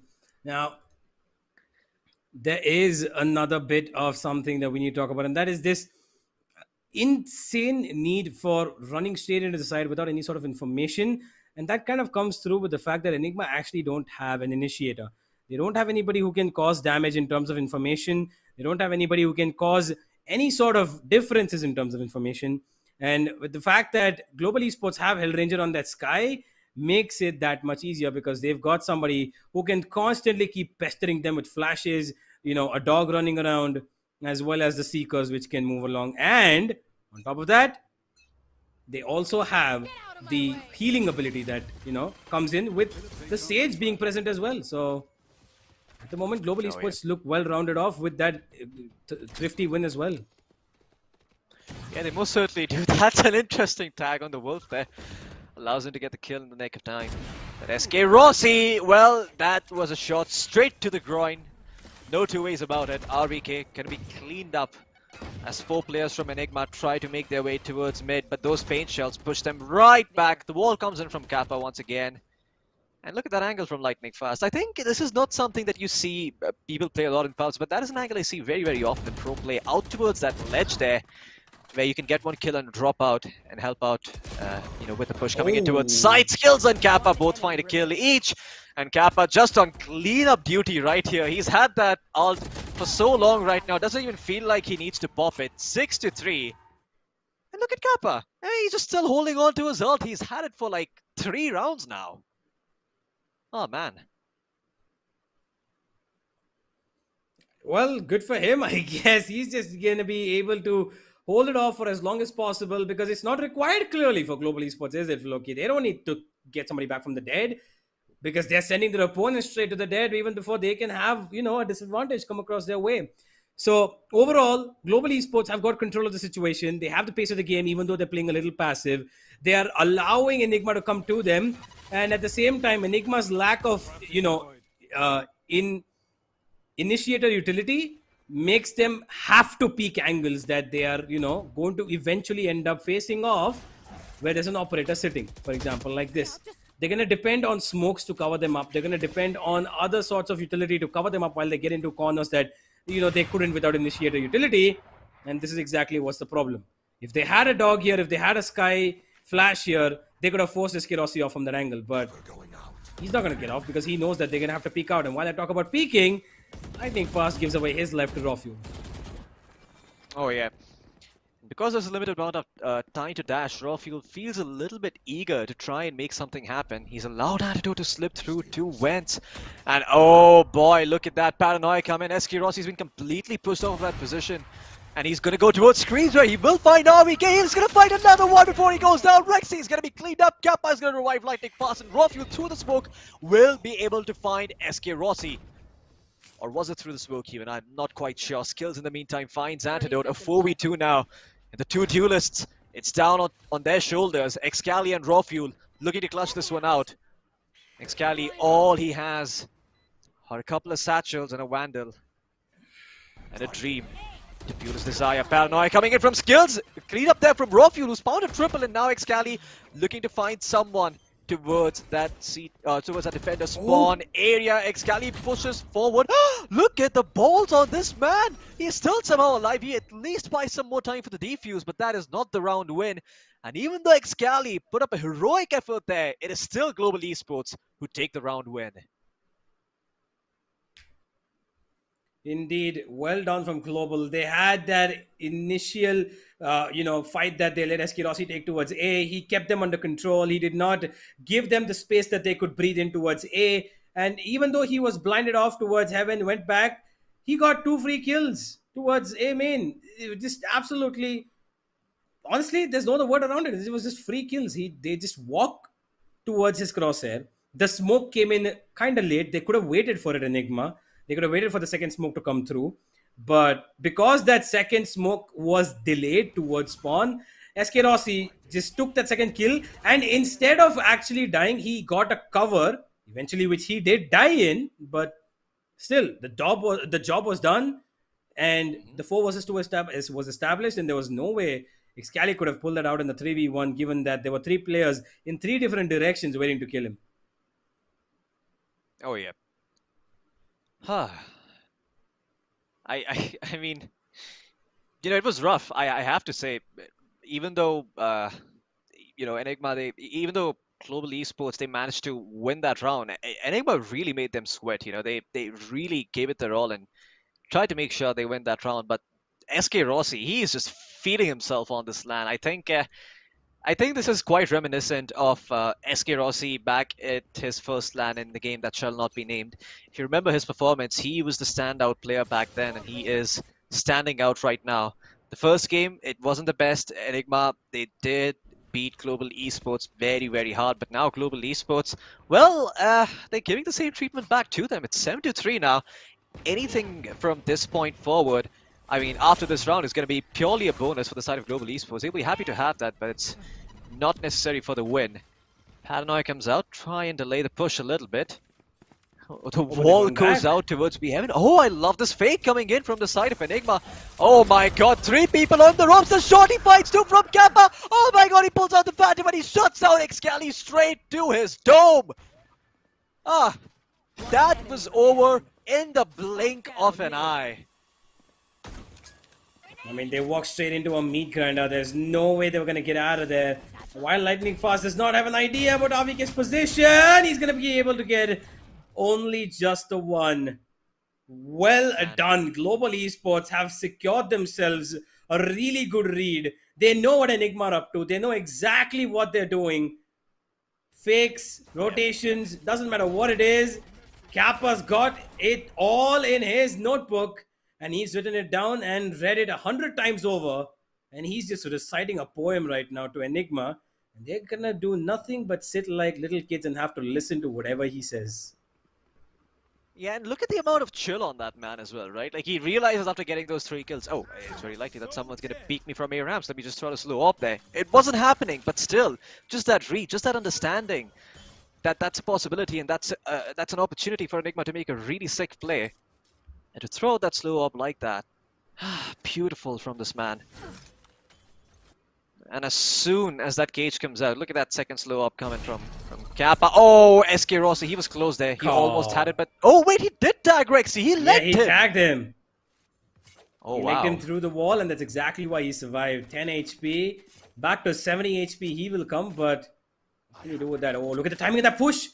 The timing of that push is brilliant. Kappa's got control. But never mind, as I say it, I think Enigma have got a little bit of a double mind here. They do have that push control towards Vents, and it looks like Lightning Fast is going to take it back. That boom bot is going to damage Excali, and he's going to be slowed as well. Just unfortunate, and SK Rossi is going to clean up what he missed in the first place.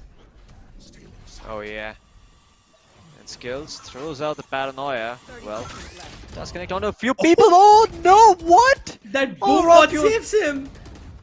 Yeah, it blocked SK Rossi's vision. He could not see where he was, but Global Esports will still clean up this half, make it 9-3. Look at the roars coming in as Hellranger literally has to put a hand on Kappa's shoulder and ask him to sit down. Oh boy, that is nuts.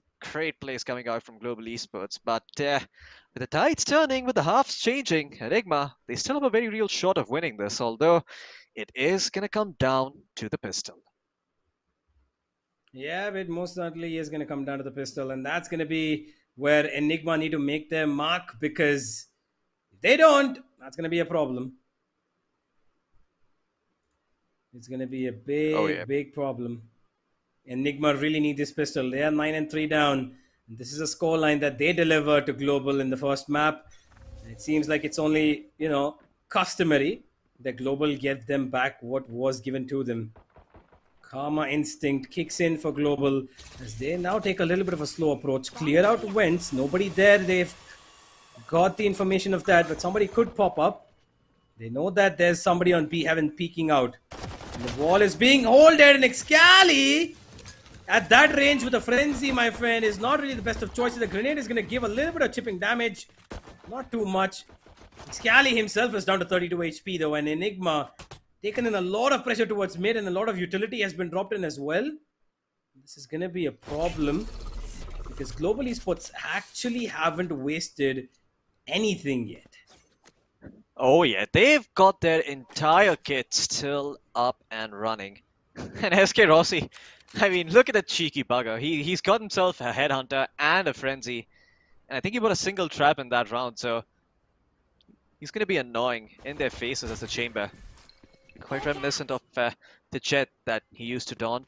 The jet that Enigma are currently using, but unfortunately, they just haven't been able to have the same impact as of yet. And Global Esports will sprawl out onto the site. Look at that, the raw fuel fights too. He's gonna fight through. The spike is gonna be dropped, and Global Esports out of nowhere have just all hit the deck. Hellranger with 12 seconds left on the clock. It's all gonna come down to him, as well as SK Rossi to try and pull this back. Both headhunter shots wasted. He's out in the open. Hellranger finds one, but one is all he'll get as Raw Fuel and Excali clean up 9-4. Now for Enigma, as Enigma, they still have a battle to be fought. It's going to take some time, but still, they will get there. And the question is Global Esports going to be able to stop Enigma from gaining that momentum? Well, let's find out. It is quite a bit of a climb that Enigma have to make here. 9-4 is just the first step. Can the curse be kicked in? It will only be visible after that bonus round, because this one should be in the back for them. I wouldn't really see anything else happening. It's a couple of classics up against the Spectres. And to be honest, as much as we would love to see the Spectres, as much as we love to see the actions of the classic come into play, it's the Spectres that's going to reign supreme. There's one more. There's no way Hellranger is going to get away from that. Lightning Force is going to get away from the corner. It's left Kappa alone. 1v5. I think that 1v4. Okay, he finds one. At least just the one. Yeah. But Enigma still in control, and this is where they need to win. They win this round, they have a way to come back into the game. But if Global set down the foot and throw down the hammer, well, the coffin might just be setting up for Enigma. Let's find out how it goes down, though. The first buy round for Global, and they're going to have everything because they did not get even Sheriffs in the last round. So they're going to be having full armor, Vandals and Phantoms, as well as utility. Except for Kappa, who is playing on that Bulldog because of the Sheriff that he bought last round. Oh, yeah. SK Rossi peeking around the corner. The blind comes through. Excali. Oh, no, that nade. A little bit off the mark, and it's not going to allow him to get the ultimate up as he knows that he has screwed up and he'll have to back off. But that's okay.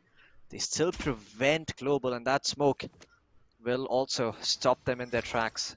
As they're still able to maintain control of Amy, and that's the important part. Rexy will hear them coming, is considering putting the wall up. But that wall, well, it is being broken by Kappa. Rexy eats a shot to the dome, has the heal to get himself back up to full though. In Kappa. Man, this guy is on fire. That Bulldog sure sounds scary. It does, you know, honestly. Yeah, sure does. But Enigma, they're equally as scary. Yep, it is a good position being held down at the moment. The Sage down in hell below. Rexy, but not good enough to get that fight done. He probably should have held a little bit of a tighter angle. RVK, how do you not get that kill? What just happened there? I am not too sure, but man, Global Esports, well, they push back hard. And you can look at it in their faces, you know, they're all comfortable. All 5 players still standing strong. That was, well, a bonus round for the side of Enigma, but it is going to be a costly one for sure. With the score at 10-5, every round here from Enigma has to be a masterclass, and nothing less will suffice. If they underperform, if they're not able to deliver, they're going to be in a world of trouble as they sit at 10-5 at a 5-round deficit. They maybe get 1 or 2 rounds of respite here and there, but that's all they're going to get until the score evens up and Global Esports really starts to pool their strength and their minds together to beat the sides of Enigma. And Enigma, I mean, I think they need to take a timeout here and sort of get their heads back in the game. It's going to be the first buy round of the game, and I think a timeout telling them what they need to fix and what they could do better would be welcome. Because Enigma do seem to be at a loss of strats. They have no idea how to deal with this Global Esports' lineup. And the Chamber and his ability to just TP out instantly. And Kappa's heroism, Kappa's determination to go out there and take early fights, knowing for a fact that there's only one heal on the side of Enigma, and that player has been playing very passively. He knows that he can make that difference for his team and be the rock that they need to take this series.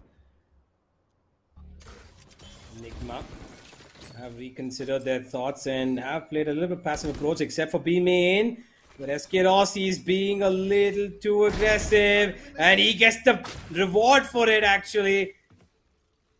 Wow. Excali, for some reason, did not expect that while he still was looking in that angle.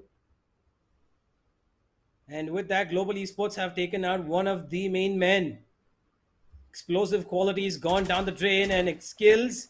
He's seen Rexy on top of the wall, so they know that this is probably going to be just a two-man hold on B. We saw the Cypher trip fire and then counter wall. Oh my god. I love it. I love it.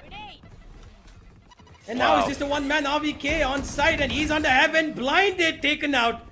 Global Esports, relentless, merciless. Well done. What an approach. That B-main kill was given out for free. Excali should have never gone down there. Oh yeah, Global Esports, man, they're feeling themselves right now. To make a play like that, just boost 3 players on top of a wall and be like, yeah, well, you've got a wall, so do we.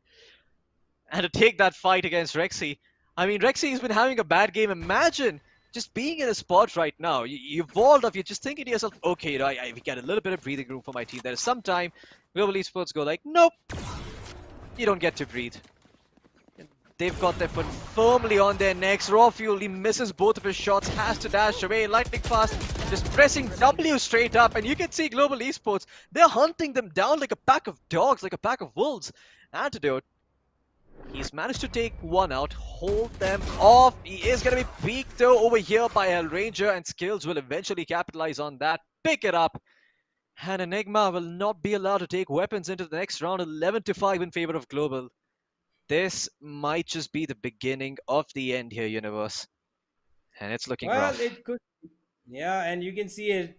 The management of Global Esports are enjoying this for sure. They love seeing their team perform the best. And while they are just 2 rounds away from glory, Enigma are in dire straight situation right now.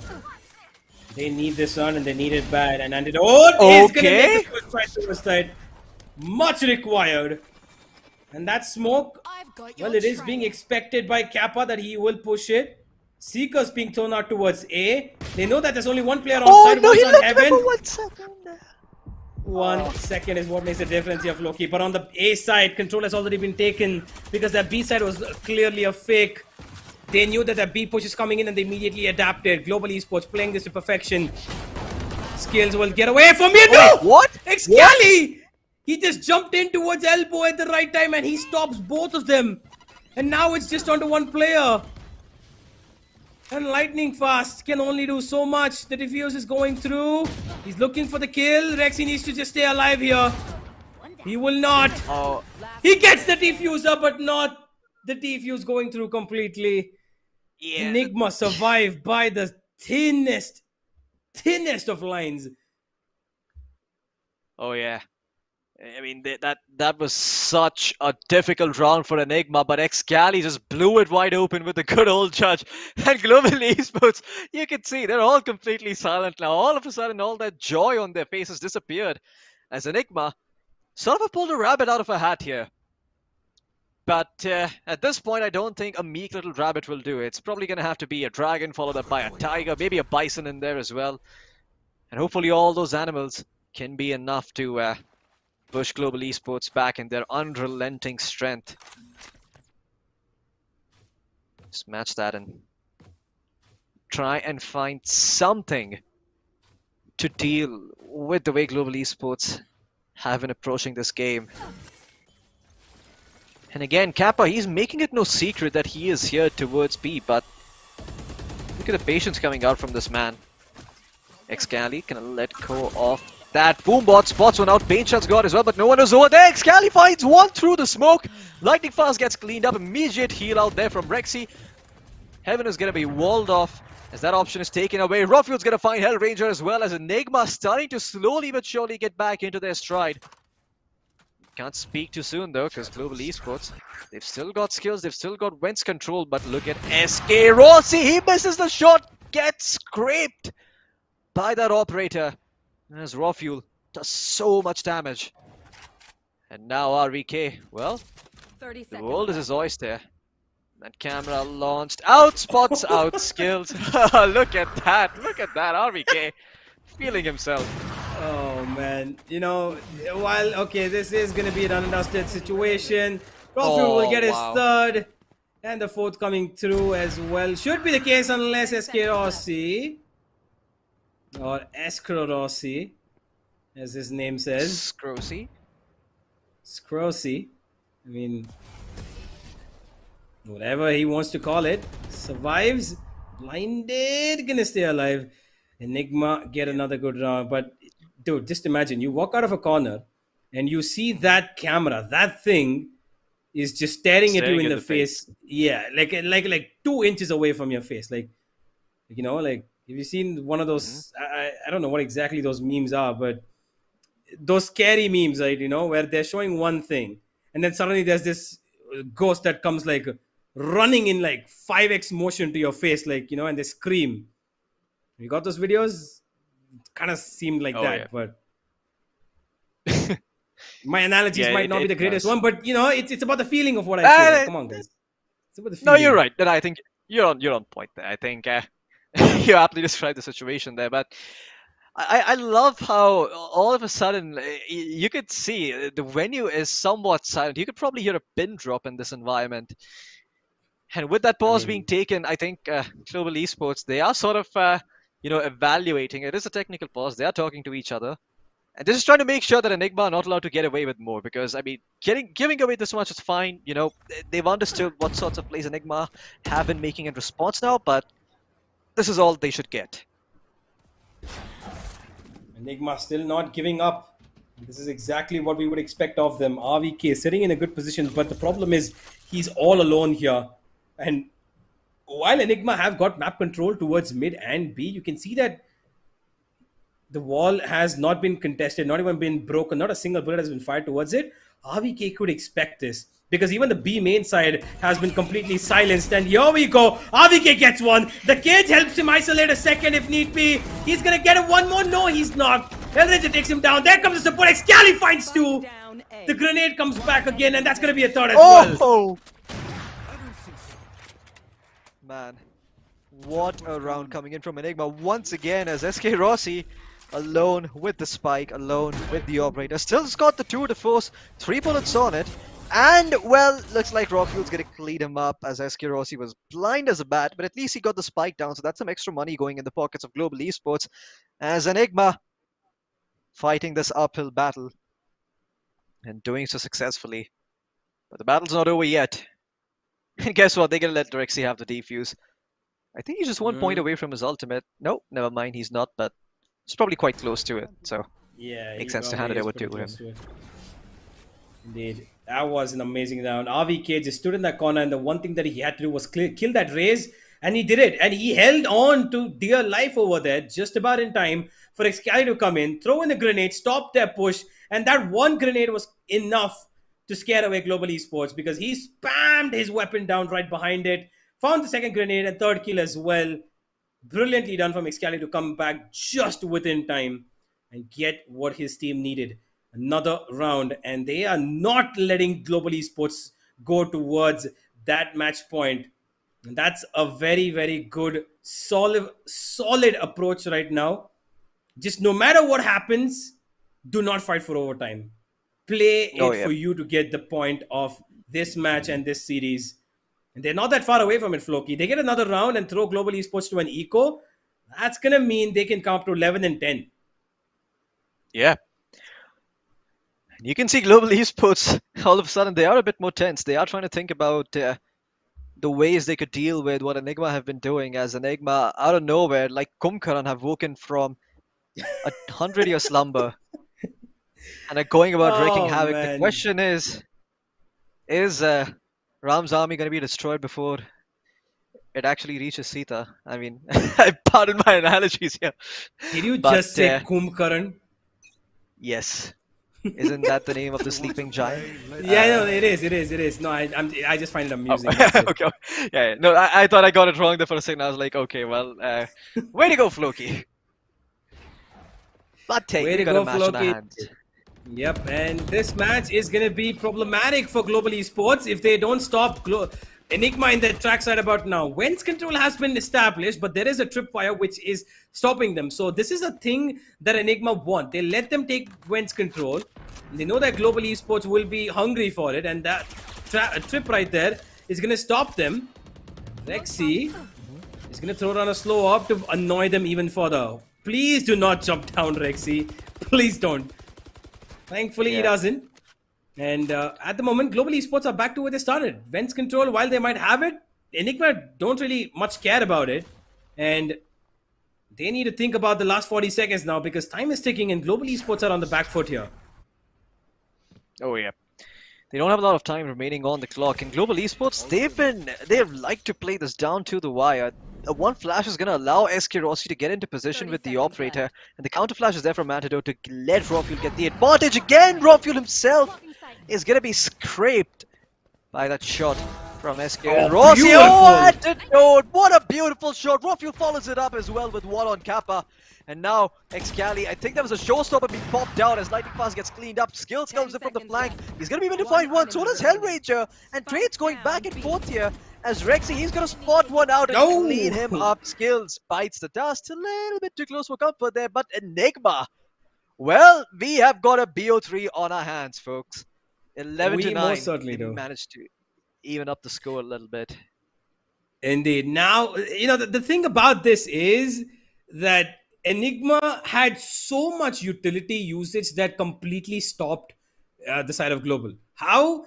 They just held them at bay, and Global actually did not contest for some odd reason. I don't know what exactly it was. They just did not push the gun. They did not move into B main. They had 40 seconds left, and even then they're still being completely tormented by the flashes, by the smokes, by Rofuel sitting in the back of side and throwing in operator shots. Nobody even tried to take an entry onto site because the B heaven was not being contested. Now that's thrown them into a semi-buy where, again, Excali is going to throw them into a mix, and with Antidote's crossfire. Oh my god. Enigma. Wow. Honestly, brilliantly done. 11 and 10. They're going nowhere, and they know it as well as their supporters. And Global Esports definitely feel the heat.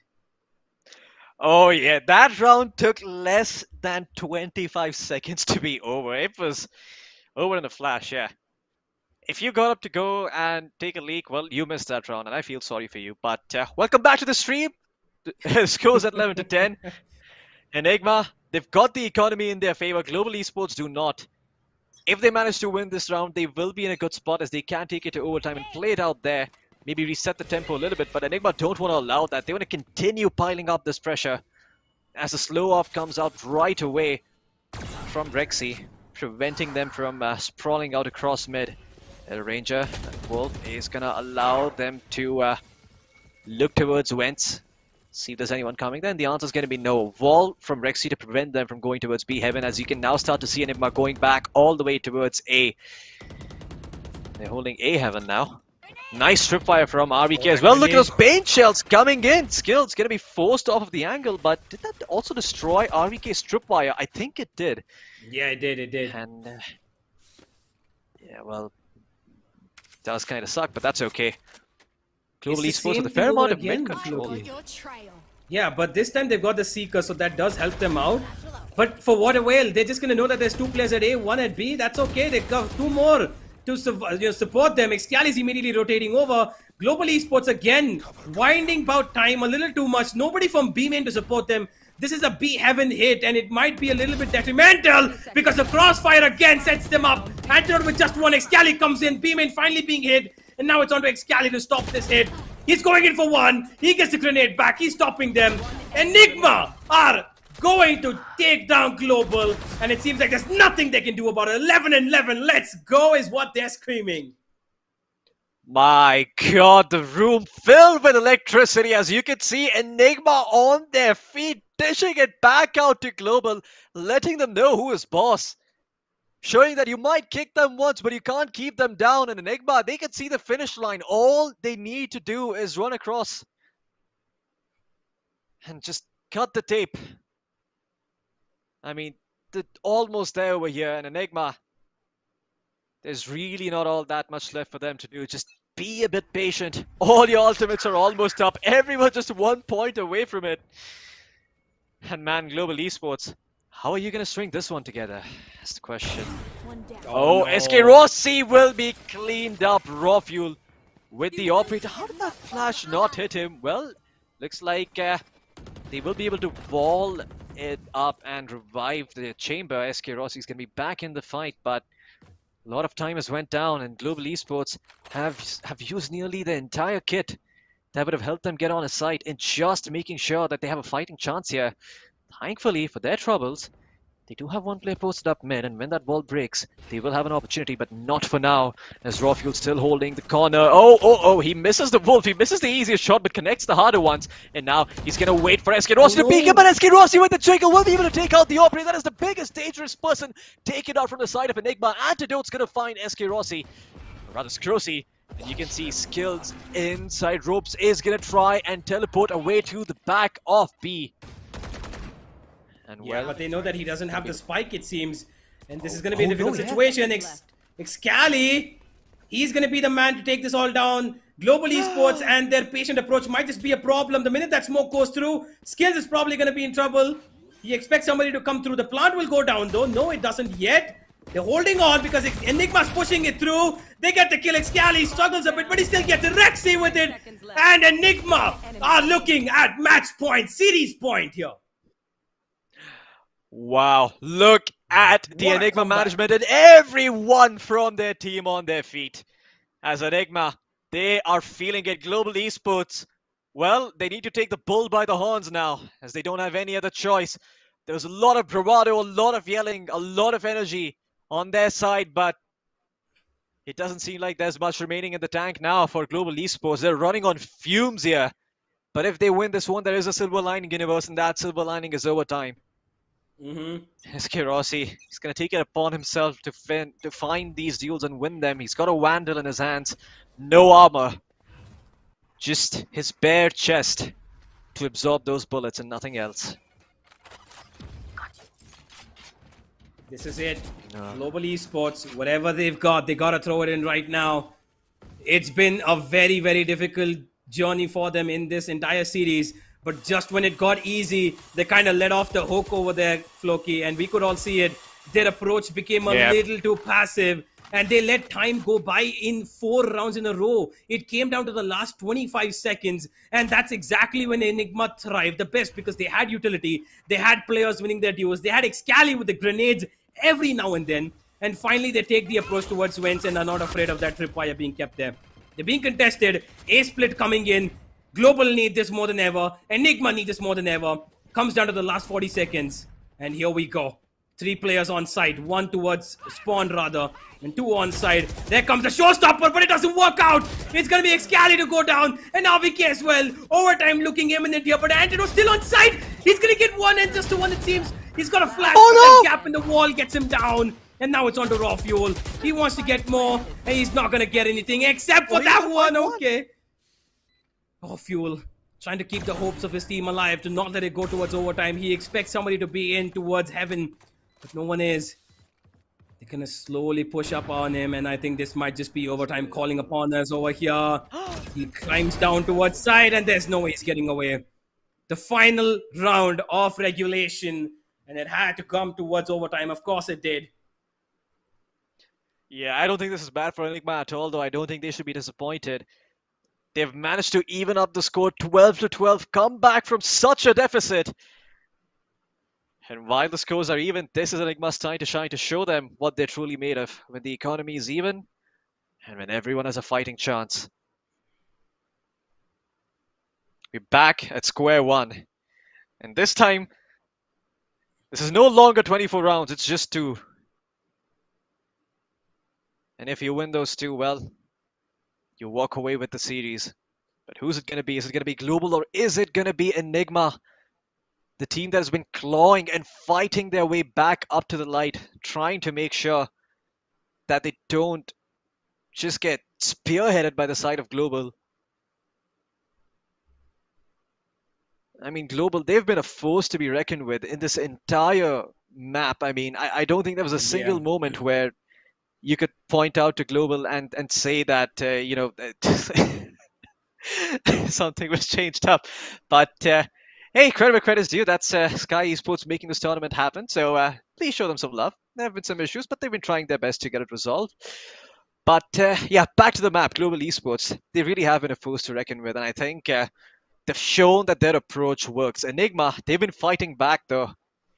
And I have to say, with this overtime, even if they end up losing, I don't think they should be disappointed in themselves. Although, that is a long shot. I do not want to talk about that possibility while there are still 2 rounds to be played.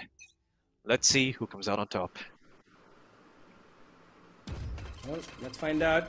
Yes, Kerossi playing the glass cannon. He's seen 2 players go through towards Heaven, and they've got Heaven for free here. There's 1 player towards Ropes who could be stopping them. Hellranger throws out a flash, but will not be doing anything. As Kerossi, though, on towards the side, is going to be connecting that shot on Excali, who did not expect it to come through, but RVK connects one instead for him. The A side being taken control of. The plant will go down pretty simply, so quickly. And with that post-plant situation, Enigma playing their style, aggression at max. They don't care about patience at all. They care about the patience on the post-plant. And here we go, 4 versus 4, Floki. What do we got? Oh yeah, well, 4v4.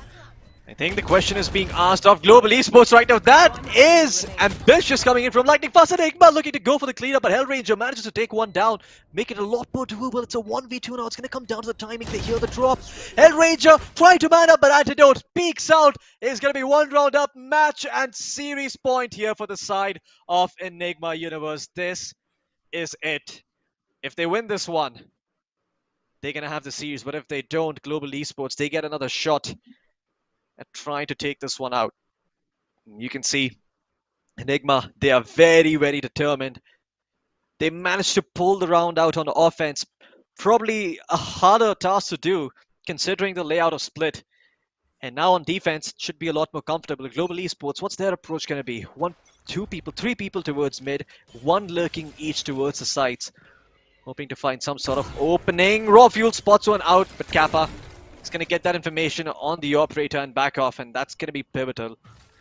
Global Esports though, they still haven't gone out towards mid. The ball's going to come through. It is going to fully form, so it's going to take a bit more effort from Global to try and break it down. And that does give them a fair bit of information. And RVK playing this off angle. They're not going to know. He sees the op. He's going to take him down. Oh, the trade comes through though. Through the cage, he gets it, and here's Global Esports making the yet again the A-split positioning and its skills to get the kill onto Rexy. He got a little too ambitious, could have stayed back, but he will get that kill, and now Global Esports are rotating over, it seems like. The spike, oh, Raw Fuel! He gets Kappa, who jumps up just for information, and now that's Enigma back in this driving seat. Excali's gonna find one more. It looks like he's got 1 HP skills. Oh, the satchel doesn't finish him off. Now he's been succumbed to injuries, and Hellranger could have taken down Excali, but look at this weird positioning, Floki. This is just absolutely driving me nuts. I'm on my absolute toes here. The nerves are crazy, but the plant will go down, and it is going to be a 3 versus 3. Kappa, he is absolutely... Forgive me, did I just say Kappa? I mean, it was actually Skills, who's absolutely down to the, you know, nitty little bit of grains of rice. 7 HP left. Just a small little curve that makes the difference over here, and Antidote's waiting for it. He gets Lightning Fast. 2 versus 2. It becomes after Skills gets that kill. Oh boy, this comes down to it. Skills gets another! And now Antidote. He's left alone. He's got an operator to worry about. The flash goes through, but it doesn't matter because Hellranger comes from heaven above. And Global Esports stabilize. Oh yeah, Global Esports as well. Still showing that there's a lot of fight left in them as we're now going to go to a second overtime between these two teams. Neither feel like giving up. Ladies and gentlemen, you asked for a BO3, you got it right away. The first match of the day between Global Esports and Enigma, again down to the wire. 13-13 is where the score is at. And another overtime will be played to determine who's going to take it home. And I think there's been a bit of a timeout taken out by one of these teams here. Sorry, a bit of a technical pause as they're trying to fix something up.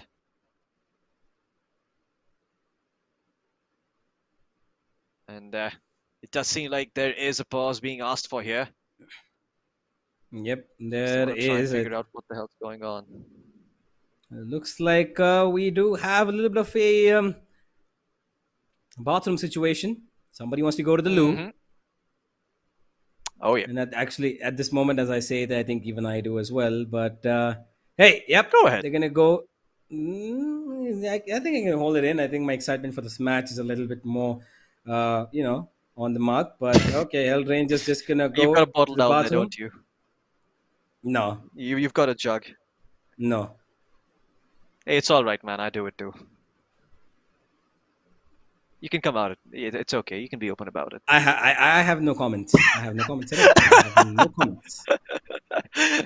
Yeah, well, you can wash your hands clean off of that, man. I'm just messing with you. But yeah, we are gonna be taking a teensy-tiny washroom break because, of course, we want these players to be performing at their level best. You don't want to know that your favorite team lost because one player felt like they really had to go to the bathroom.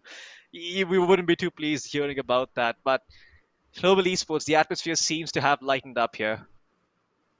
Well, I wouldn't really call this a, classify this as a technical break, technical pause. The AMD technical pause.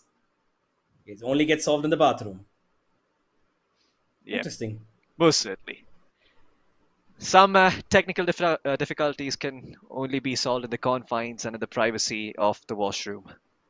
What can you do when the nature calls? And given that Hellranger is playing the agent of the nature.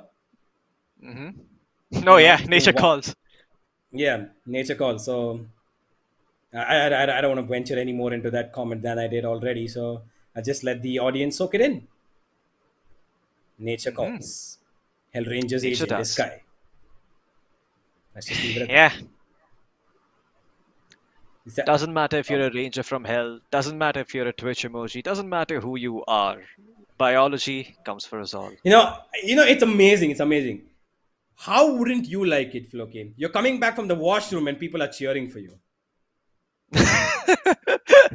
Yeah, well, if I'm a toddler and it's my first time going to the bathroom by myself, I'd be quite happy that that's imagine you're at a LAN event. You're a player. You're coming out of the washroom and you just enter, and then people are just going, "Woo, let's go, Floki! Yeah, Floki!" Yeah. Well, I'd first be weirded out, and then I'd be like, if I was having a bad day, I'd probably be happy, and I'd be like, all right, you know what, people are cheering for me. Yeah, it'd be nice to reset my mental state, but I'm not too sure if that is reason enough for the audience to cheer. I think there are a lot better reasons that an audience can have to cheer for their players, like making a good play. But hey, I'm open to the idea. If I ever become a player and I see an audience cheering for me when I'm coming out of the washroom, I'll let you know how it feels. I'll give you a call. Just keep an eye out for me. I'm climbing the ranks. I would be looking. Not sure about Mamba, but I'll certainly be applying to Enigma and Global. Well, let's see. I mean, either one of you get through, well, it's a good thing for us casters. So let's just go with that, right? So, well, I think the players are back, and here we have the live audience, the super fans that have been picked, and looks like they're having a fun time as well. Oh yeah. Well, I think the players are finally back. I think we should be ready to go about now, as well. This match has been close. Not not gonna lie, it has been rather interesting so far. But I do think that this match has the possibility of being an absolute banger. We could potentially go to another overtime, but before we mention that, I do think there's a strong chance that Enigma take this round. 4 seconds remaining. The match timer will. Is the match timer on or is it off? I think it's on as of now. Slight confusion. I'm at a loss for both my words and thoughts.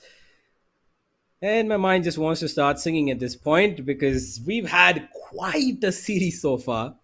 And while these two teams I can't have got this change of pace. Yeah. Neither can my jaw or my tongue because how long have we been speaking for? For a while. I mean, I think if just a while. Just a while. If I just looked over to my watch that I totally have on my wrist right now, and I see, I'll see that there probably aren't enough numbers to represent the number of hours we've been talking for. Nah, I'm just messing with you, man. But yeah, second overtime coming through. Enigma, they've got those little plushies or soft toys, whatever you want to call them, by their side. If you had to pick one between the tiger and what I presume to be is a leopard or a cheetah, which one would it be? Interesting. Yeah, just because there's upsides and downsides to both. Right? I would say that because the tiger is an endangered species right now, I would like to go for it. But at the same time, the cheetah is really fast, and I like fast animals. So, and I like I'm a runner myself, so I love being in the moment, agile, and talking about all of those things. But let's see if SK Rossi is going to be agile about his shots. Those cheetah and tiger buffs will help Enigma. They have been helping them make this comeback, but can they help them through this situation is what we're going to see. RVK keeping a little bit of a lookout while the rest of his team moving towards his side, and they've got 1 kill already, and there's a second as well. Lightning fast will trade off on Rexy on the other side of the map, but the A side has been taken control of. The spike needs to travel as quickly as possible, and it has. Rafi will get the plant, and unfortunately for Antidote, he makes a little bit of an aggressive move to lose his own life. 3 versus 3, and Enigma yet again in the front seat with the post plant. Yeah, well, it's 3v3 now, and Enigma, they've got the post plant positions to pull this off. They've got one player playing towards the site. Oh, they're going to clear him out. Oh, no, the timing, it favors Skills. His crosshair plays just a little bit better here. And now, SK Rossi trying to find the pick. And Skills is going to go in for the defuse. Hellraiser still holding that cross. Wasn't expected. Pulls out the classic. Hits RVK straight in the head. Then SK Rossi cleans him up as literally everyone from Global turn to Enigma's direction and start howling on top of their lungs. As we now switch sides. Man, oh man, this has been a very, very back and forth BO3. But is Global finally going to take this home? Well, let's find out, shall we? There's one more round left to see if or not, or is it going to take us to another overtime? We shall see in just about a couple of seconds. Global Esports. Tension is in the air and it is pretty heavy. And Enigma are feeling the heat right now. They are on the edge of the sword, which has probably the blood being drawn on it. And yeah, bloody, bruised, battered, but not yet broken. Enigma, they still have a chance, and they're damn sure gonna try. As you can see, another pause coming out, a technical one. As they try and figure out what they should be doing next. So they should be jumping back into the game soon enough. However, for now, I do think that Enigma are going to be taking it a little bit easy. They did have a good, aggression towards A main. They got 2 kills. I don't know why Antidote chose to be a little bit, extra, pushing up. I think he overextended a bit. That could have been the detrimental point for them. They can be losing it on the back of this, but let's find out. Instant wall towards A. Rexy realizes the potential of the A push coming in, and he's right because all 5 players from Global are here, and it's a counter wall, and Rexy's going to be able to take out one because of the weird angle of the wall. It's going to be just the one. Lightning Fast just walks straight in. He's going to be taking damage from his own grenade as he's gone in towards elbow. Support comes in through. Rexy finds a second. Now it's on to Excali. While the side has been taken and Kappa deals a little bit of damage, SK Rossi is going to try and keep himself relevant. And now we've got a 4 versus 3 with a wounded Raze, but it doesn't matter. He's still going to get one. 3 versus 2. Lightning Fast will trade back. The plant goes down. A little bit of a safer plant. And now Enigma have the advantage of men. Can they pull it back though? Oh yeah, numbers in their favor, but their positioning not the greatest in the world. Both players playing elbow. They're gonna have to play off of each other's contact. And SK Rossi is ill-equipped to deal with this push coming in from Excali, but he's gonna make no... Well, he's not gonna cut corners about it. SK Rossi does leg Excali as he drops him down to around 30 points of life. And still a 3v2, the time is ticking. The Rofiu's gonna come and take out SK Rossi. Great discipline coming in from Enigma as they take the round right back, 14-14. We are going to a third overtime, ladies and gentlemen. Oh boy. I don't think I've ever seen a more value for money match in my life. And I paid $0 to watch this. Absolutely. Infinite. Quite value. a performance from both these teams over here. But honestly, this has to end with somebody taking the victory. And please, somebody do it quickly. We've got another matchup as well, ladies and gentlemen. Don't forget that. We've got Velocity and Snakes coming on the end of this one. And that's going to be another one to look out for. And while Global Esports and Enigma are fighting it out, grit and teeth to the very down, brass tacks. Overtimes upon overtimes, getting the score lines up to multiple amounts of double digits. Somebody has to make that move that works out for them. This time, Global Esports are seeing a little bit of a passive Enigma. Never mind, as I said that, Raw dashes into the B side. And he is going to try and keep things alive for them. Taking the control of backside. Antidote fakes out of TP. And now Kappa's worried about 2 different angles. Unless he isn't, but he will be taken down. Either way, a moment of confusion causes despair. But Skills gets it back for his team. Wall being broken down. Nobody's going to walk in. Excali's trying to make strides towards B Heaven at the same time. They're trying to throw a little bit of confusion as a pincer movement. But immediately Enigma rotate. And they've got a B side being hurdled over, and SK Rossi, he's heard this. And now he's going to be the man to stop this. Yeah, they're trying their best over here. And look at that, the timing again. SK Rossi is going to be a little bit confused. He's going to try and go on a fact-finding mission towards Amin, but it's not going to come in time. Enigma, they might have the element of surprise. You can see Lightning Fast, he is privy to this. He's keeping an eye out towards Raptors and Excali. Will he check him? Yes, he will, but Lightning Fast was better prepared for that duel as he takes him out. With 12 seconds remaining on the clock, there's not a lot of room for Enigma to try and take this one down. Rexy will make the plant. Will he get Hellraiser? Yes, he will. Does he have enough time for the plant? 5 seconds on the clock. The spike will go down. He does. SK Rossi and Rexy now in a 1v1. Oh, Rexy's not had the best of games on Split. He has struggled, but this could be his moment for impact. SK Rossi, not the best of weapons to have, but if you want somebody on an operator with a clutching moment, it is SK Rossi. He's going to look at it, and he gets it! Rexy will hold him back, and the impact frag comes through. Might have not had the best of games, might have not been the most impactful fragger across the entirety of the map, but he will fire down when it matters the most. Enigma take the lead once again. My God, Rexy, so calm under that pressure. I have to say, both of those players looking left, looking right, looking left, looking right. Everyone just so paranoid. What the hell is gonna happen? Is he gonna come from the main side, or is he gonna come from around the pillar? Well, neither of them knew, and in the end, Rexy, he was the man who won the duel.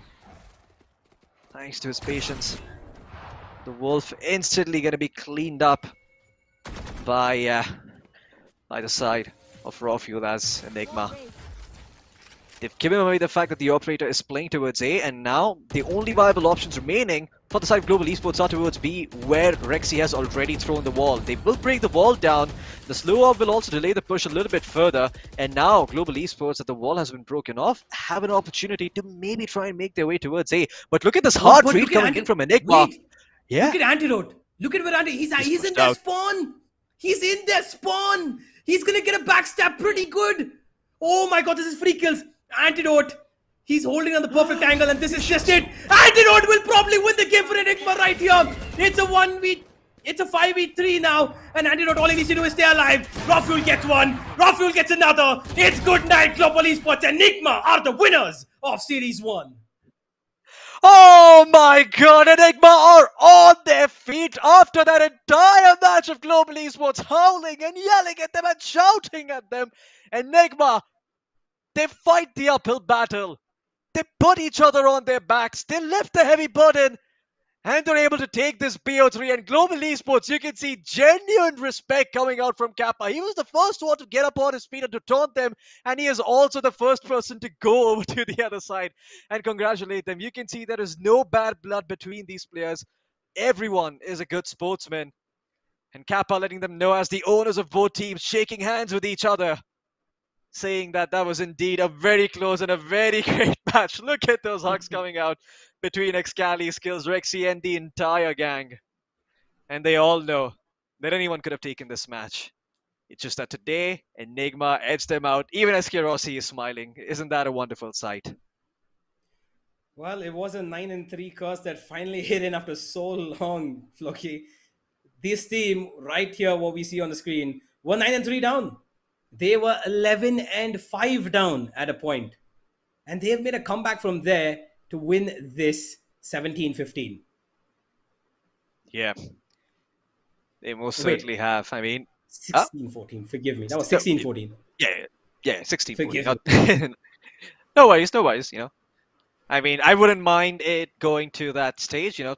I wouldn't mind seeing 3 more overtimes. I think that'd make the match more fun. But boy, what a hard and labored match coming out from the side of Enigma. They really, really tried their hardest to make sure that Global Esports were kept at bay for as long as possible. And in the end, they did succeed.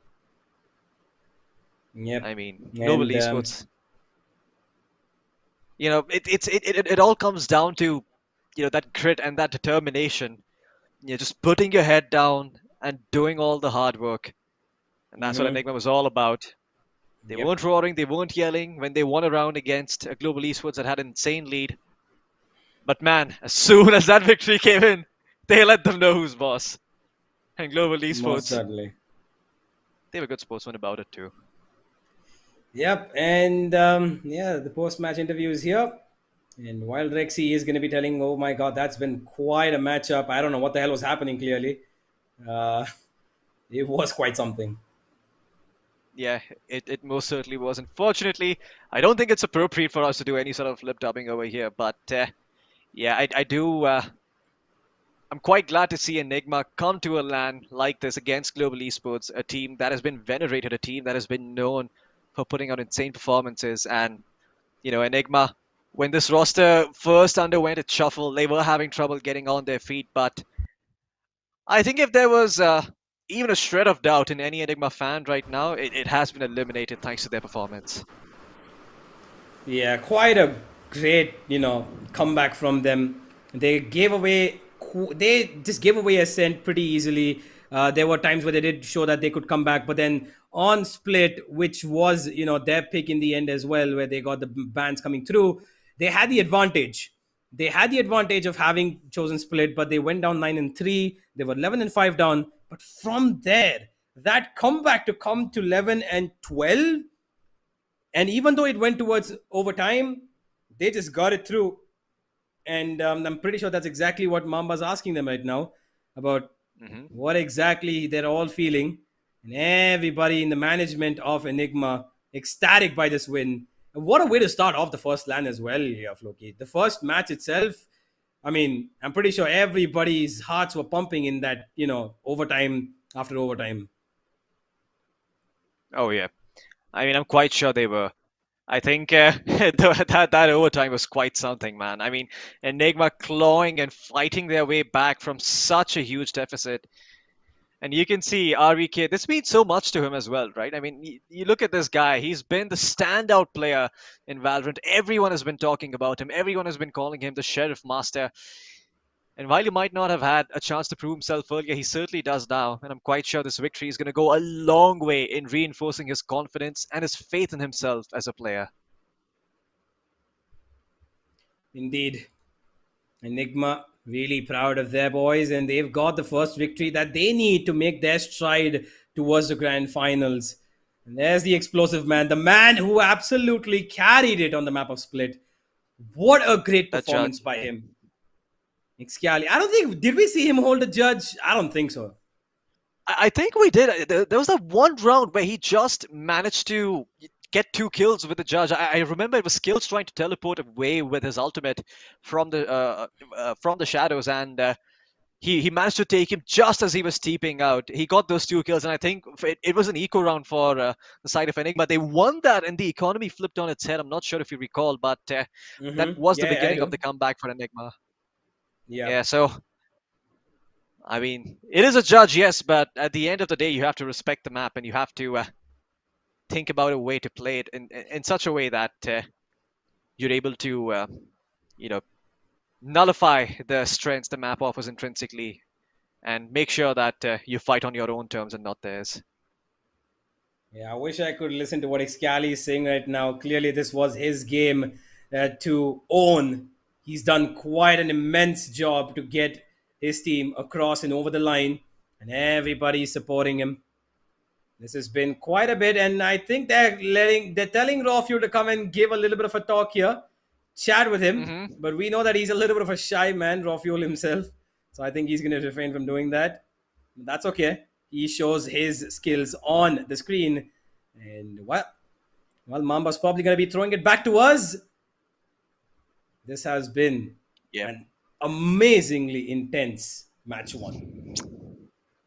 I agree. I think this is probably the best opener we could have asked for a Valorant LAN in India, and I think this sets the stage for every event to come from here on out. I think when people go back and they try and find out what was the first match that was played over here in this country, I think they're going to go on LAN. They're going to go back and look at this match, and they will not be disappointed, as long as they acquaint themselves with the meta.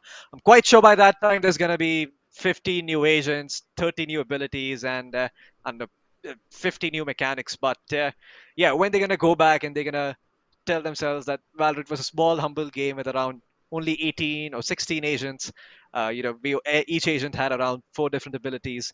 If they're going to look back at this game, they'll be like, oh, it was as intense back then as it is now.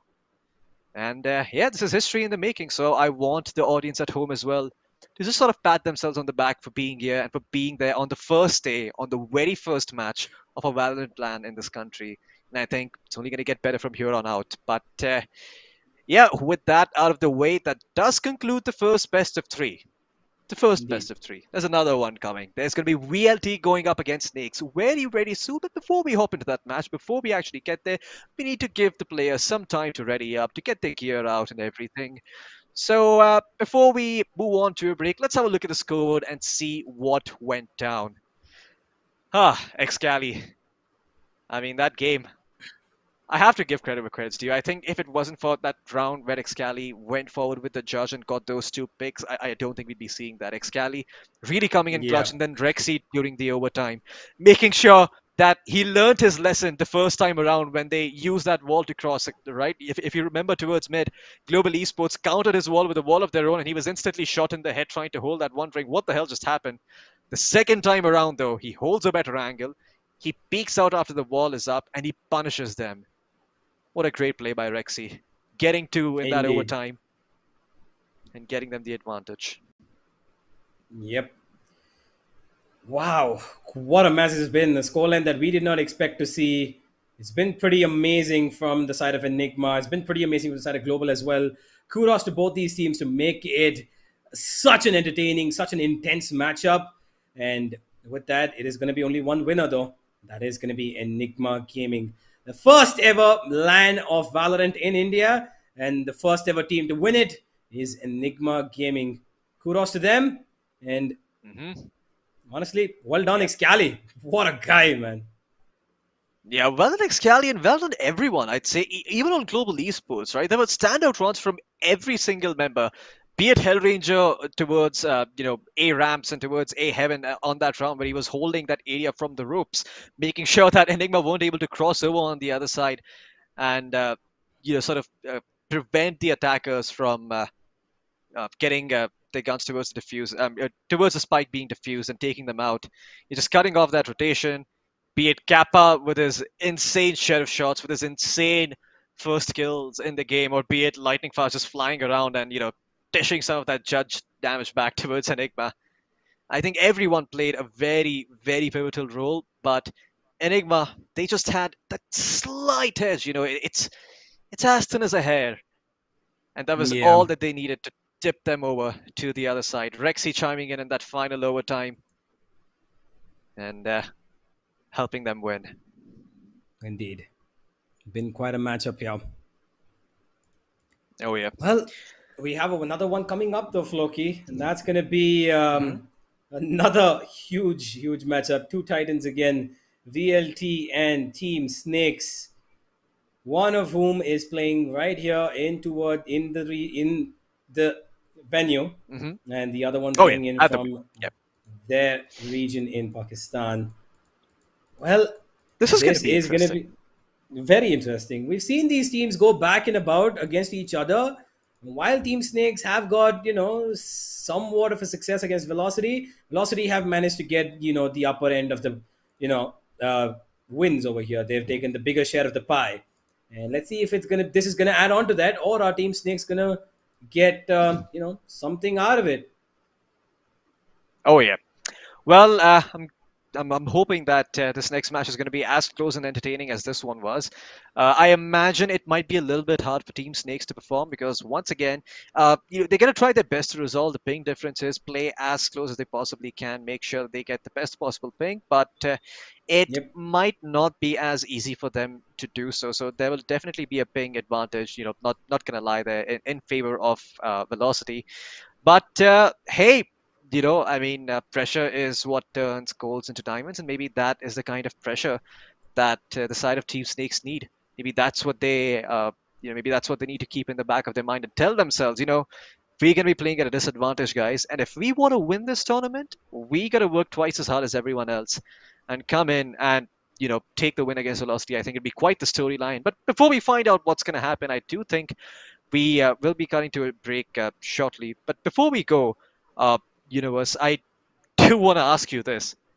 What do you think of the different approach Enigma had for the map of Split? Because they didn't go for the Viper like we thought. They didn't really go for anything else. It was rather old school with the Cypher, with the Omen, with the Jet. I believe all of their agents were available during the initial launch, if I'm not wrong.